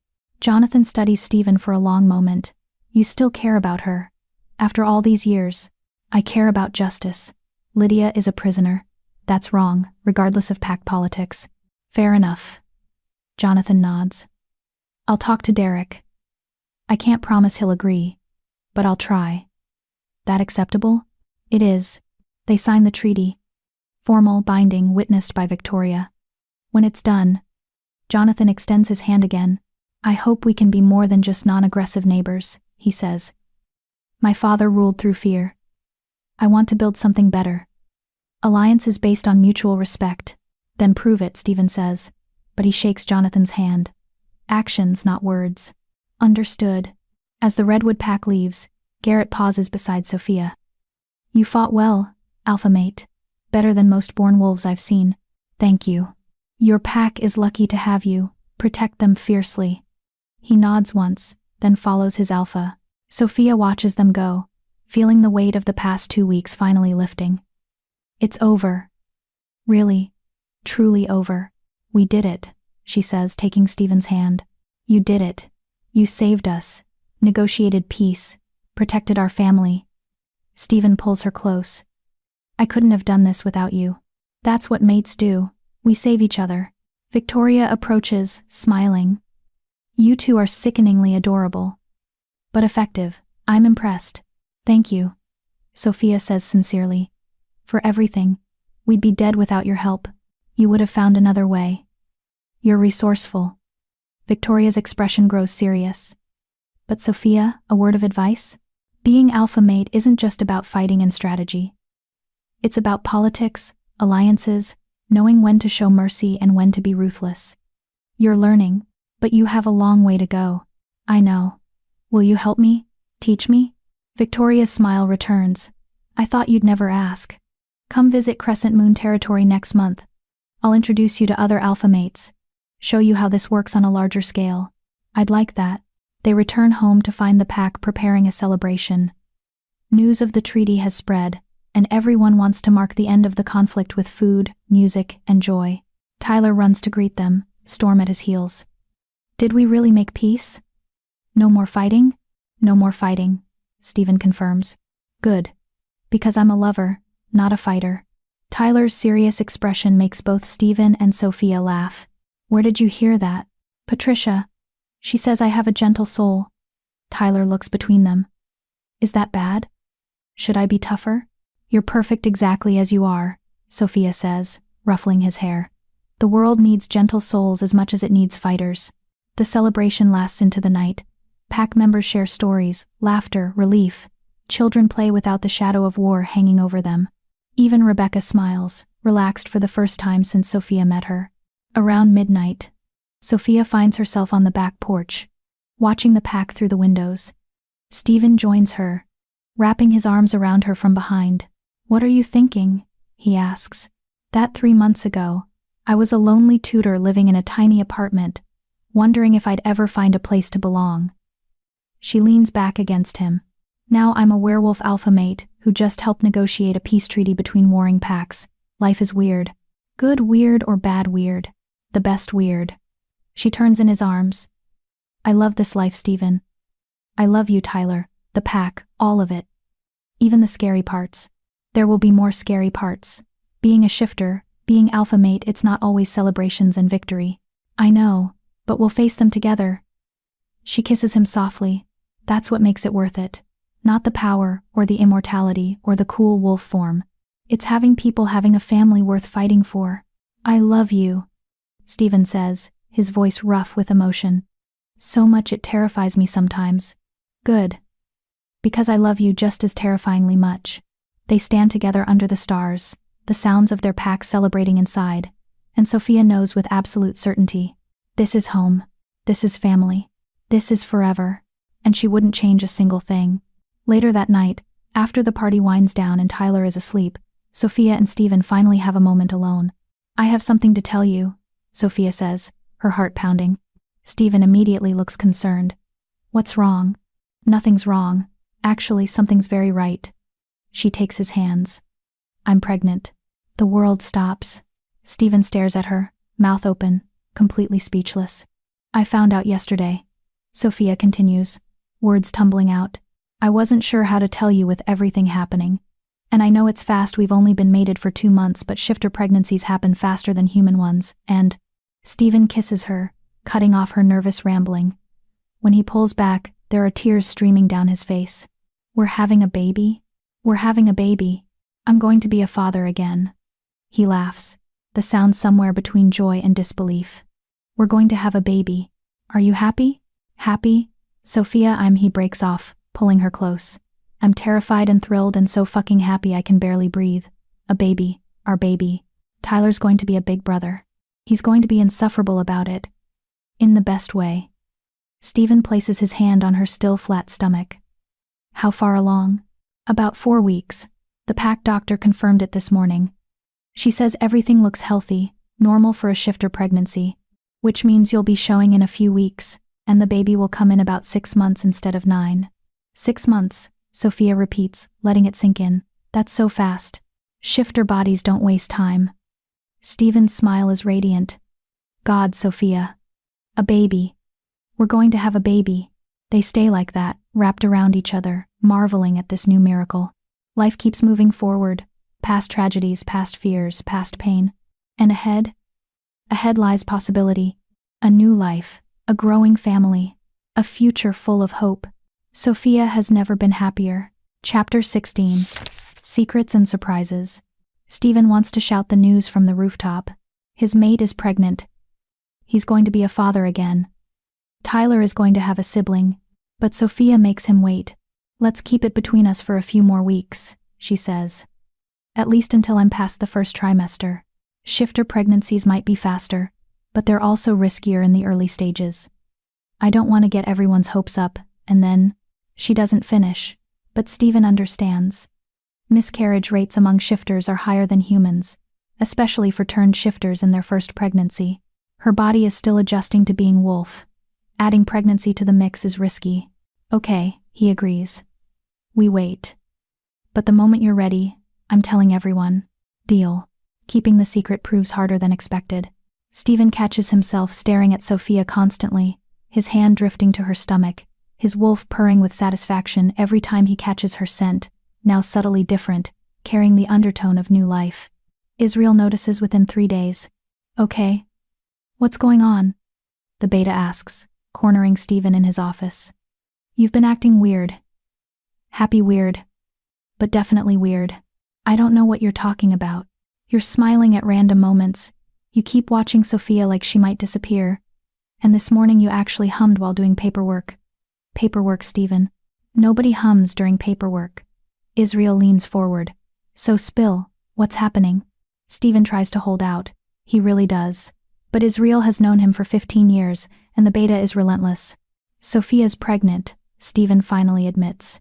But you can't tell anyone. She wants to wait until it's safer to announce. Israel's face splits into a massive grin. Holy shit, congrats man, that's incredible. I know. I still can't quite believe it. How far along? 4 weeks, which means she's got about 5.5 months to go. Shifter timing, fast but efficient. Israel claps Stephen's shoulder. This is good news, really good news. The pack needs this new life, hope, a future that's not just about surviving. I know, but Israel, don't. I won't tell anyone, promise. Israel mimes, zipping his lips. But fair warning, people are going to figure it out soon. Shifter noses, remember? Once her scent changes enough, everyone will know. He's right. By week 6, Patricia pulls Sophia aside during a pack dinner. Honey, I don't mean to pry, but Patricia's eyes are knowing and kind. Are you expecting? Sophia glances at Stephen, who nods permission. Yes, but we're trying to keep it quiet for now.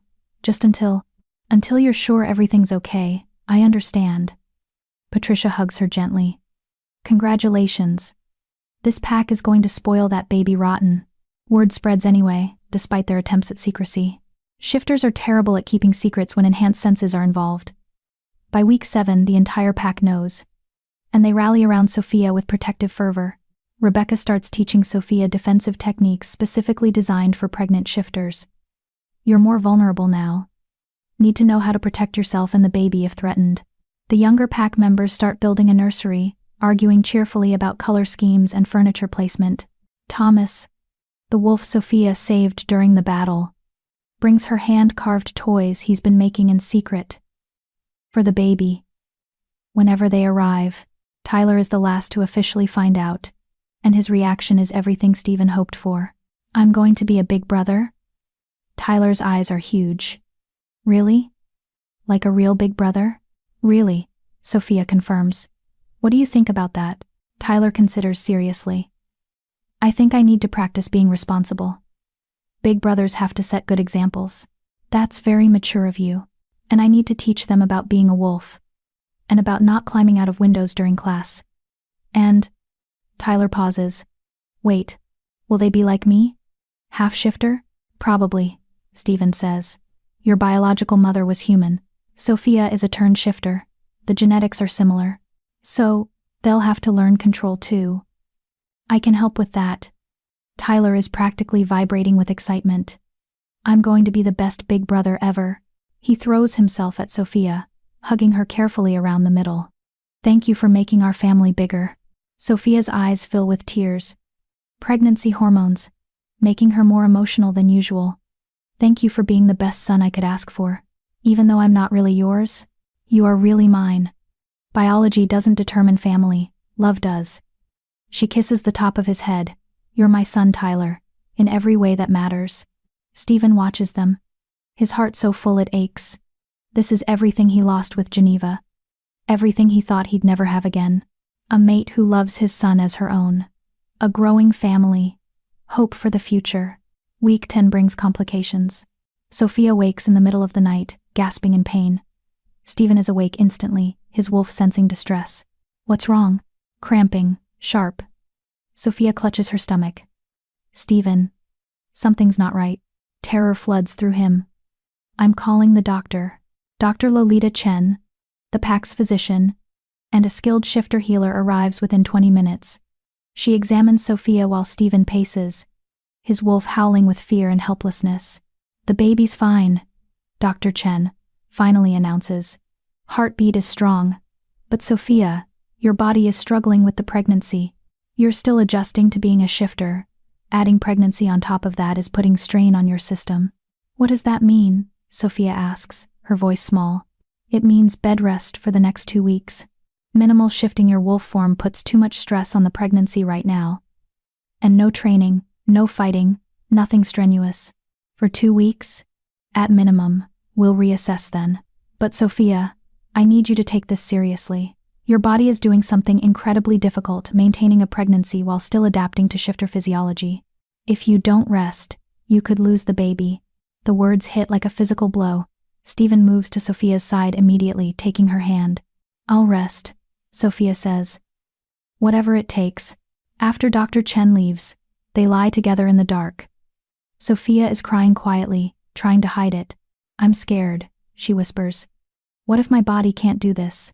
What if being turned is making the pregnancy impossible? Then we'll deal with it, together.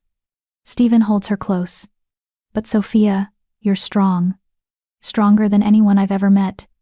Your body survived the transformation. It can survive this. Geneva was turned and she had Tyler.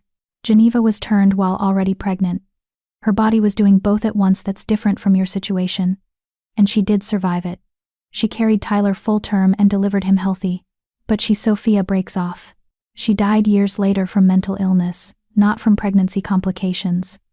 Stephen tips her face up, making her meet his eyes. You're not her. Your body is not her body. And you're going to be fine. Promise? I promise to do everything in my power to make sure you and our baby are safe and healthy. The rest is up to your incredibly stubborn will and your wolf's determination. He kisses her forehead, and both of those are formidable. Sophia manages a weak smile. You really think I'm going to be okay? I know you are. Because you're Sophia Owen. You survived foster care, you survived transformation, you survived a pack war. A little pregnancy complication isn't going to take you down. A little complication? Dr. Chen said bed rest. Okay. A medium-sized complication. Point stands. This time her smile is genuine. I love you. I love you too. Now sleep. Doctor's orders. The next 2 weeks are the longest of Stephen's life. Sophia chafes at the restrictions, hating being stuck in bed while the pack trains and patrols and lives. Stephen works from their bedroom, conducting pack business from a chair beside the bed so she's not alone. Tyler visits constantly, reading to her, telling her about his lessons, showing her his progress with shifting control. I can hold wolf form for 2 hours now, he announces proudly. Israel says that's really good for someone my age. That's incredible, sweetheart. Sophia smiles from her nest of pillows. I'm so proud of you. When you're better, can you teach me more about constellations? I want to know all the stories. Absolutely, as soon as Dr. Chen clears me. Patricia brings meals, ensuring Sophia eats enough to support both her and the baby. Israel handles the day-to-day pack administration, keeping things running smoothly. Rebecca leads training sessions, her unexpected gentleness with Sophia revealing a softer side none of them knew existed. The pack closes ranks, protecting their alpha mate and future cub with fierce devotion. On day 14, Dr. Chen returns for the follow-up exam. Well? Sophia asks anxiously as the doctor listens to the baby's heartbeat. Much better. The rest did what I hoped.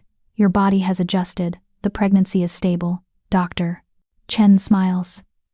You can resume normal activities. Gentle training only, no shifting for another few weeks.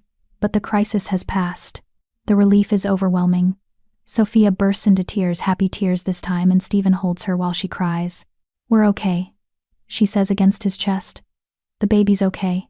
I told you. Stubborn wins every time. That evening, the pack gathers for dinner. Sophia is there dressed, mobile, glowing with health and happiness. Tyler sits on one side of her, Stephen on the other, and the three of them look like what they are: a family. Israel raises his glass. To Sophia, the toughest alpha mate I've ever met. And to the new Owen cub, who's already causing trouble before they're even born. The pack cheers, glasses clinking, laughter filling the house. Sophia looks around at the faces of her pack, her family, and feels complete in a way she never has before. This is home. This is love. This is everything worth fighting for. Week 15 brings an unexpected visitor. Lydia arrives unannounced, driving up to the house in a beat-up sedan with all her belongings in the back seat. "I'm free," she says when Stephen opens the door. "Jonathan convinced Derek to release me from the Morrison pack. I'm officially a rogue wolf with no pack affiliation." "Lydia," Stephen steps aside. "Come in. What are you going to do?" "I don't know. Start over somewhere. Find a pack that will take me. Maybe travel for a while. See the world I've missed while being a prisoner." She looks around the house. "But I wanted to stop here first, to thank you." "Thank me? For caring enough to negotiate for my freedom." "You didn't have to. I'm nothing to you, a ghost from the past who caused you pain." Lydia's voice is thick with emotion. "But you fought for me anyway. That means everything." Sophia appears from the kitchen, her small baby bump just beginning to show. "Lydia, it's good to see you." Lydia's eyes go to Sophia's stomach, widening with understanding. "You're pregnant." "I am. About 4 months along now. Congratulations, both of you." Lydia's smile is genuine. "You're going to be wonderful parents. You already are, from what I've seen with Tyler. Stay for dinner." Sophia offers. "The pack would love to meet you." "I don't want to impose." "You're not imposing. You're pack adjacent, that makes you family." Sophia takes Lydia's hand. "Stay, please." Lydia stays. Dinner is warm and welcoming, the pack treating Lydia with curiosity but kindness. She tells stories of the last 20 years, the good moments mixed with the bad, the ways she survived being a political prisoner, her dreams for the future. "I think I'll head west," she says over dessert. "Find a coastal pack. Somewhere warm where the ocean meets the forest. Start fresh. If you need references, pack connections, anything, let me know," Stephen offers. "I will, thank you." Lydia looks between Stephen and Sophia. "You two are good together. Better than we ever were. I'm glad you found each other." "So am I," Sophia says, taking Stephen's hand. Lydia leaves the next morning, driving toward her new life with hope and freedom. Stephen watches her go, and feels the last piece of his past finally settle into place. Geneva is gone, mourned and remembered, but no longer a shadow over his happiness. Lydia is free, no longer a source of guilt or what-ifs. And ahead is Sophia, Tyler, their unborn child, and a future bright with possibility. For the first time in years, Stephen feels complete, whole. Home. Chapter 17. The First Crisis. Sophia's pregnancy progresses smoothly for the next month. Her wolf form remains stable when she shifts carefully, infrequently, always with Dr. Chen's supervision. The baby grows steadily, and by week 19, Sophia can feel small flutters of movement that make her cry with joy every single time. "That's our baby," she tells Stephen, pressing his hand to her stomach. "Feel that? They're saying hello." Stephen's face lights up with wonder every time the baby moves. "Hello, little one. We're waiting for you." Tyler talks to the baby constantly, telling them stories about being a wolf, about the pack, about all the adventures they'll have together. "And when you're old enough, I'll teach you how to shift," Tyler says seriously, his small hand on Sophia's belly. "It's scary at first, but I'll be there." Big brothers protect their siblings. Life settles into a comfortable rhythm. Sophia resumes teaching Tyler, adapting her lessons as her pregnancy progresses. The pack prepares for the new arrival, finishing the nursery, stockpiling supplies, planning a welcoming ceremony for when the baby is born. Everything is perfect. Until week 20, when Tyler collapses during training. Sophia is in the library when Israel bursts through the door, his face pale. "It's Tyler. Something's wrong." She's moving before he finishes speaking, running as fast as her pregnant body allows. Outside, she finds Tyler on the ground, convulsing, his eyes rolled back in his head. "What happened?" Sophia drops to her knees beside him, her healer training from her human days kicking in. She checks his airway. His pulse both clear, but his heartbeat is erratic. He was practicing shifting, Rebecca says, her voice shaken. He shifted to wolf, then back to human. Then he just collapsed. Stephen arrives seconds later, shifting from wolf to human in mid-stride. Tyler, son, can you hear me? Tyler's eyes flutter open, unfocused and confused. Dad? I don't. What happened? You collapsed. Stephen gathers him carefully. We're getting you to Dr. Chen. Now. They rush Tyler to the Pack doctor's office, a converted building on Pack land equipped for shifter medicine. Dr. Chen takes one look at Tyler and immediately starts running tests. His vitals are unstable, she says, frowning at the monitors. Heart rate is all over the place, temperature fluctuating, and his wolf signature. She breaks off, pulling Stephen aside. Sophia can't hear what they're saying, but she sees Stephen's face go white. No, he says. That's not possible, he's too young. What? Sophia demands, joining them. What's not possible? Dr. Chen looks grim. Tyler's wolf is becoming dominant. His human side and wolf side are fighting for control, and it's tearing his body apart. But he's only 8. Half-shifters don't go through dominant shifts until puberty. Usually no. But Tyler is special. His wolf is unusually strong for a half-breed, and the stress of the past few months, the territory war, the near-death experience, the changes in family structure, it's accelerated his development. Dr. Chen pulls up scans on her computer. See this? His wolf essence is trying to become permanent. If we don't stabilize him, he'll be stuck between forms, or worse, his body will shut down from the strain. Sophia's hand goes to her stomach protectively. What do we do? There's a procedure. Risky. Painful. But it can force a balance between human and wolf. Doctor. Chen looks at Stephen. It involves silver. Small amounts, injected directly into his system. It suppresses the wolf temporarily, gives his human side time to catch up developmentally. Silver is poison to shifters, Stephen says flatly. In large amounts, yes, but controlled doses can be medicinal. I've done this procedure 3 times before. Twice it worked. Once. Dr. Chen trails off. Once the child died, Stephen finishes. Yes, but without the procedure, Tyler will definitely die. With it, he has a 66% chance of survival. Sophia feels the world tilt. Tyler has a 1 in 3 chance of dying no matter what they do. There has to be another way, she says desperately. If there is, I don't know it, and we don't have time to search for alternatives. Tyler's body is failing. We need to decide, now. Stephen looks at Tyler, unconscious on the exam table, his small body fighting itself. Then he looks at Sophia, his eyes full of anguish and terror. It's your call, Sophia says softly. He's your son. I'll support whatever you decide. He's our son, Stephen corrects. We decide together. They step away from Dr. Chen, holding each other, both shaking. I can't lose him, Stephen whispers. Not Tyler. Not after everything. Then we take the risk. We give him the best chance we can. Sophia cups his face. Dr. Chen has done this before. She knows what she's doing. But if something goes wrong, then we'll deal with it. But Stephen, doing nothing guarantees we lose him. At least this gives him a fighting chance. Stephen closes his eyes, warring with himself. Finally he nods. Do it.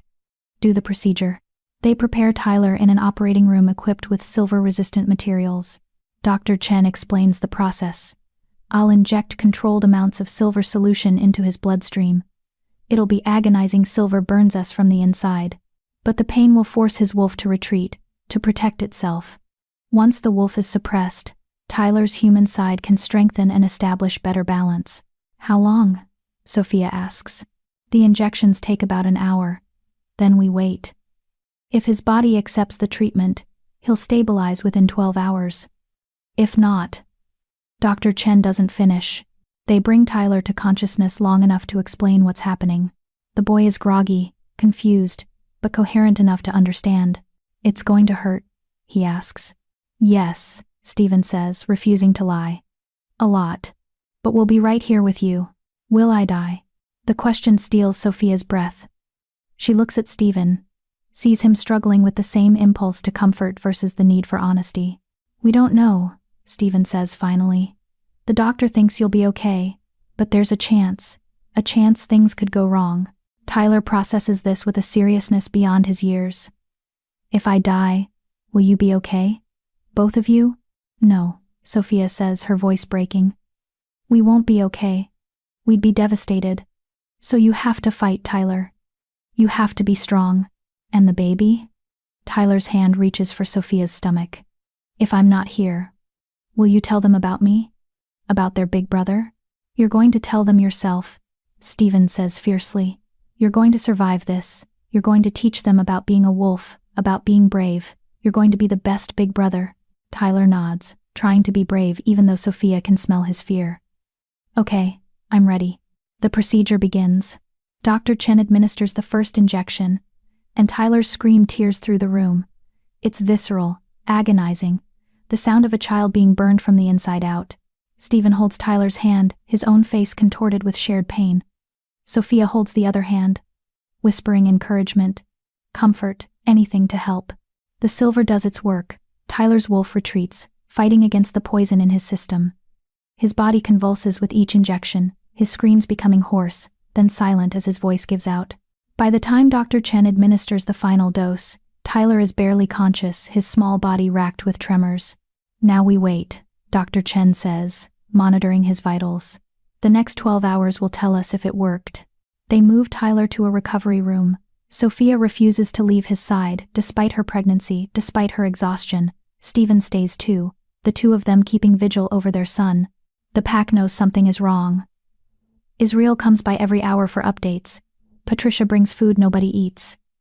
Rebecca stands guard outside the door, preventing anyone from disturbing them. Tyler drifts in and out of consciousness, mumbling incoherently when he's aware enough to speak. His fever spikes, then drops, then spikes again. His heartbeat stutters, stabilizes, stutters again. Hour 6 brings a crisis.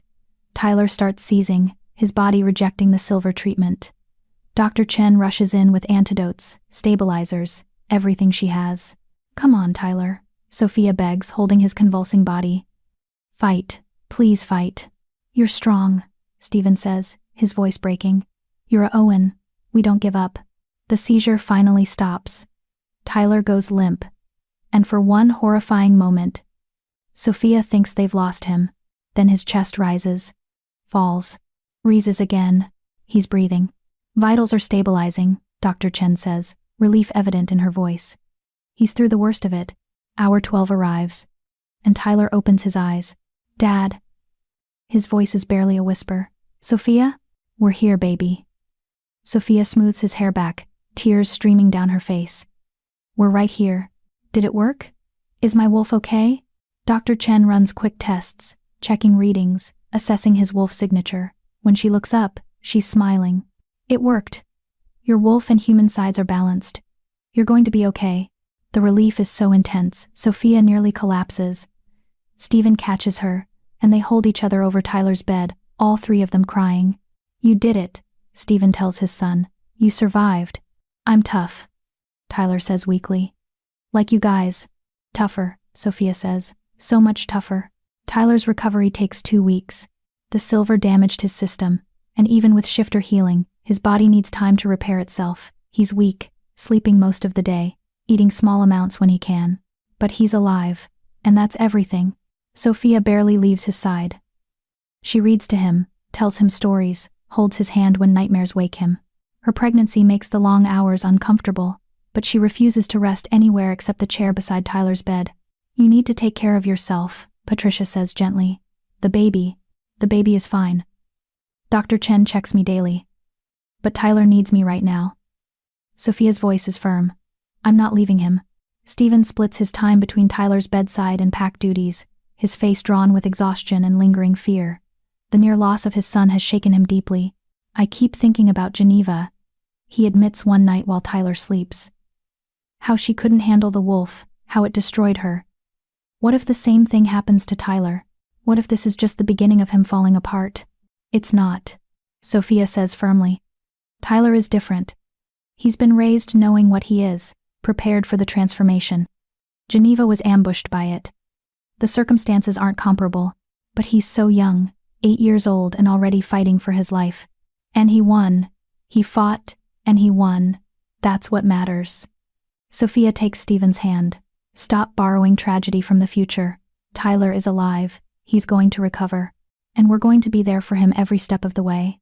On day 10, Tyler sits up on his own for the first time.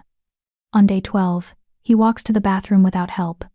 On day 14, Dr. Chen clears him to go home. The pack throws a quiet celebration, no loud music or overwhelming festivities, just family gathered to welcome Tyler back to health. Tyler is still weak, still pale, but he's smiling, laughing, alive. "Thank you," he tells Sophia as she tucks him into his own bed that night. "For staying with me, for not leaving. I will never leave you," Sophia promises. "You're my son." And mothers don't abandon their children. Tyler's eyes fill with tears. "Even though I'm not really yours, you are really mine. In every way that matters." Sophia kisses his forehead. "Blood doesn't make family. Love does. And I love you, Tyler Owen. So much. I love you too." He pauses. "Can I call you Mom? For real?" Sophia's heart swells. "I would be honored." "Okay. Good night, Mom." "Good night, sweetheart." Later, in their own bed, Stephen pulls Sophia close.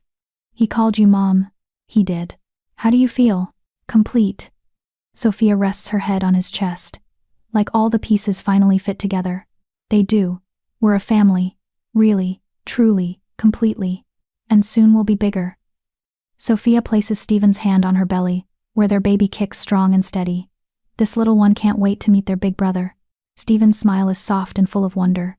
Neither can I. Neither can I. Chapter 18. New Beginnings. 2 months later, Sophia is ready to give birth. At 6 months pregnant by shifter standards, the equivalent of 9 months human. She's enormous, uncomfortable, and according to her, ready to meet this baby yesterday. Stephen finds her situation both adorable and terrifying. Every movement she makes, every grimace of discomfort, sends his protective instincts into overdrive. "Stop hovering," Sophia says without looking up from her book.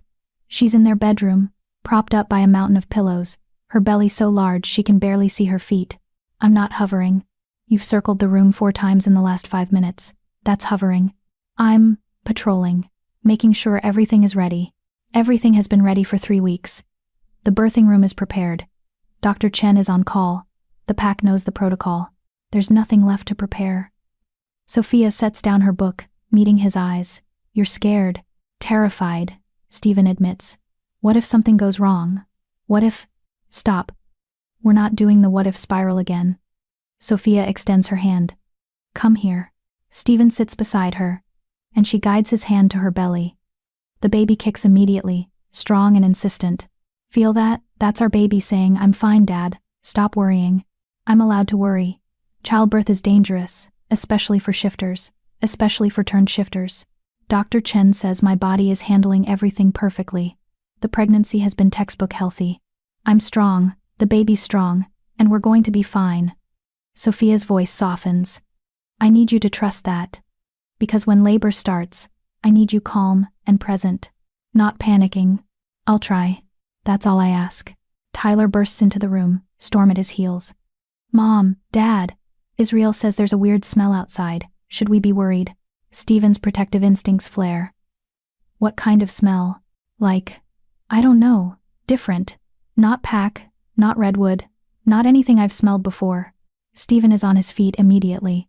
"Stay with your mother. Lock the door behind me." "Stephen," Sophia starts. "Probably nothing, but I need to check." He kisses her forehead. "I'll be back in 10 minutes. Outside, Israel is in human form, nostrils flared, sniffing the wind. "What do you smell?" Stephen asks. "Shifter. Definitely shifter. But not wolf." Israel frowns. "Cat? Maybe? Big cat. And something else. Magic?" Rebecca emerges from the trees, her expression wary. "There's someone on the border. They're not crossing. Just waiting." "Waiting for what?" "You, apparently. They asked for the alpha by name." Stephen exchanges a glance with Israel. "Armed?" "I don't think so. But they're powerful. I can feel it from here." They approach the border carefully, finding a figure standing just outside pack land. As they get closer, Stephen makes out details.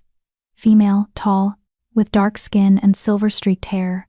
Her eyes glow amber but not wolf amber, cat amber. "Stephen Owen," she says, her voice rich and melodic. "I'm Kara, Alpha, of the Mountain Cat Clan. I come in peace."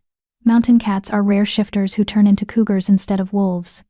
They're solitary by nature, rarely forming packs, even more rarely interacting with wolf shifters. What brings a cat to wolf territory?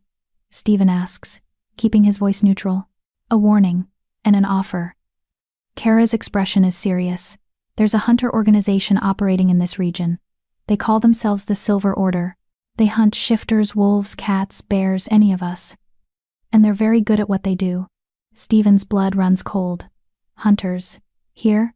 They've been tracking activity around Owen territory for 3 weeks. They know about your pack. They know about the recent territorial dispute with the Redwood pack. Kara pauses. And they know your mate is about to give birth. Every protective instinct Stephen has roars to life. How do they know that? They have informants. Possibly a shifter working with them, someone who can get close, gather intelligence. I don't know who. Kara takes a careful step forward. I'm here because the shifter community, wolves, cats, bears, all of us, we need to work together against this threat. The Silver Order doesn't discriminate. They kill all shifters equally. What do you want from me? Alliance. Information sharing. Coordinated defense. Kara's eyes are earnest. I have 3 families in my clan. 12 adults, 6 children. You have a pack of 23 adults and several young ones. Together, we're stronger. If the Silver Order attacks, we stand a better chance united. Israel steps forward. How do we know you're telling the truth? This could be a trap. You don't know. You have to trust. Kara pulls a folder from her jacket. But I brought proof. Documents stolen from a Silver Order outpost. Names, plans, target locations. Owen territory is listed. Stephen takes the folder, flipping through. It's all there, detailed maps of his territory, photographs of pack members, notes about routines and weaknesses. And circled in red. Pregnant alpha mate. Vulnerable. Priority target. Rage burns through him. Someone has been watching his family, planning to hurt Sophia and their unborn child. When? He asks, his voice deadly calm. We don't know. Soon, probably. They prefer to strike when targets are most vulnerable. A birth would be the perfect opportunity. Stephen finishes. Pack distracted. Alpha mate unable to fight. They could take out multiple wolves in one attack. Exactly. Kara's voice is grim. I'm offering to station my clan around your territory. Extra eyes, extra protection. We'll handle perimeter security while you focus on your family. Why would you do that? Cats and wolves don't typically cooperate. Because if they destroy your pack, mine is next. And then the bears, and then every other shifter group in the region. We stop them here, together, or we fall separately. Kara extends her hand. What do you say? Alpha Owen. Can cats and wolves work together? Stephen looks at Israel, who nods slowly. She's telling the truth. I can smell it. And if hunters are really coming, we need all the help we can get. Stephen shakes Kara's hand. Welcome to Owen territory. Let's coordinate defenses. Back at the house, Stephen finds Sophia pacing despite her size and discomfort. Hunters? She demands before he can speak. Tyler heard through the pack link. Hunters are targeting us. How much did he hear? Enough to know we're in danger. Sophia's hand rests protectively on her belly. How bad is it? Stephen shows her the documents, watches her face go pale as she reads, especially when she reaches the section about herself. They're planning to kill me and the baby. They're planning to try. They won't succeed. Stephen's voice is hard. I've called an emergency pack meeting. We're going full lockdown. No one leaves territory without armed escort. Kara's clan will provide additional perimeter security. And you're staying inside until after the baby is born. Stephen, no arguments. You're the most vulnerable target. I won't risk you or our child. Sophia's jaw sets stubbornly. I'm not helpless. I can still shift, still fight. You're 8 months pregnant by human standards. Fighting could trigger early labor, endanger the baby. Please, Sophia, just this once, let me protect you. She searches his face, seeing the fear he's trying to hide. Finally, she nods. Okay, I'll stay inside. But Stephen, you need to be careful too. You're just as much a target. I'm always careful. No, you're always brave. There's a difference. She pulls him close. Promise me you won't take unnecessary risks. This baby needs their father. I promise. Both of you need me. I'm not going anywhere.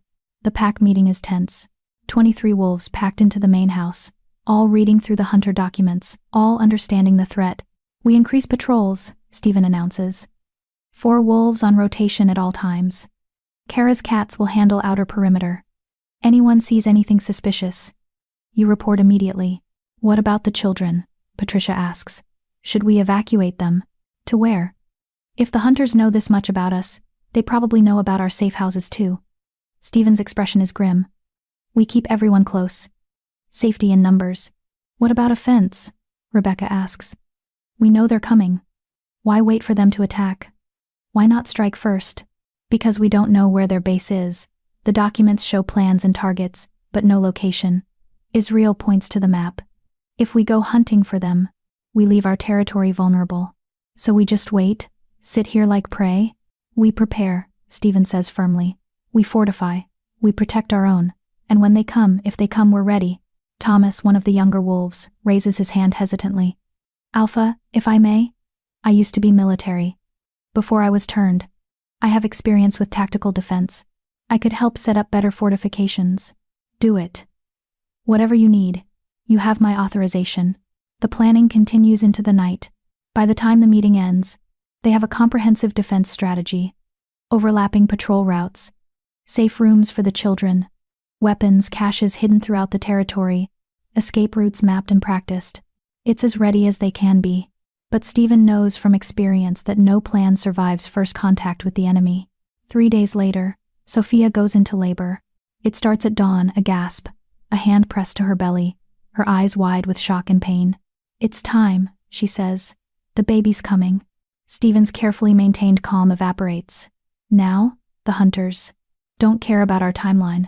Yes, now. Another contraction hits, and Sophia doubles over. Get Dr. Chen. And Tyler. He wanted to be there for the birth. Sophia, with the hunter threat, having you vulnerable, is no different than it would be any other day. I'm giving birth whether it's convenient or not. She grips his hand hard enough to bruise. Now go get the doctor before I have this baby on our bedroom floor. Stephen has never moved faster in his life. Dr. Chen arrives within minutes, immediately taking charge. The birthing room specially prepared for shifter births is ready. Sophia is moved there. Tyler holding her hand. Stephen hovering anxiously. How long? Stephen asks. Shifter births are faster than human. Maybe 3 to 4 hours. Doctor. Chen checks Sophia's vitals. Everything looks good. The baby's in position. Now we just wait for nature to take its course. 3 to 4 hours of being completely defenseless, Stephen mutters. I can hear you, Sophia says through gritted teeth. And I'm not defenseless. I'm giving birth. There's a difference. Right. Sorry.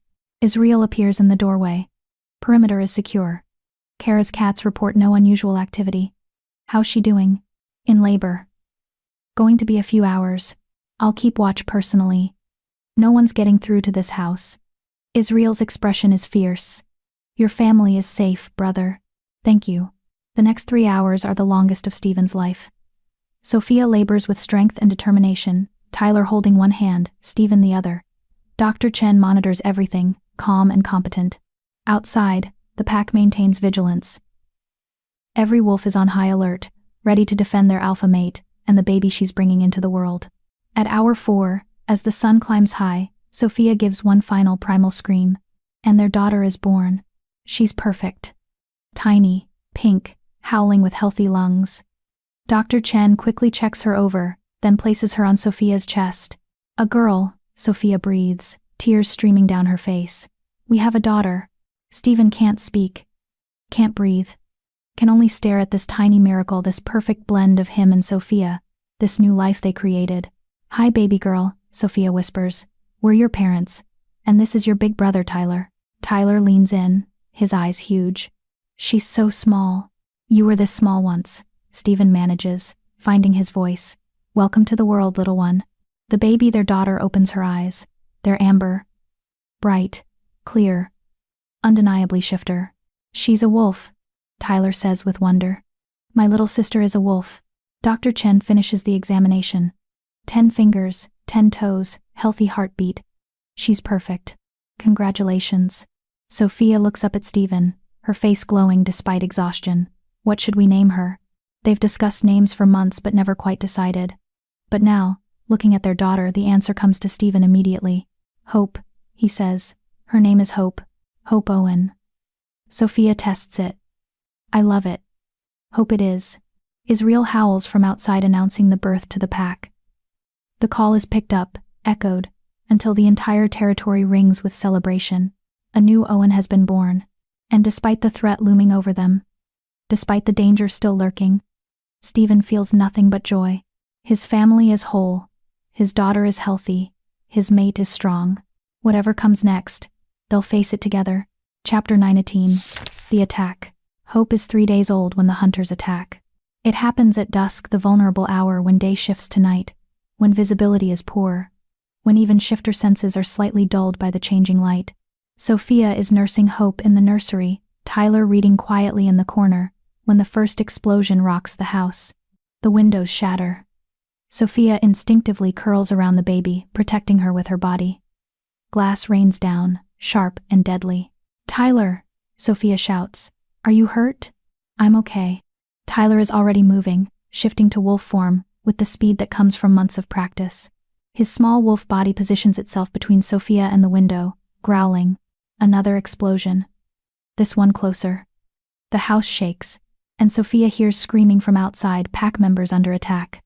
The door crashes open. Stephen, in wolf form, bounds in. He shifts to human immediately. Hunters. At least 20 of them. Silver weapons. Explosives. Coordinated attack. His voice is controlled, but Sophia can smell his fear. We need to get you and Hope to the safe room. Now. What about the pack? Israel is coordinating defense. Rebecca is leading the evacuation of the children. Patricia is. Another explosion cuts him off. There's no time. Come on. Stephen scoops up Hope, still wrapped in her blanket. Sophia grabs Tyler's ruff, keeping the wolf close, and they run. The house is chaos. Smoke fills the hallways. Emergency lights flash. Somewhere, a fire alarm is screaming. They make it to the hidden safe room in the basement. Reinforced walls, independent air supply, stocked with supplies. 3 other pack members are already there with their children, Patricia marshalling everyone with calm efficiency. Alpha, Patricia says with relief. Thank God. Is everyone? Everyone we could reach is either here or fighting. Stephen hands Hope to Sophia. Lock the door behind me. Don't open it for anyone except me or Israel.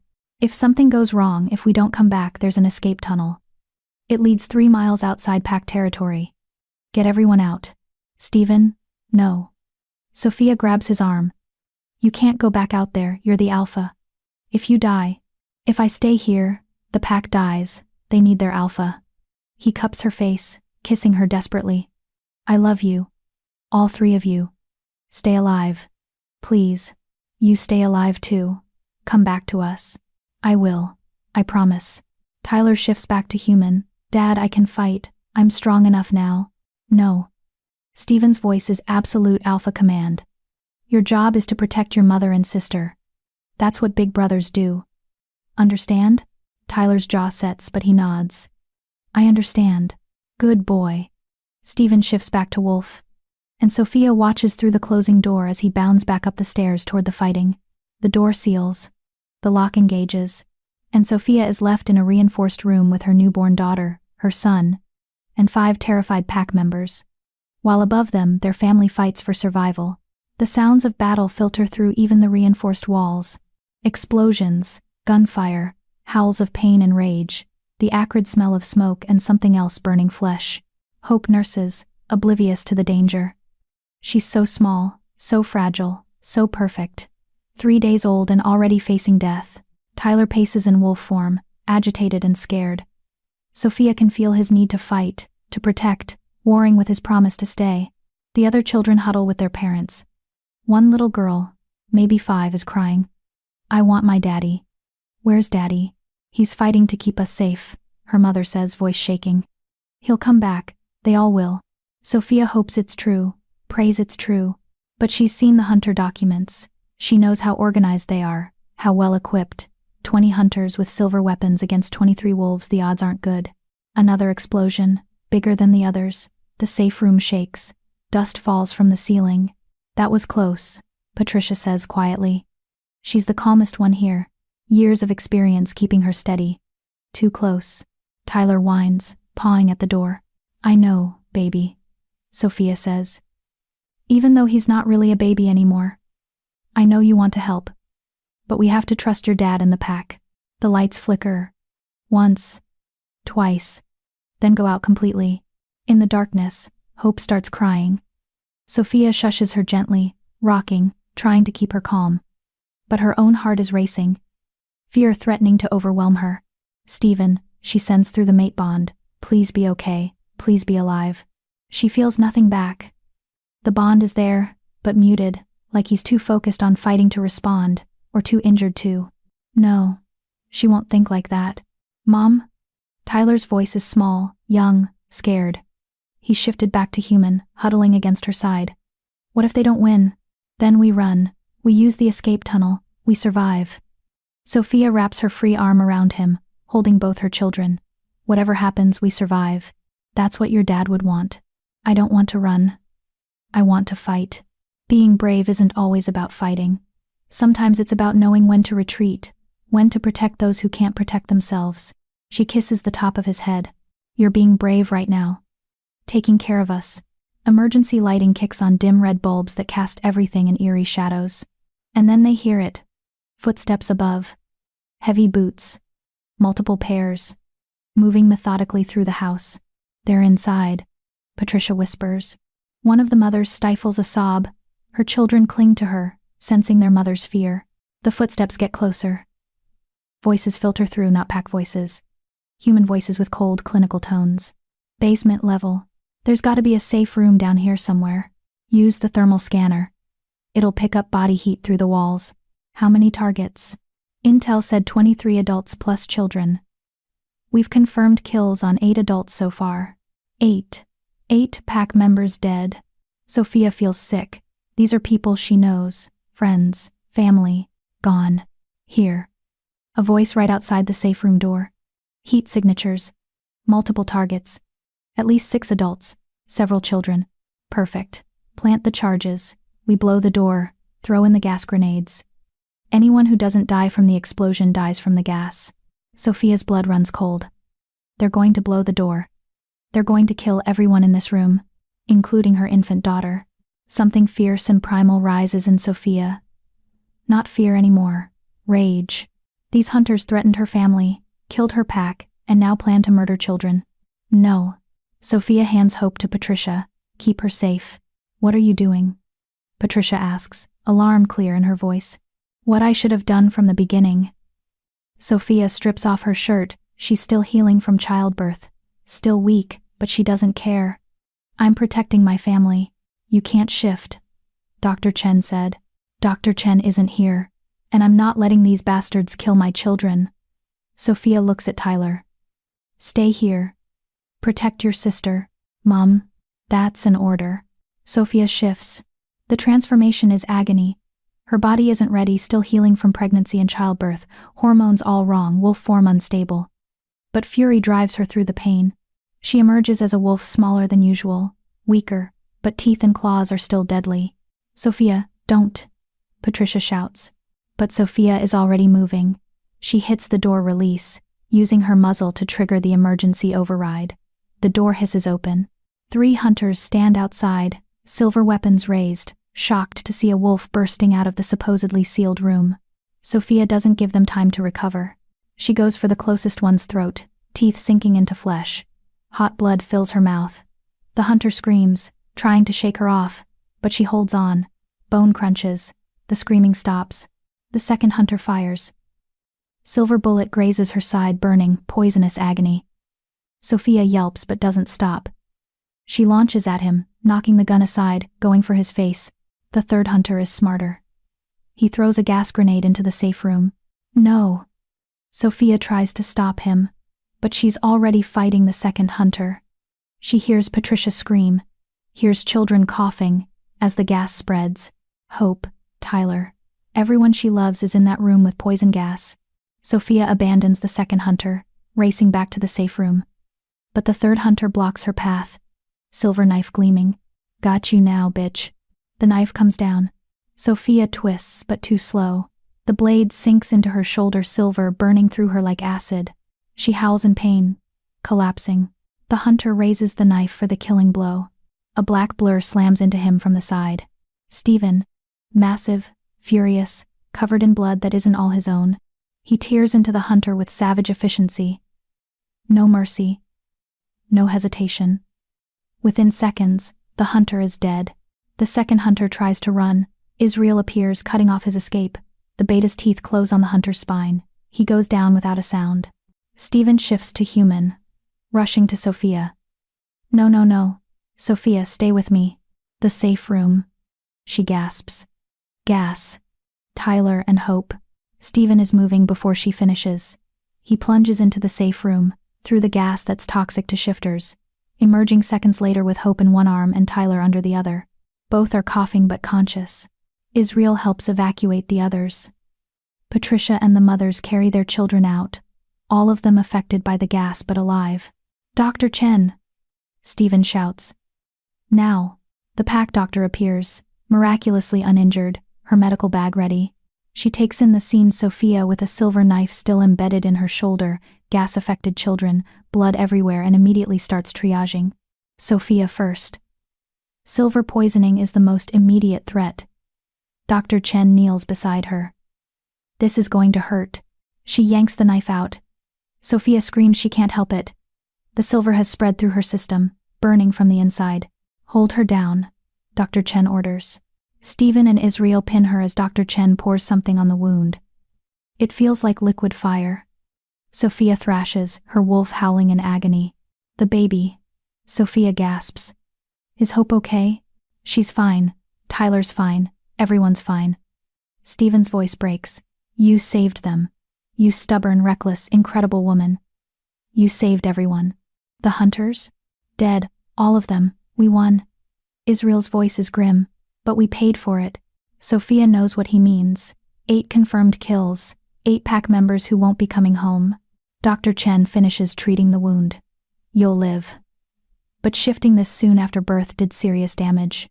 You need weeks of bed rest. No shifting, no training, no stress. Bed rest, Sophia repeats. After all that, bed rest. Yes. Doctor's orders. Dr. Chen moves to treat the children. Now let me check everyone else.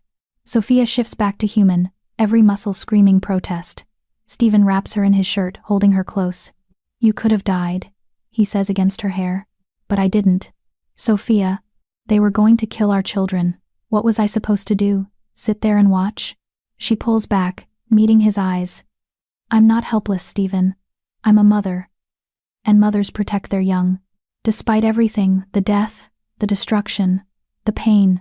Stephen smiles. You're incredible. And I love you. I love you too. Now where's our daughter? The aftermath is devastating. 8 pack members dead. Thomas, who'd helped set up defenses. Rachel, who'd been pregnant with her first child. Caleb and Lolita, mated for 20 years. 4 others, all brave, all mourned. The house is destroyed, one wing completely collapsed, another on fire. It'll take months to rebuild. But they're alive. The children are safe. And the hunter threat, at least this immediate one, is eliminated. The pack gathers at dawn to honor their fallen. 8 pyres burn as the sun rises, smoke carrying their spirits to whatever comes next. Tyler stands between Sophia and Stephen, holding his baby sister. Hope is sleeping, unaware of the sacrifice that saved her life. They died protecting us, Tyler says quietly. Protecting Hope. They died protecting Pack, Stephen corrects. That's what we do. We protect our own. Even when it costs everything? Especially then. Stephen pulls his family close. This Pack, this family is worth dying for. But more importantly, it's worth living for. That's what they'd want. For us to survive, to thrive, to honor their sacrifice by building something better. As the pyres burn down to embers, the Pack begins to plan. Rebuild the house, strengthen defenses, reach out to allies, Victoria, Kara, Jonathan, and build a coalition strong enough that no hunter organization would dare attack again. They've lost. But they've survived. And survival, for shifters, is its own kind of victory. Epilogue. 1 year later. Sophia stands in the rebuilt kitchen, watching through the window as Tyler plays with Hope in the backyard. 1 year. 1 year since the hunter attack. 1 year since they lost 8 pack members. 1 year since everything changed. The house is beautiful now, rebuilt, stronger than before, with reinforced walls and hidden safe rooms. The scars of that terrible night have been covered, but not forgotten. A memorial garden stands where the pyres burned, 8 trees planted in honor of the fallen. Hope toddles after her brother, her chubby legs unsteady but determined. She's just learned to walk early, even for a shifter child. At 13 months old, she's bright, energetic, and absolutely fearless. "Tai-Tai," she shouts, her baby voice making his name into 2 syllables. Wait. Tyler, now 9, and growing so fast Sophia can barely keep him in clothes, turns and scoops her up, spinning her around. Hope's delighted laughter echoes across the yard. "Careful with your sister," Sophia calls out the window. "I'm always careful," Tyler calls back, but he sets Hope down more gently. Strong arms wrap around Sophia from behind. She leans into Stephen's warmth, breathing in his familiar scent. "They're good together," he murmurs against her hair. "They are. He's so patient with her. He's had good teachers." Stephen's hand splays across her stomach, still flat, but not for long. "How are you feeling?" "Nauseous, exhausted, emotional." Sophia turns in his arms, smiling despite her symptoms. Pregnant. They'd found out 2 weeks ago, another baby on the way. Sophia is barely 8 weeks along, but already her body is responding to the pregnancy. This time, though, she knows what to expect. This time, she's prepared. "When should we tell Tyler?" Stephen asks. "Soon. I want to make sure everything is stable first. Last time. This time is different. You're stronger now, experienced, and Dr. Chen says everything looks perfect." He kisses her forehead. "But we'll wait until you're ready." The back door bursts open and Tyler runs in, Hope toddling behind him. Storm follows, his massive wolf dog body barely fitting through the doorway. "Mom! Dad! Guess what?" Tyler is breathless with excitement. Hope shifted. Just for a second, but she did it. She was a puppy. Sophia's eyes widen. She shifted? Already? Just her hands turned to pause, but still. That's shifting. Tyler is practically bouncing. Dr. Chen said, "Most kids don't show signs until at least 2 years old. Our daughter is an overachiever," Stephen says dryly, but his eyes are warm with pride. Hope babbles something incomprehensible and holds up her hands. They're human now. But Sophia can see the faint glow of amber in her daughter's eyes, the wolf just beneath the surface. "That's amazing, baby girl," Sophia says, picking Hope up. "But let's not shift again until you're bigger, okay? You need to learn control first." "Control," Hope repeats seriously, then giggles and buries her face in Sophia's neck. A knock at the door interrupts the family moment. Israel pokes his head in, grinning. "Sorry to interrupt, but we have visitors. Victoria and her pack just arrived." "Already?" Stephen checks his watch. "The summit isn't until tomorrow. She said she wanted to get here early, see the new house, spend time with the pack." Israel's grin widens. "And she brought someone with her. Someone you'll want to see." They walk outside to find Victoria's pack unloading from several vehicles. The Crescent Moon Alpha looks exactly the same, steel-gray hair, ice-blue eyes, commanding presence. But it's the woman standing beside her that makes Sophia gasp. Lydia? Lydia Redwood, or whatever her last name is now, looks transformed. Gone is the tired, trapped woman they met a year ago. This Lydia is radiant, her hair loose and wild, her eyes bright with happiness. She wears casual clothes and a smile that reaches her eyes. "Surprise!" Lydia opens her arms. "I joined Victoria's pack 6 months ago. I'm officially Crescent Moon now." Sophia hugs her, genuinely delighted. "You look amazing." "Happy. I am happy. For the first time in 20 years, I'm actually happy." Lydia pulls back, her eyes taking in Sophia's family. "And you look at you. A daughter, a son, another baby on the way, if I'm reading the signs right. How did you?" Sophia starts. Shifter knows. "You can't hide pregnancy from us." Lydia winks. "Congratulations."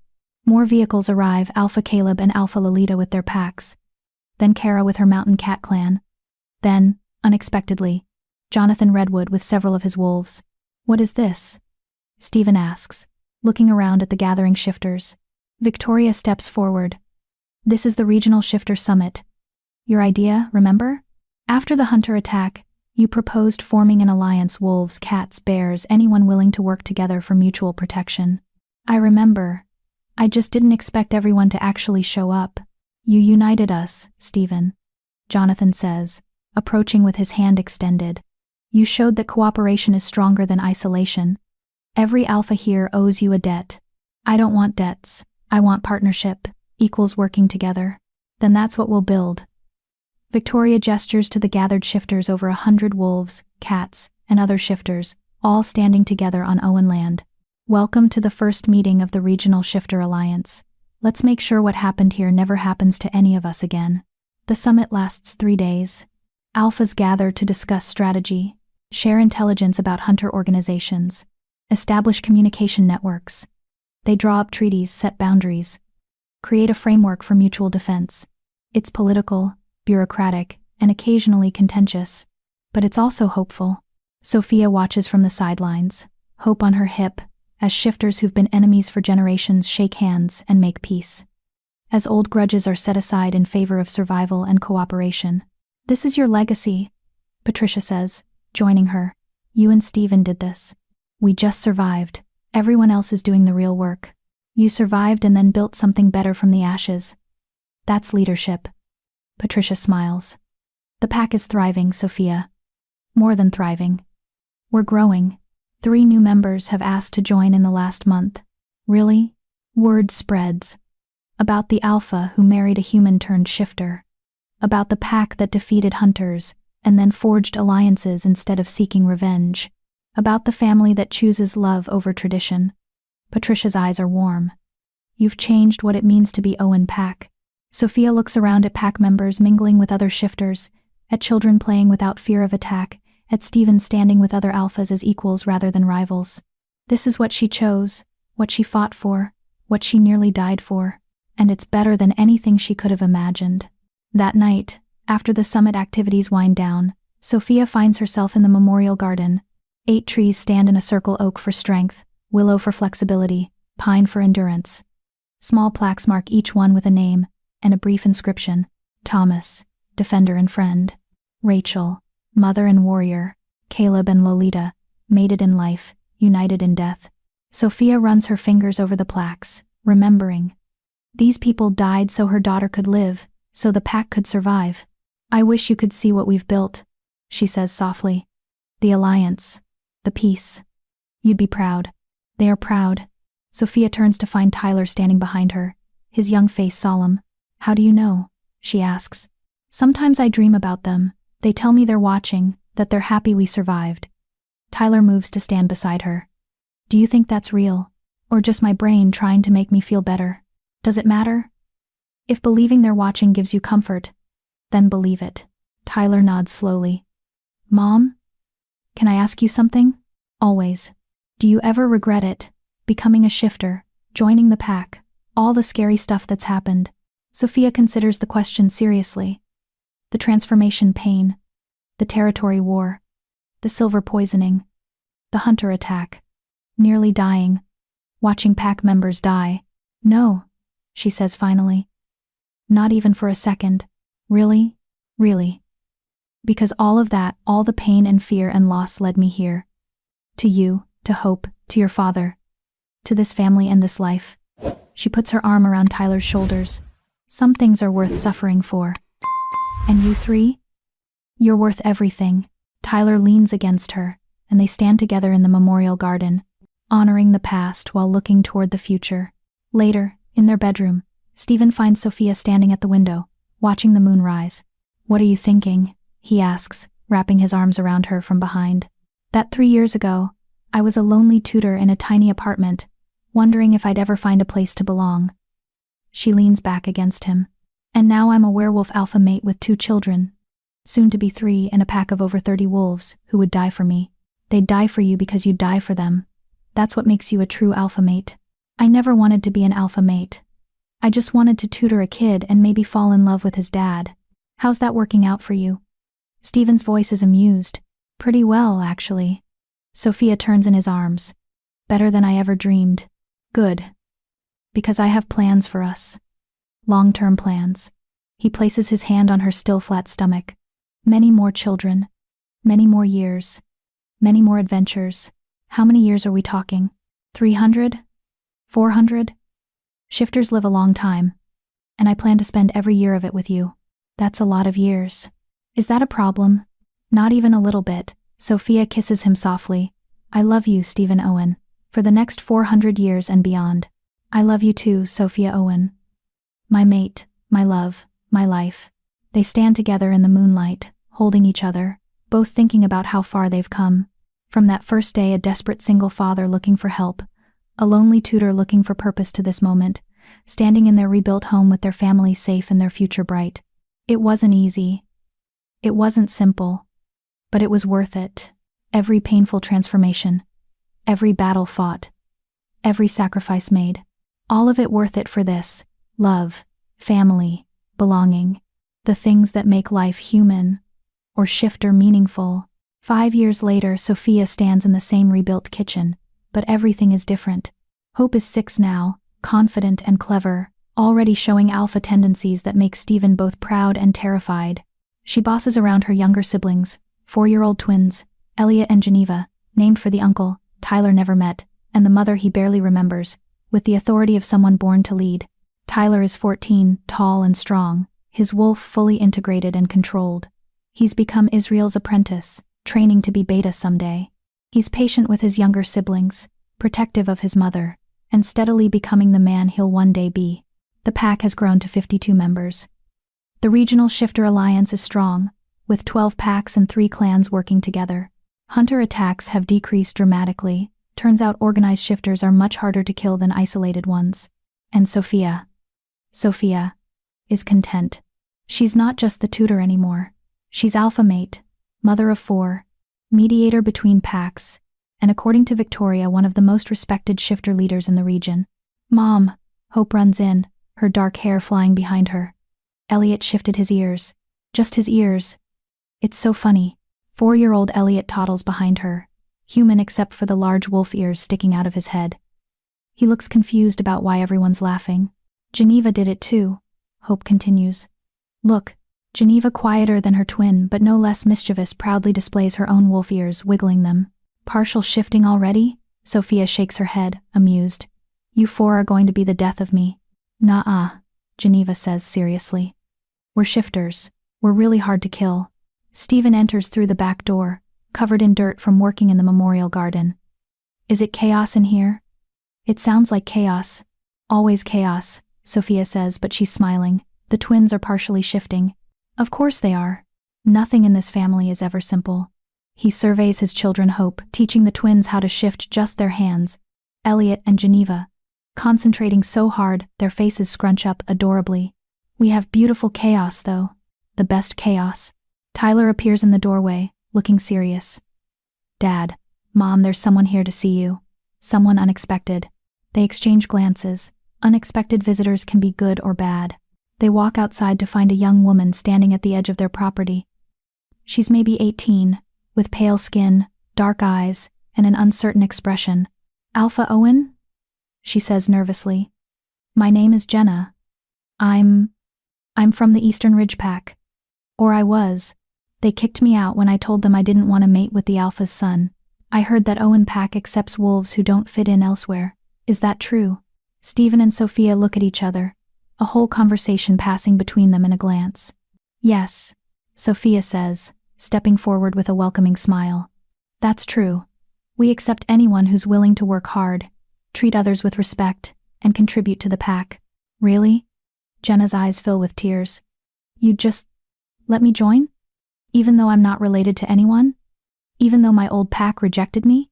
Family isn't about blood or acceptance from those who don't value you, Stephen says.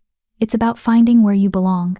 And if you're willing, Sophia adds, you belong here. Jenna starts crying in earnest now.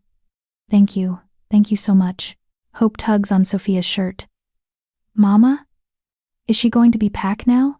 If she wants to be, yes. Good. Then she can meet Elliot and Geneva. They need more big sisters. Hope marches over to Jenna with all the confidence of a child who's never known rejection. Hi. I'm Hope. Welcome to Owen Pack. You're going to love it here. Sophia watches Hope take Jenna's hand and lead her toward the house, chattering about pack rules and training schedules and the best places to run in wolf form. Another lost soul finds home, Stephen murmurs. Just like I did, Sophia says, just like all of us did. She looks around at her family, her pack, her life so different from what she imagined that day she drove up to interview for a tutoring position. She'd been looking for a job. She'd found a destiny. By day, she'd been hired as a tutor. By night and every hour since, she'd become so much more. Alpha mate. Mother. Leader. Protector. Wolf. And most importantly, home. She'd finally found home.